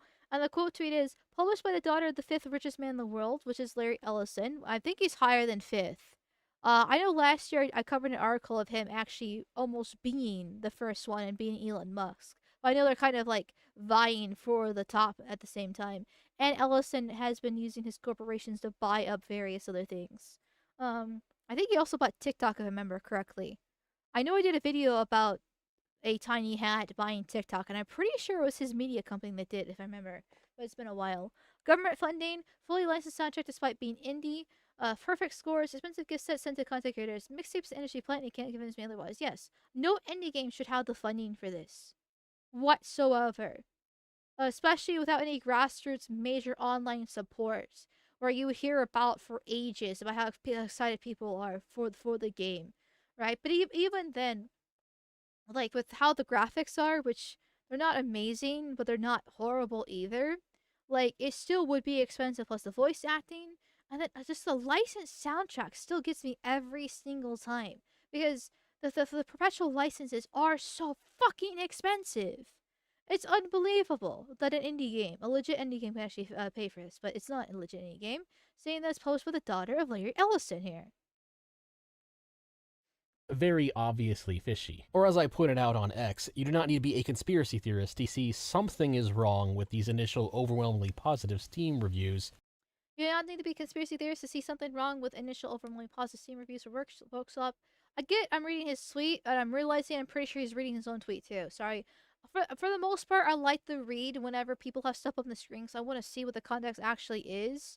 The only time I don't is when there's too much of it and it's going too fast, so then I kind of give up to a certain degree. But he does it slow enough. I'm like, okay, I'll pause and read it. But I'm pretty sure he's reading his own tweet, so whoopsies. Or Wokschlop. Again, Mixtape just being the latest iteration of it. Access journalism makes it very easy for them to pull off these kind of reviews, and of course there's a very strong incentive for them to do this. Not just because faking reviews for a game can get more sales for the game, but also because of the same issue I talked about previously in my long-form video on the Sweet Baby incident and Gamergate 2, which is that the game industry in the West, as well as game journalists for quite some time now, has been completely taken over by people who subscribe to a neo-Marxist progressive ideology. And that this takeover isn't really a natural product of the free market, but rather is due to a complex web of corruption bred by a relationship with the corporate media and the... This is a great... I can already tell just at a glance this is a great infographic. We'll start from the left to the right. Federal Reserve Bank gives money to BlackRock. Too big to fail asset management. Then down below, money printer go brrr. Also goes back to BlackRock. Federal Reserve Bank stretches to the White House with all being revolving door backroom deals. Same with BlackRock, also connected to the White House that same way. BlackRock is connected to Vanguard because they're the same situation, and both BlackRock and Vanguard go all the way down to Sweet Baby. And with Sweet Baby goes to the games, and then everything else. It also has direct influence, ESG. I gotta love our scores there. Cult of Woke, indirect influence. And then the White House also connects to Cult of Woke because politicians, ESG, and then the so-called free market, and also Sweet Baby Inc. And then White House goes down to regulation subsidies based on ESG metrics, self-fulfilling policy control, and that is all the free market combined all together with all those tendrils connecting everything here. Yeah. And it's there's no way to properly unpack this without actual legit government control and that's impossible with BlackRock and Vanguard funding everything. They are one of the most evil corporations you could ever imagine in the world. Like, if you were to lay this out to a normie, all the things BlackRock and Vanguard have done, more specifically BlackRock, but both are included with this, they'll think you're a crazy conspiracy theorist, even going through like one situation with it, just because of how inherently evil they are. But not like any normie can do anything about it. Not like we can really do anything about this. It fucking sucks. But we would actually need a legit gamers, right? Multiple of the gamers becoming politicians and getting involved in the White House to try to revoke this and not give a fuck about lobbying. But it's not gonna happen. So nothing's gonna really change because it's not like it sounds like a conspiracy theory, but it's true. And if you, I'm trying to figure out how to say this properly, but one thing a lot of these have in common are little tiny hats that people like to wear on their heads. And it's a very deep, dark conspiracy rabbit hole that you can go down to, even deeper than this. So I feel like this actually does a pretty good job and a very simple flowchart kind of explain the situation here. And it's not gonna be easy to fix this. Especially with Bridge involved now, where you have multitude of different companies working to hide DI, to hide woke, to change it, to change the language, and still push for diversity. You know, to still push the white replacement, to still make things more expensive and fair or quote unquote fair with equity. And well, we can talk about it as much as we want, and we should keep on talking about it as much as we can.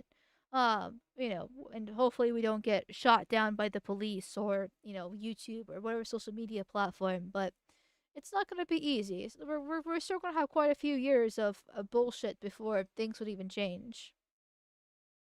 There. Ellison brought TikTok to control discourse too. Okay, so I was correct. My memory was actually correct for once with TikTok and Ellison, because I remember covering it. I think this video is still on my channel. It didn't do too well. Yeah. News doesn't do too well as videos. Huh.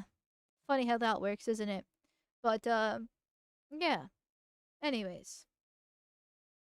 State that is ultimately designed to make sure that some very unpleasant people remain in charge, with woke progressives just being another form of useful idiots that they use to that end. Because of course, their solution to everything is effectively just that the government is corrupt, and the solution is more government, and that if we just taxed the right people, we could have free stuff. And the whole DEI ideology that gets pushed in the media, it's all just another arm of the structure of the corrupt system. And as for what's specifically going on here with Mixtape, well, it's really just the same thing as the original Gamergate, just targeting a more specific area of the games industry. Because the original Gamergate can be summarized as neo-Marxists trying to take over the gaming industry by injecting itself entirely into games journalism, thus ensuring that games were largely being given positive reviews based more so on whether or not those games were pushing the correct ideology, aka the neo-Marxist ideology, rather than reviewing them for, you know, actual gameplay, the things that gamers care about. And one of the things that the establishment failed at when it came to the original Gamergate is that one, gamers didn't really like it, thus allowing boycotts to actually work, but two, it really only hit the AAA game dev scene. Indie devs have had some wokeness in them too, but only when the developer themselves is an actual true believer. But the indie dev scene, due to the nature of it being indie, also has plenty of anti-woke developers, like those behind the Great Rebellion. And so Mixtape seems to me like an attempt to remedy this past mistake.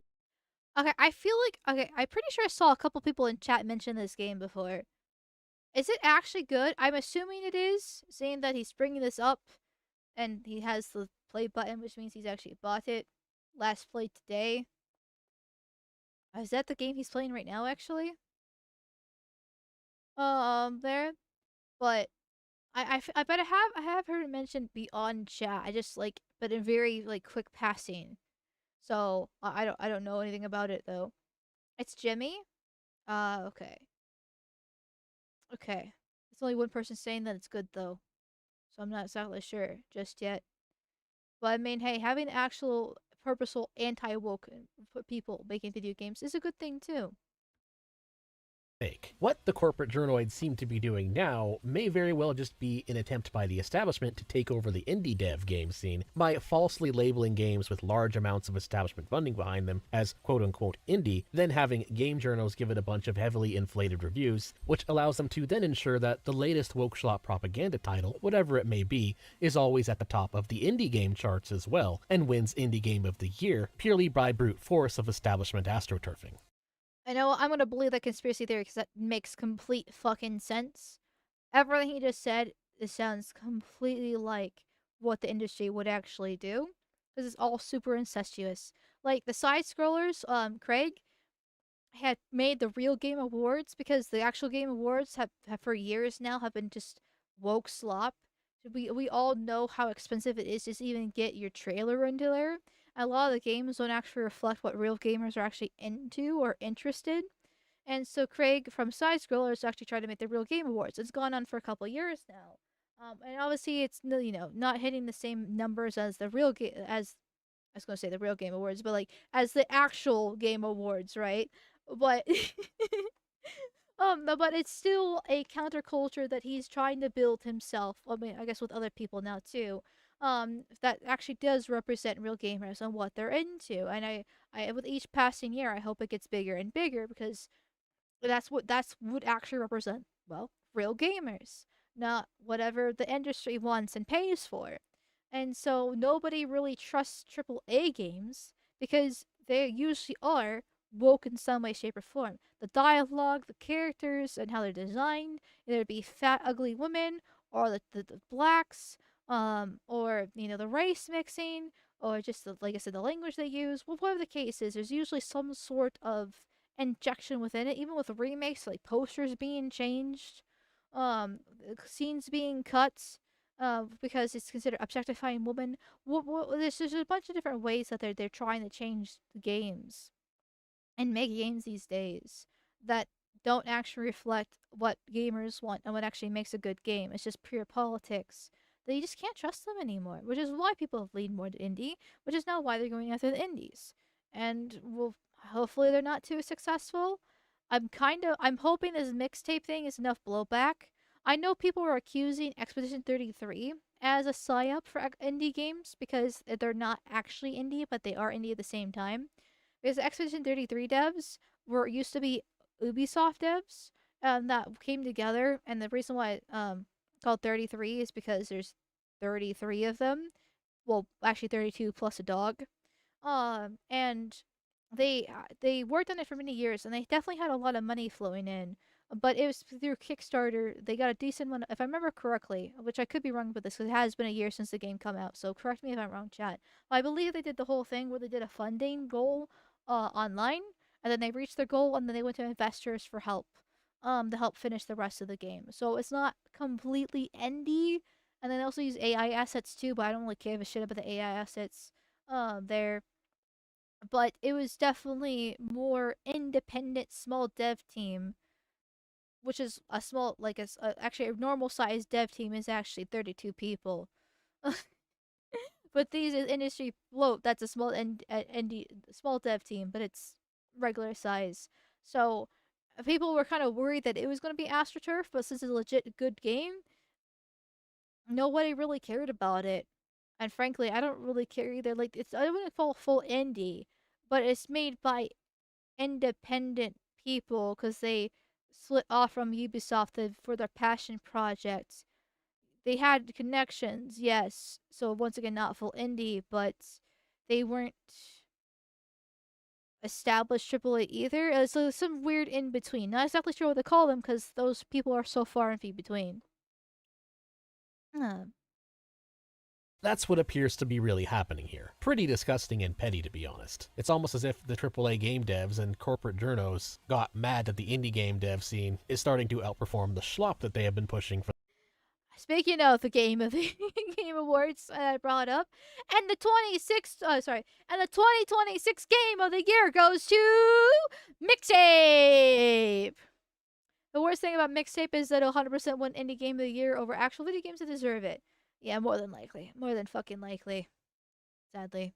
for the past 20 years. And so this just seems to be their new strategy. Falsely label their schlop propaganda title as indie, and then make sure it's given widespread praise. However, the problem though with their tactic is that people have already kind of caught on to it, and thus the same strategies that were effective in Gamergate can be used against this nonsense. For one, just don't buy their game. Take the Gatekeeper's pledge. Refuse to buy propaganda schlop. It's really that simple. And also just spread the word and be aware of the fact that corporate journalists for the game industry should rightfully be seen as completely irrelevant. Corporate game journalism as it currently exists and stands today should again be viewed as an entirely fraudulent industry. It's not just Mixtape that is an AstroTurfed title, rather it's game journalism as a whole that is an AstroTurfed industry. And this shouldn't even be seen as a conspiracy theory, this should just be seen as a matter of fact by your average gamer. And then of course on the political side of things, we can just look to events like this as more further proof that the solution to our corrupt government and corrupt system is not more government. Anyways, that's all I have to say. Don't forget to like, share, comment, and subscribe. And if you want to support me, you can do so on Ko-Fi, Subscribestar, or by The solution is never more government, by the way. buying some merch. Which, by the way, for the sake of this video, I'm going to put the Gamers Rise Up merch on a limited time sale. The mug especially is pretty good quality, one of my personal favorites. But anyway, again, that is all. Thanks again for watching. Till next time. Excuse me. Excuse me, sorry about that. With the burping. But yeah, this, like I was saying there, I didn't really want to interrupt him shilling, but I want to add a little comment there at the end at the same time. Yeah, the solution is never more government. And never trust the gaming journalists aren't actually people. Like just don't believe a word they're saying. Don't trust them. If anything, you know, if they give it something a 10 out of 10, it's shit. If they give it like a 3 out of 10, it's actually probably good. Just do the opposite of what they say. And just keep on playing your games. Like for me being a Zoomer and living under a rock and spending most of my life not being able to play video games, I have a plethora of games to get through. So I'm not like worried about myself for like new games and finding new stuff to do and play. But I do feel bad for the older gamers, right? You know, the OG ones from the 80s and 90s that we were, you know, mentioning here that have played all the games at this point. It's like finding new games is getting harder and harder. I mean, they definitely still exist out there, and there's definitely good indie games, like I mentioned earlier. Just watch anime, so it's like possible to still entertain yourself, but it's lot more difficult. And I do feel bad for them, but it's just almost impossible there. Yes, we had to watch our industry bloat and die. Yeah, unfortunately, and it's not gonna change anytime soon because of this. Just keep your eye out. You know, don't fall for the psyops. You know, trust your local, you know, YouTuber who does the game reviews, whatever the case is. And just carry on with your life. Work out, you know, learn a different skill, and try to make the best improvements in the meantime. So, yeah. I did put the link in chat there to watch the video, so please do press the like button for it. Watch the video yourself. It's, you know, relatively short. You know, maybe add a comment for the algorithm too. Because you know I am just the react slopper. He put in the work, and I'm just saying that to fully end this right now. Not actually right now, but just to kind of end the note. To a certain degree, Gamergate never ended. It really never ended. I've actually, you know what? Not to really end it. He labeled this Gamergate 3, and he's got a video like 2. And I get people do this for like clickbaity stuff, but I personally don't like it because Gamergate really has never ended. It make it sound like there's just like a new wave all the time, which I guess maybe they're kind of, you could maybe make an argument there is kind of a new wave, but like it's still just going on. It's just hiding behind the scenes, and we only see it whenever something egregious happens, like with Mixtape or Nina Sarkeesian or whatever like ghosts from Christmas past pops up again. Like it's just, I don't know. I get it's just a title thing. I get it's just a clickbaity thing, and you know what? Hey, I do it too, right? I'm a content creator. I do it too. It's just I feel like the wrong way to handle this when it's just constantly going. Like I like Arch a lot. Actually, I don't like Arch a lot. He's a Swede. But one of the things I strongly disagree with him, and this is one thing we'll never agree with. I have a feeling with, because no matter how much I talk to him about it, we never come to agreement. Is that he thinks woke and DI is dying, and I just don't. I don't. There's too much evidence that it is. He thinks it's on his way out. It's very blatantly not. But Oh well. Can't agree with everyone about everything, right? And he's still good on other issues. Definitely not a Frenchman. Thank you for the $5 reduce. Thank you, thank you, thank you, thank you, thank you, thank you. Growing up, I loved to play Call of Duty, Mercenaries, King Kong, and Far Cry 3. Now at 29, I enjoy all I enjoy is play Stardew and JWE3. IGN is a joke. I don't know what JWE3 is. I know I can tell it's an acronym for something, but I don't know what the acronym is for. But I've heard good things about Far Cry 3. Call of Duty's never interested me.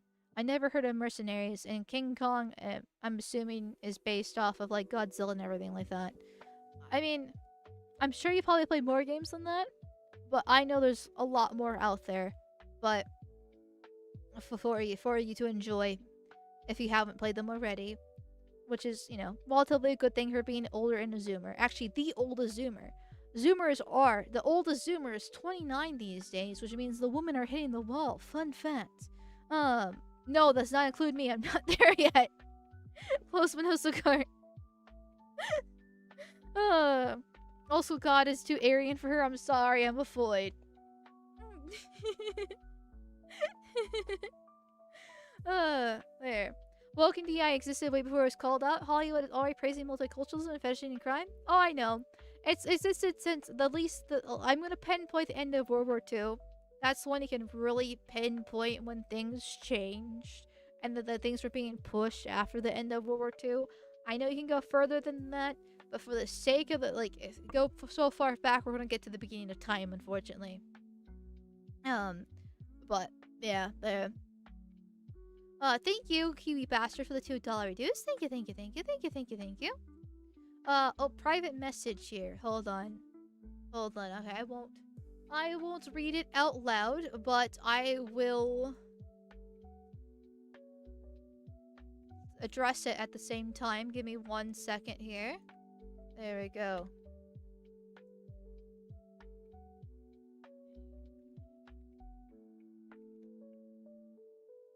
Okay. There we go, Kiwi Bastard. I have answered your question for you, but privately, because I'm a good streamer, and I can see when it's a private message here. I'm all women about at least settles and how bad it was. That shit was in the back in the 60s and I was still cold and Jewish. Yeah, I know, I'm saying. Like I said, beginning of World War II is when I'm going to pinpoint, just for the sake of recency, you know, or not recency, like just a place to really start, because you can really see the aftermath after the end of World War II. Once again, I know it's beforehand too, but like just because. But I do think it's a good starting place because of how rapid the differences were. The 60s themselves are all just a fucking shithole. Oh my god. So, but thank you, God's goofiest guy, for the $2. It's not $2, dude. Sorry, being a subby puppy for 2 months in a row. Thank you, thank you, thank you, thank you, thank you, thank you. And did I miss anything else? I feel like I did, but I don't see it. Yes, I did. No. Yes. Yes. No. Yes. Chain reaction. Thank you for being a subby puppy for 3 months in a row. Thank you, thank you, thank you, thank you, thank you, thank you. Wow, that was ages ago. My apologies. I'm sorry. I'm sorry, chain reaction. My apologies about that, but thank you regardless if you're watching the VOD.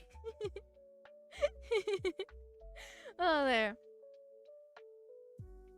World War One. I know probably World War One would probably be a better start, but like, listen. I really like saying why my problems, right? Why my solutions, and the fact that we lost World War Two. Okay, I like saying those phrases because they're spicy and yet true. But going back to World War One, it's not as spicy. Okay, think of my clicks and views. But to end this on a good note for an indie game, since on the topics of indie games, so I found this game last week, and I've been kind of waiting for a chance to talk about it because I did want to talk about it. And now's a better time than any. So it's called Sovereign, or Sovereign, because it's based off rain. Here, and it's not a full indie game in my book, but it's much closer than Expedition 33. Like I said, Expedition 33 is like that middle ground. This is closer to indie than it is not anyway. Here. And it looks really cool because I've been on a huge, like, Fire Emblem kick recently. And this game is heavily inspired by Fire Emblem here. Now, yeah, the woman has blue hair and abs. And her tits could be bigger. But I don't think she's actually that bad. And she's still very clearly feminine and still very clearly a girl. And it's going to be heavily depending on how they actually write her.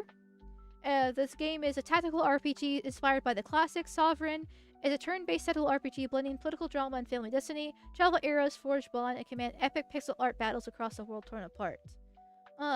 With the main character being a guy named Connor, which is a white dude. Connor is the last son of the Lannister family, rejecting the throne that was never meant to be his. He sets on a journey to find his older brother who vanished years ago. Then this token side chick here, Selisi?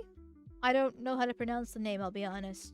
Firstborn of the king, yet born illegitimate, Selisi never had any choice but to learn how to fight to claim her place within the family. She now accompanies Connor on his quest. And then Belgram. Once again, all these characters are white, and he's, you know, attractive. Even the female isn't actually that bad.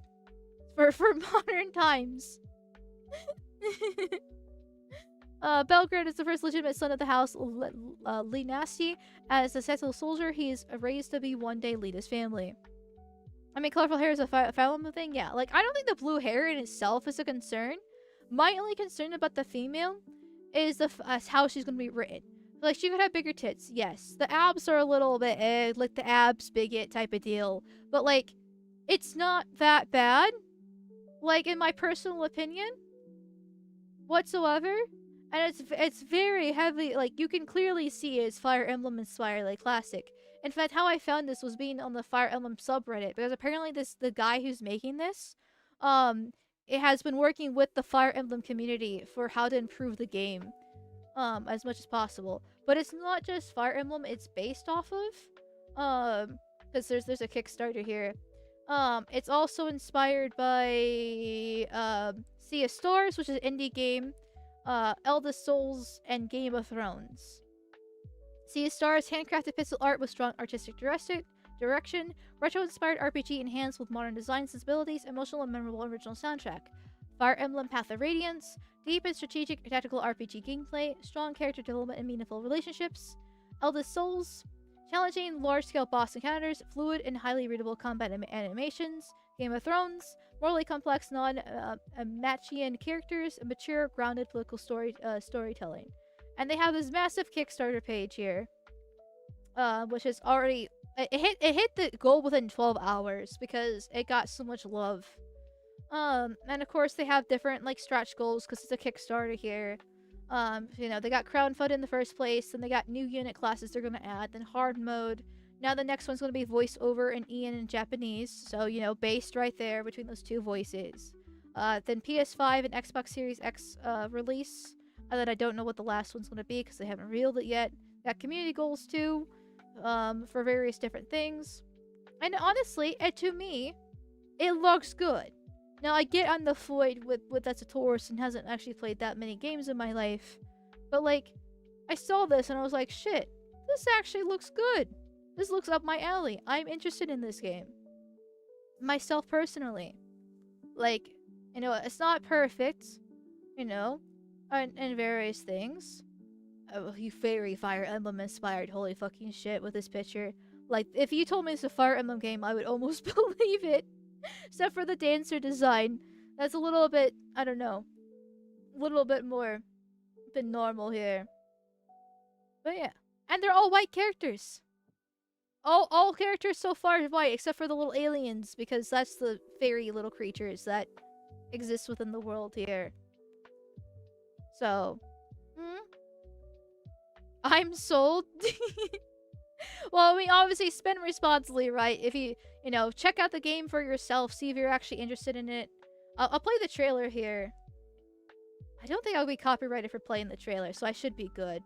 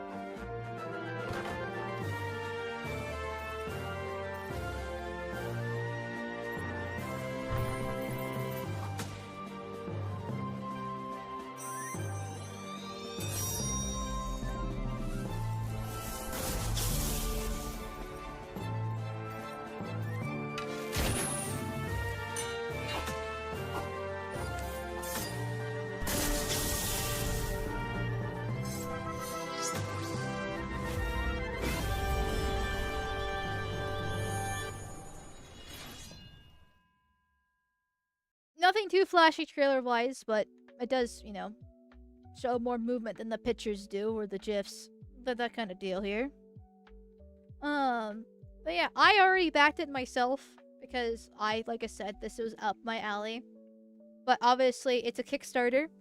So, you know, that there's always a little bit of a risk right there with it being a Kickstarter because you don't know what the end result's going to be. You don't know if it's actually going to ever be finished. Various things like that. But, you know, there. Sprite work is decent. Yeah, I don't think it's bad. Like, it's not, like, crazy or anything like that. And I do think Fire Emblem is still going to be better. Like, just going back and playing old Fire Emblem. But there are aspects of this game that does interest me that I know regular Fire Emblem doesn't have back in the old games. And that is... I have to go all the way down here. We got the base camp thingy. Which old Fire Emblem doesn't have this. Recruit new units, find signed missions, craft and purchase equipment. So kind of like what Three Houses did with the monastery. Deepen relationship with the characters. And then the bosses seem a little bit different too. Then what else kind of caught my eye here? That's the rewards. There was something else. But I can't remember. But I guess we'll have to wait and see because it is being funded. I mean, it did hit its goal within 12 hours when it got released last week. That people scamming on places like Kickstarter is why if I ever get to try to build my game, none too confident in putting anything on Kickstarter or Patreon. If I ever get that far, I don't think it's that bad. Kickstarter is still reliable. Like, obviously there are cases where people scam and stuff, but like, you still can get quality there. I've only ever funded one game my entire life, and that was Sea of Stars.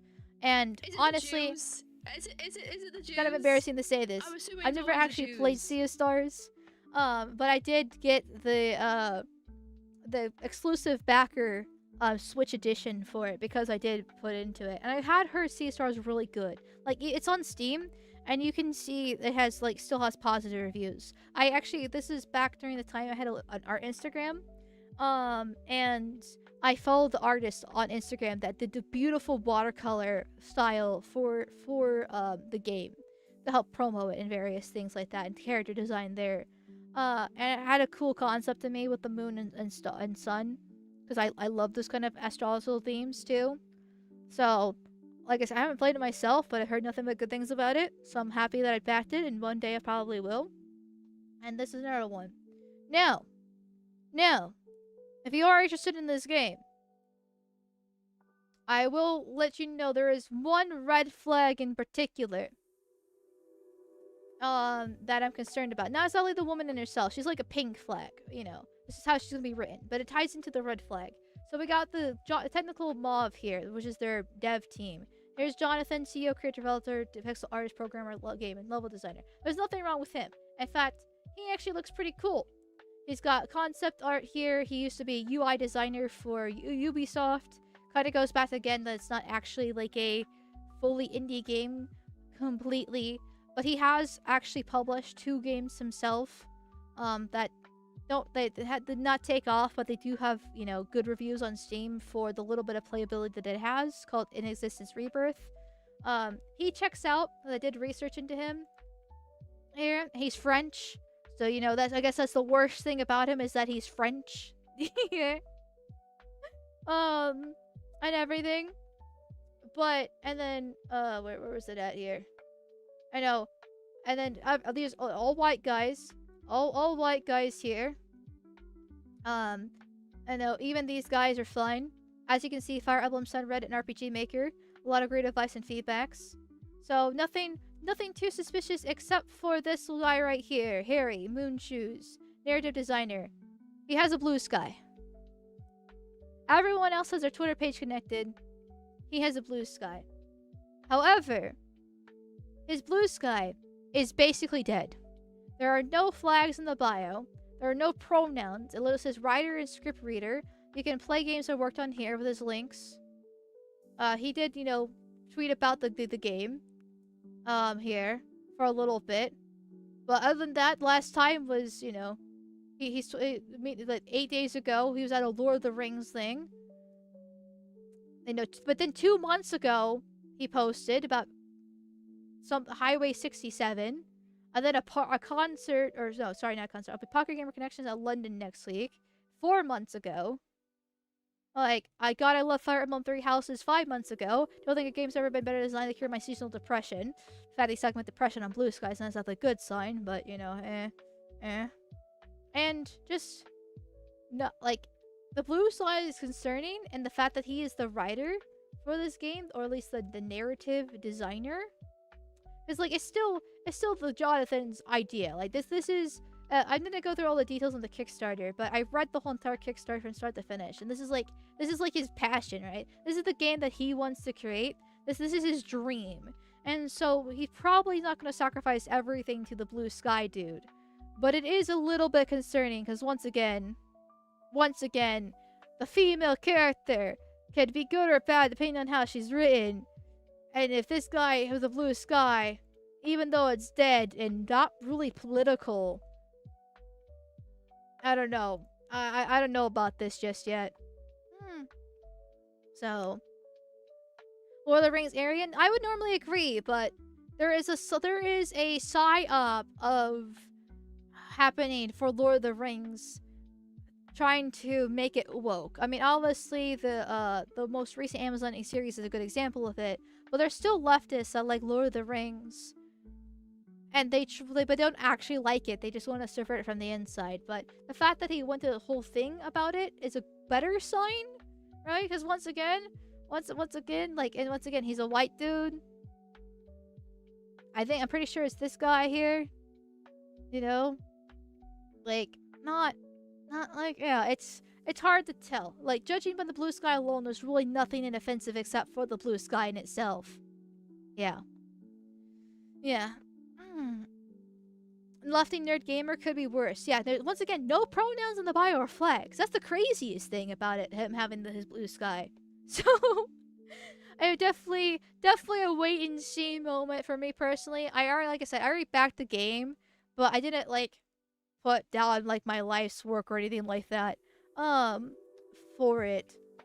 So, we will see. They actually had some pretty cool tiers, like design a weapon. You can actually design a weapon in the game, or design a mini boss. And then the highest one is actually getting a limited edition figurine, which there's only a handful, like 3 of them there. So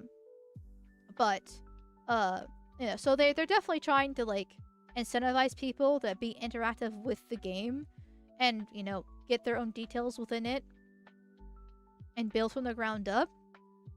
So we'll see how this goes. We will see how it goes. The project will be funded when it reaches its goal by Thursday, June 11th. So got like little less than a month. Just make their game for them brilliant. It's not making their game for them. It's just an incentive. They have to incentivize people to donate somehow, right? Because they're still indie. Like, I consider these guys more indie than Expedition 33. So, I suspect he's hiding his power level? Possibly. But I just wanted this interested me personally. I'm not being paid or anything from them. I literally paid them instead. It just looked cool, because I've been on my Fire Emblem kick. And it honestly fits quite well with his Mentis Wave video, too. Thank you, Jay from Subway, for the $5 reduce. Thank you.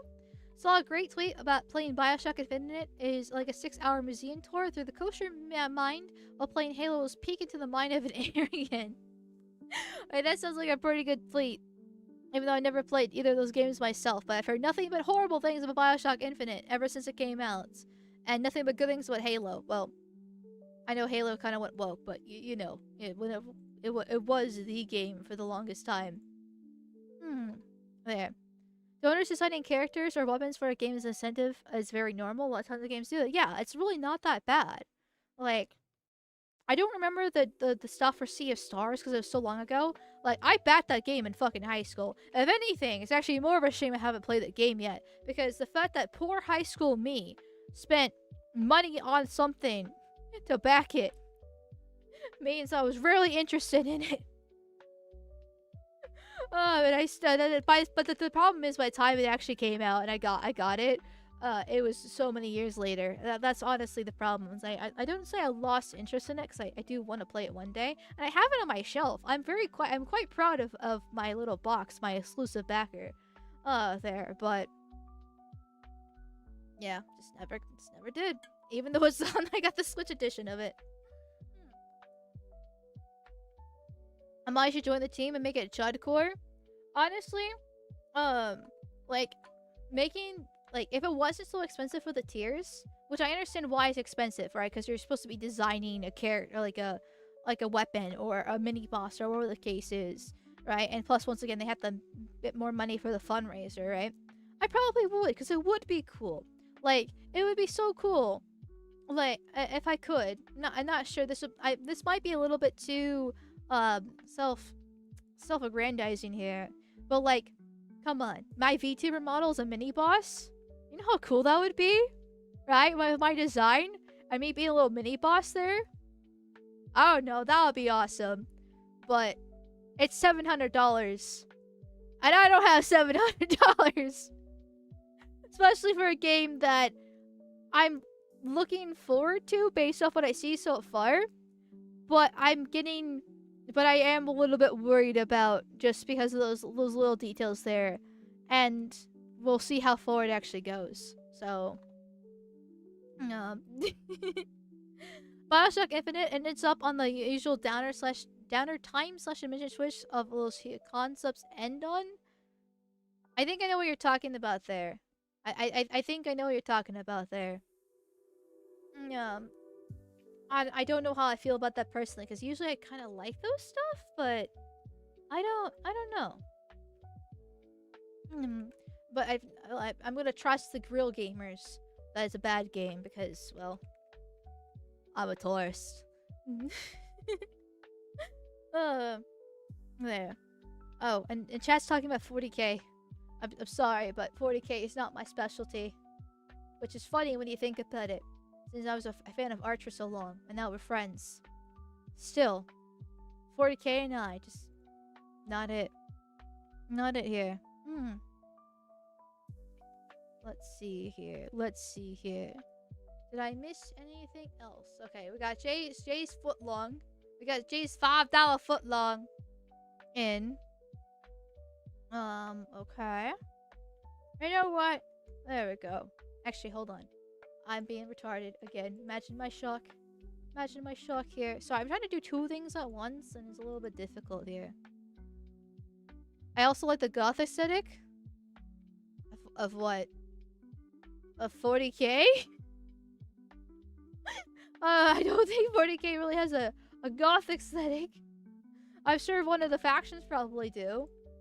But, no, it's not the first thing I would think of. I think Grimdark with 40k. But, yeah. Yes, it does. What do you mean? I'm sorry. I'm only going based off what I've learned from Arch and Sargon talking about live streams. It does have a gothic aesthetic? Okay. Oh, gothic. Okay, actual, like, gothic itself, not goth. Goth and gothic are two different things in my mind. I know goth is related to gothic, but now when I think of goth, I think of hot white chicks with a shit ton of makeup, heavy, eyeliner, black hair, the collars with, like, spikes on them, black clothes, those big, ugly black boots, and, listening to, like, heavy metal and various other things. There. Not Hot Topic, yeah. But gothic. Okay, there we go. There we go. Boo, thousands foot brain. Can you blame me? Can you blame me? He said goth, so I thought of the big titty goth girls. Don't you literally have those black boots? No, I have combat boots. I do not have the big, ugly, like, Doc Martens kind of boots. There's a difference. Plus, I'm more emo than goth. So, there is a difference between the two. Boots your models wears? No, my model wears better boots than that. Hold on, the P.E.P.E. hoodie looks kind of weird with it. But, here we go, vagina. Like, these are definitely more fanciful than I would normally wear in real life. But like, these are more combat boot style, is what I was aiming for. I'm talking about the big, thick, meaty boys. Big, meat. Sorry. Oh, nope. Oh, I'm retarded. I'm hitting the wrong buttons now. Hold on. There's that. Yes, there we go. Let me like pull some off right here. Doc Martens. Those are all the rage, or whatever the case is. There.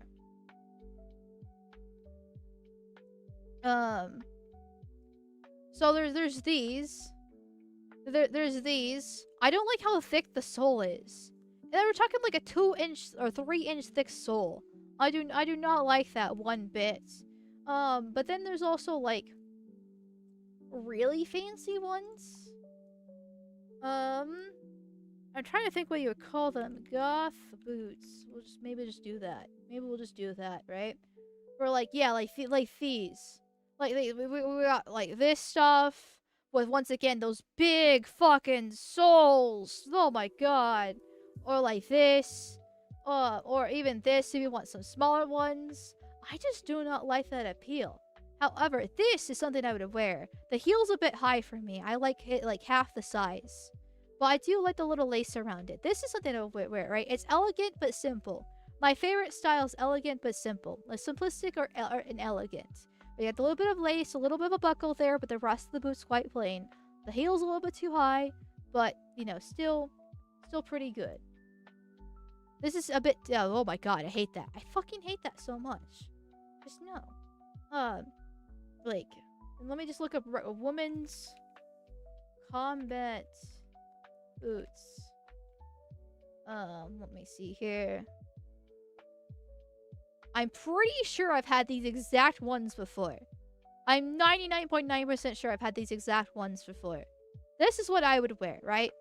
Little bit of design, got the little zipper thing for a little extra flair, but very simple. Sole is nowhere near as thick.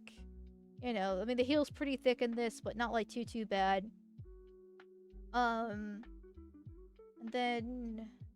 oh, I had these before. I legitimately had these before because these were super cute. These are less of combat boots and more like dress booties at this point in time because of how it's designed, in my personal opinion. Here. Then... that's a little bit too much in my personal opinion. That's basically the same thing. The heel's a bit too tall, but I like this. Once again, cut that in like half. And I would like this. You know, that's basically my style here. Toe walking enforcement, yes. I actually kind of... yes and no. Because, because boots are the only way I can actually put my heels down. Because of the heavy heel, I actually do walk on my heels when I'm wearing boots. But when I'm barefoot or in flip-flops or like gym shoes, any shoes that do not have a heavy heel like a boot does, I walk on my toes. It's permanent. It's chronic. I've been doing it literally my whole entire life. I feel bad for my kids. I hope they don't learn to walk for me. There. Perfect for curb stomping? Are you referring to the goth ones? Because, yes, I would agree. Look up Esdeath boots, apparently. Esdeath? Fuck? Esdeath boots.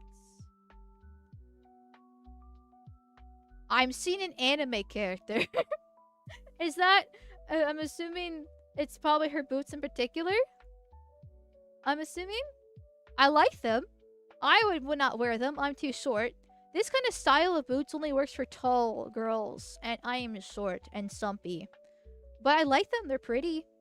Like, I like that style a lot. Actually, oh. I just realized something about them, but I can't share that on stream. But, actually, I kind of can. I was designing a hypothetical new outfit for the model. Like, if I had a chance to get a new outfit for the model, and I used her as a reference pic for the boots. Actually, I recognize those thighs.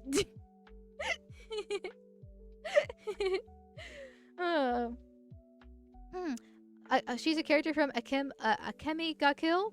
I have not watched that one yet. It's on my list, my laundry list of anime to watch. But I've stopped watching anime to play Fire Emblem. So, I'm going to a mall now. Please someone screenshot that so I can torture him later for it. There. Well, now the boots are pretty? Yes. They are pretty. Good anime. I've heard nothing but good things about it. I just haven't got around to watching it yet. Like, pretty much everything else. There's a lot of things out there that I just haven't got around to yet. Because I just haven't.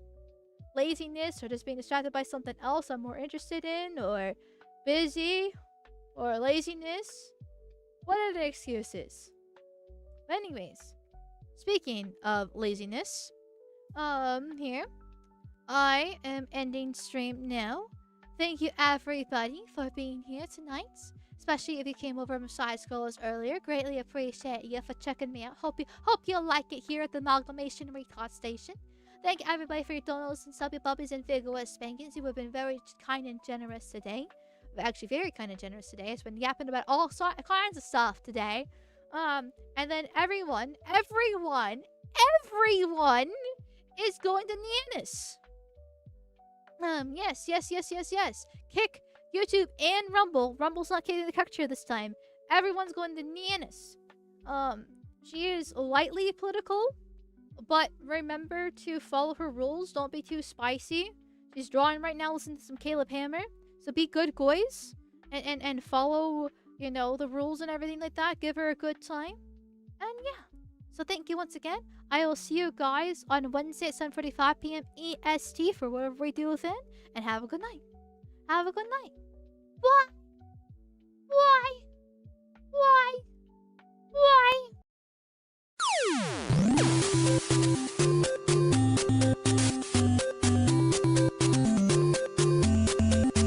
I mean, hey, if Pac-Man affected us as kids, we'd all